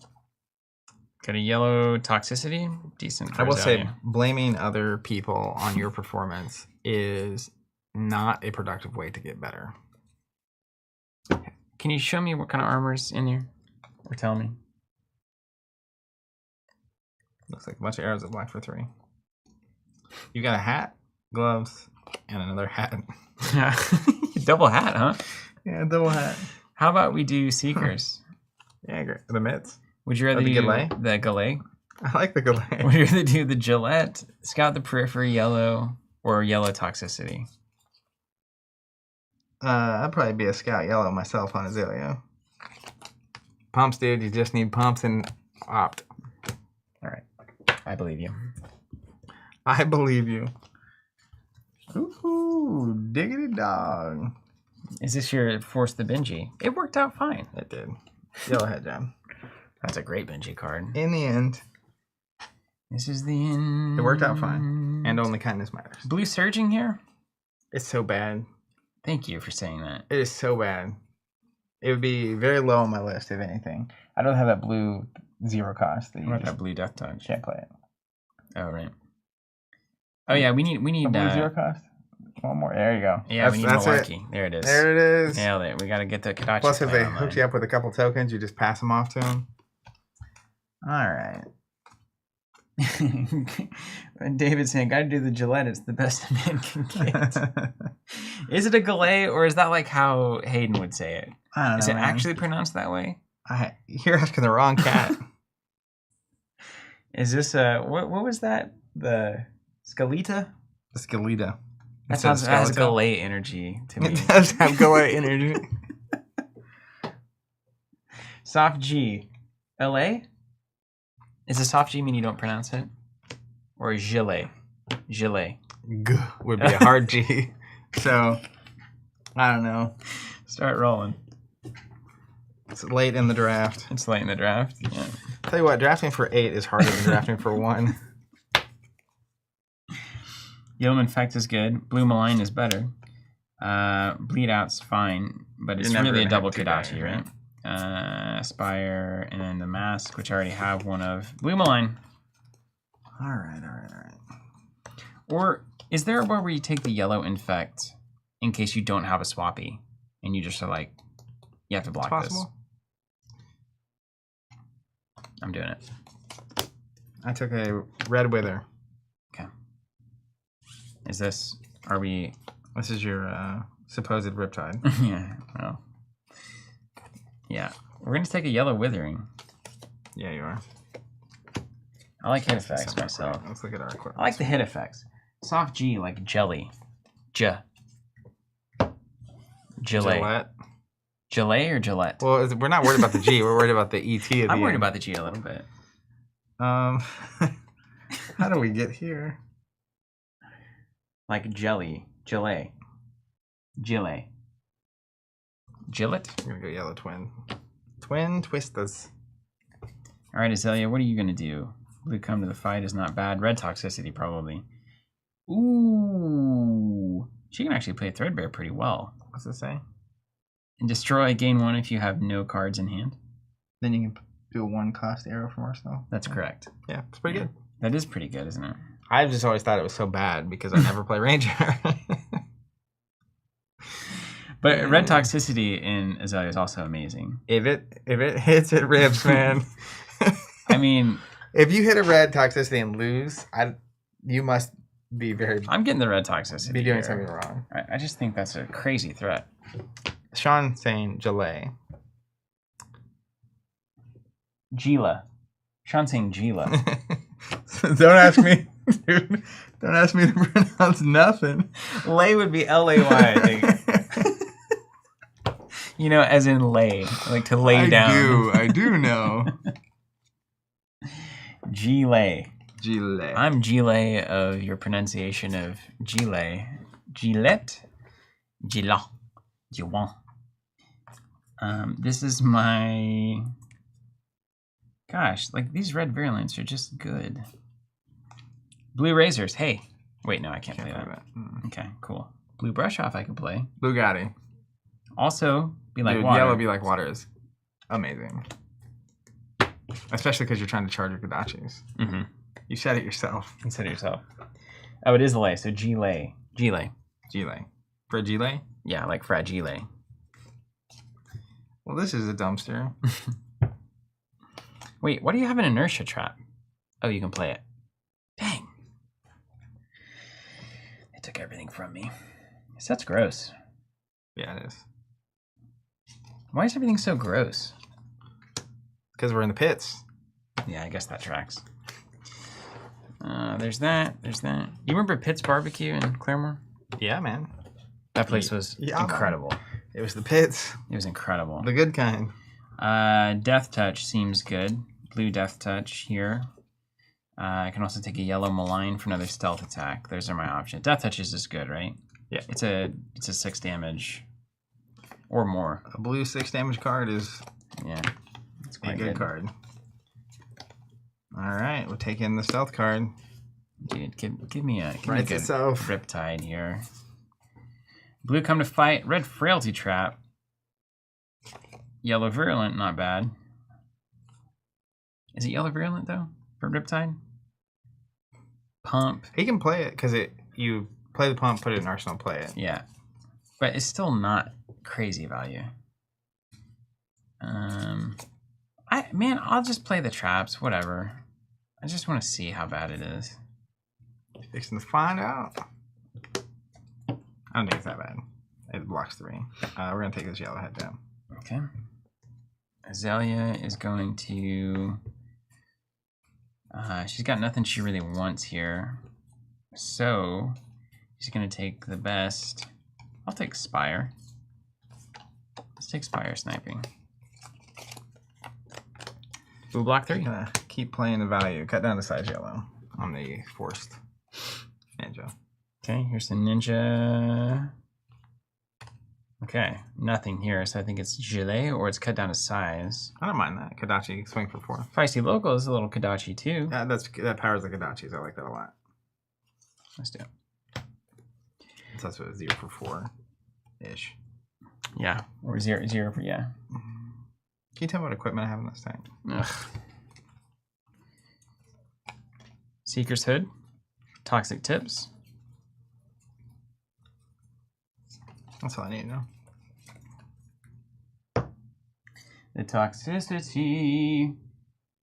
Mason Brantley, this has been a great listen as I've spent most of the day doing draw yet necessary spreadsheet work. Well, that's great. Happy to do that. We're gonna get the red virulent. That just seems like a good card broadly. It is. Left. Lefty loosey. Like Red Virulent is just a great card. It's a no-win card, isn't it? Yeah. Like block 3, take 1, get a blood rot. Okay. Yeah, you can't. You either take 4 or you take. You usually just block 3, take 1, and then get a blood rot. Yeah.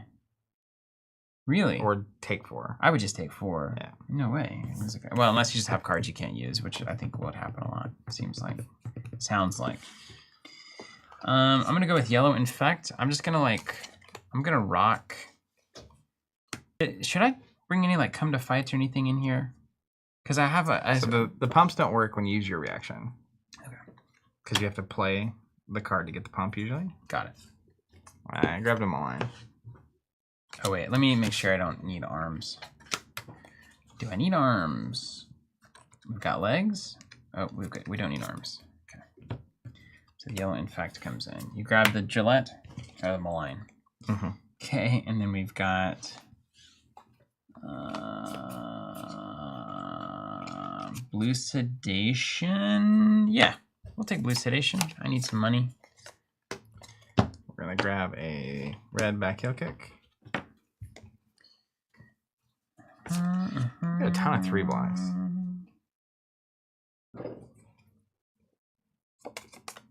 Let's see what our equipment looks like over here too. We got the tips. Okay, that's all we need. I'm gonna take this Blue Scout the Periphery Dog. Yep, dig it.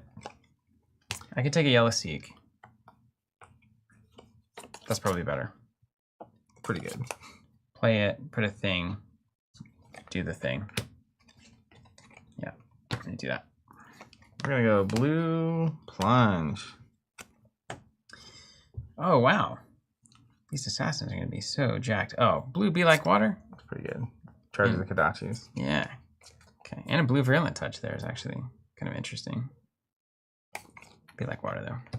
Yeah, you can't play it. Oh right. You could hate draft it. I guess that's why it's interesting. Mm-hmm. You do not have a chest. And yet, we're going to take a 3 block that pumps. All right, pass them up. Pass them up. Pass them in. Let me begin. So now we know a hands up draft takes approximately 4 hours. Good data. Dude, I can complete the set and get a double Seekers. That's really not awesome though, is it? Well, sometimes it'll save you. It is nice because you can pay to, you can use your pitch. If you're pitching a yellow, to use the first one anyway. Having 2 Seekers means you're not wasting a resource. It's either that or you do the, Peace of Mind plus Seekers, basically? Yeah. It seems like I'm either on Blue Cut Down, which is a decent swap in. If they don't block, they discard a card. But are they gonna block most of the time? I mean, at some point you have to block. I'm gonna take Seekers. Let's just have a sweep.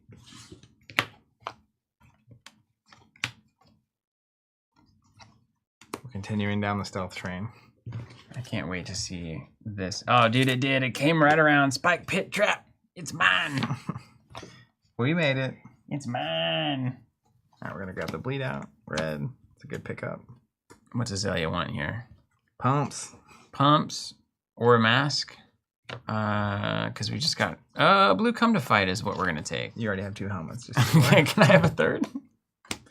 You can. Dude likes helmets. What can we say? I love helmets. That's what I mean for casual fab. It's like I only draft the helmets. Yeah. Build my helmet deck. I only draft the D-Reacts because I'm a Riptide. All the D-Reacts. I gotta see if this person has a hat. It's really weirdly annoying to check for equipment right now. Yeah, it's a lot easier when you just know what you're going to stack. Mask and mitts. Oh, mask and mitts. Must be Cincinnati. It's so crazy. Okay, we got a blue spring load. Short it up, baby. Blue bleed out. Also not good. Can't you picture the short of the video? It just says, must be Cincinnati. I can. What about a blue destructive deliberation? It's so good, man. Just that you force them to block. Yeah. If they don't, it's like, okay, dude. And they got blocked with a 3, right? Yeah. It's so annoying. They do. Okay, and then this is you on Assassin-ish. Oh, that's not Assassinist. That's Assassin. Oh my god.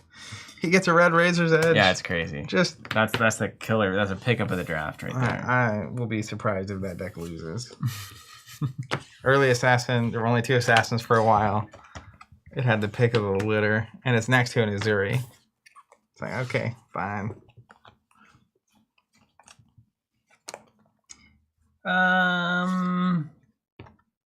I don't like any of these cards, but blue virulent I suppose can be fine. We got our blue cut down to size here. Blue virulent can be fine there. Ooh. Can you check my equipment on that? I'm sorry. Equipment check. Oh, I can't even play this, but we may as well check it. Teamwork makes the dream work. I'm pretty sure there's no equipment in the Riptide. Okay. Well, you don't need it. That's actually, I think, the right move for Riptide. He needs cards. I'm going to take the yellow come to fight over the yellow rabble. I like that. Okay. Rolling yellow feisty. Power the Kodachi. Yellow feisty. Spire sniping or blue widowmaker. 1 for 4 or a 1 for 5 unless they block 2. They're both good. Put up, look at the top 2. Spire though gives me that sweet dominate. Yeah. We're grabbing the blue freewheeling renegade. Oh, here we go, man. You're really on it. Blue Scout here is going to power Kodachis, so I'm going to go there. I like it. And then your final on Azalea, or on Assassin.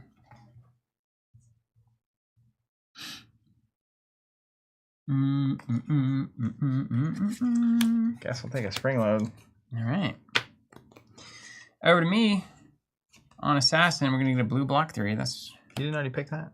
Oops. We need to pass, don't we? How many cards are that? 4. Yeah, pass first. I was like, that does look familiar. Hard to tell because I'm actually going to take the blue block 3 over Virulent Touch. Okay. Is that right? No. Let's do Virulent. Because like they block it and then you throw it in and then you just give them a blood rot. Yeah. Okay. Yeah, it's real good. Yeah. Okay, cool. If they don't, they just take 2 from the attack anyway. Cool. Well, they don't block you, don't even trigger. You just let it happen. I think I might take this hat again in case, just to hate draft it. Yeah, I'm going to take the hat. We'll come to fight because it blocks 3. It's better than these garbage cards. Yeah. You can Riptide. Oh, there's a Polter Trap coming my way. Hey, man. I'm taking that Boulder Trap. Okay. Or do I take the Skybound shot and just get a 1 for 4? Taking the cutoff. That's a 0 for 4, technically. This ability is just Garbo. It's really bad. All right, fine. I'm taking the shot then. I mean, it can trigger, though. Even if they have armor that doesn't have armor value. What do you think? I wouldn't take it. You take the Skybound shot, right? This is it, yeah. Skybound shot. What do you think? Here, I'll take this hat. Wait, did I have like 5 helmets on this one? Yeah. That's the helm of many faces. Sure, I'll take a blue piece of mind. I don't know. Do you ever use that? Yeah. Go yellow brush off, I guess. Okay. And then here, I'll go yellow virulent. That's going to power some Kodachis as well. And then here, coming down to it. Let's look for some yellow. Anthony scraps. would take the trap. I'm not very experienced with Riptide. You're like, oh, by the way, I don't know anything. But here's some advice. I told you up front I don't play Ranger. Okay, now we have cards. I guess freewheeling could work. We're at that point in the draft, eh? Let's get a blue bleed out. Riptide. After you put the card in with Uzuri, can you attack react on top of it? Yeah. It's just an attack react. Her ability. I'm going to take the Fisticuffs then. Yeah, it's more playable. But I already have the one block blade cuff. So probably less. I take the other. But it's playable. But it also could. Somebody might want this. Yeah, but someone also might need extra playables. Okay. So Riptide. Riptide's taking the Threadbare Tunic. Yeah, he is. Easy. Oh no, a Skybound Shot? Red? Yes. I need damage, dude. I like it. Arrow for 6? Let's take a card I can't play. It's going to be Ravenous. There's no way it's not going to be Ravenous. Yeah. I would agree. We'll go Blue Surgeon. Someone's got to take it. Okay. We got a blue piece of mind. We got a Mask of Many Faces. Wait, Mask of Many Faces is actually pretty good. It's the best ninja helmet. All right, we'll take the helmet. And then you can choose one of those bad boys. Sure. Okay. Pass them up. The draft table seems to have exploded. I'm getting sloppy joes up in here. All right, best. I'll take this one. Fisticuffs are playable. And give you that one. We're gonna pass an arrow here. Hey, thanks, buddy. Yeah, grapnel. Playable. Let's go. Mm-hmm. Seek Horizon. Gonna get that Threadbare after all. Mm-hmm. Good. Take the trap. Blue brush off. Get the Razor's Edge. We'll pass the Ranger equipment here. And then do you want a blue piece of mind or a blue Widowmaker? Piece of mind. All right, Widowmaker goes here. All right. All right, everybody. We did it. Right, What a marathon. Real quick. What a marathon. I'm going to get out the right things and separate these. So this is your Riptide deck, right? Yeah. It's the one I actually care about the most. A Ninja player took a Virulent. Is that me? Or is that somebody? It doesn't. At this point, we're probably not going to play it no matter what. We're past that point. Yeah, this one. It can't power your Kodachis because you can't play the card. I'm just getting this stuff out. Is the other Pox one a generic? Where if you have a thing, you give it to them? I confuse that one with Virulence all the time. Like if I have the thing, I give you the thing. I'm trying to follow. If I'm infected, I hit you with it and now you're infected? Oh, that's a neutral. Okay, that's what I always think Virulent is in my head. Yeah, that's a neutral. So, real quick, just so next time it's easier. Where's your Uzuri deck? Your Uzuri deck is here. All right, you want to put this on top? Yeah. And then put the one on top of it. And then that is an Arachne deck. So let's put this here. This is? Mm-hmm. Let me put that armor there. Okay. Do you know what ninja you're playing over in Ninja Town? This whole thing is going to be Katsu. Yeah. Here's the Katsu. Let's just try it. And then I'm on Benji over here. And this is Azalea? Yeah. And then this is Riptide. Yeah, we don't know what Pivot Man is yet, huh? I need to... There it is. Riptide's set. This is probably Benji, but I'm not committing to that fully. Do you want to stay open here?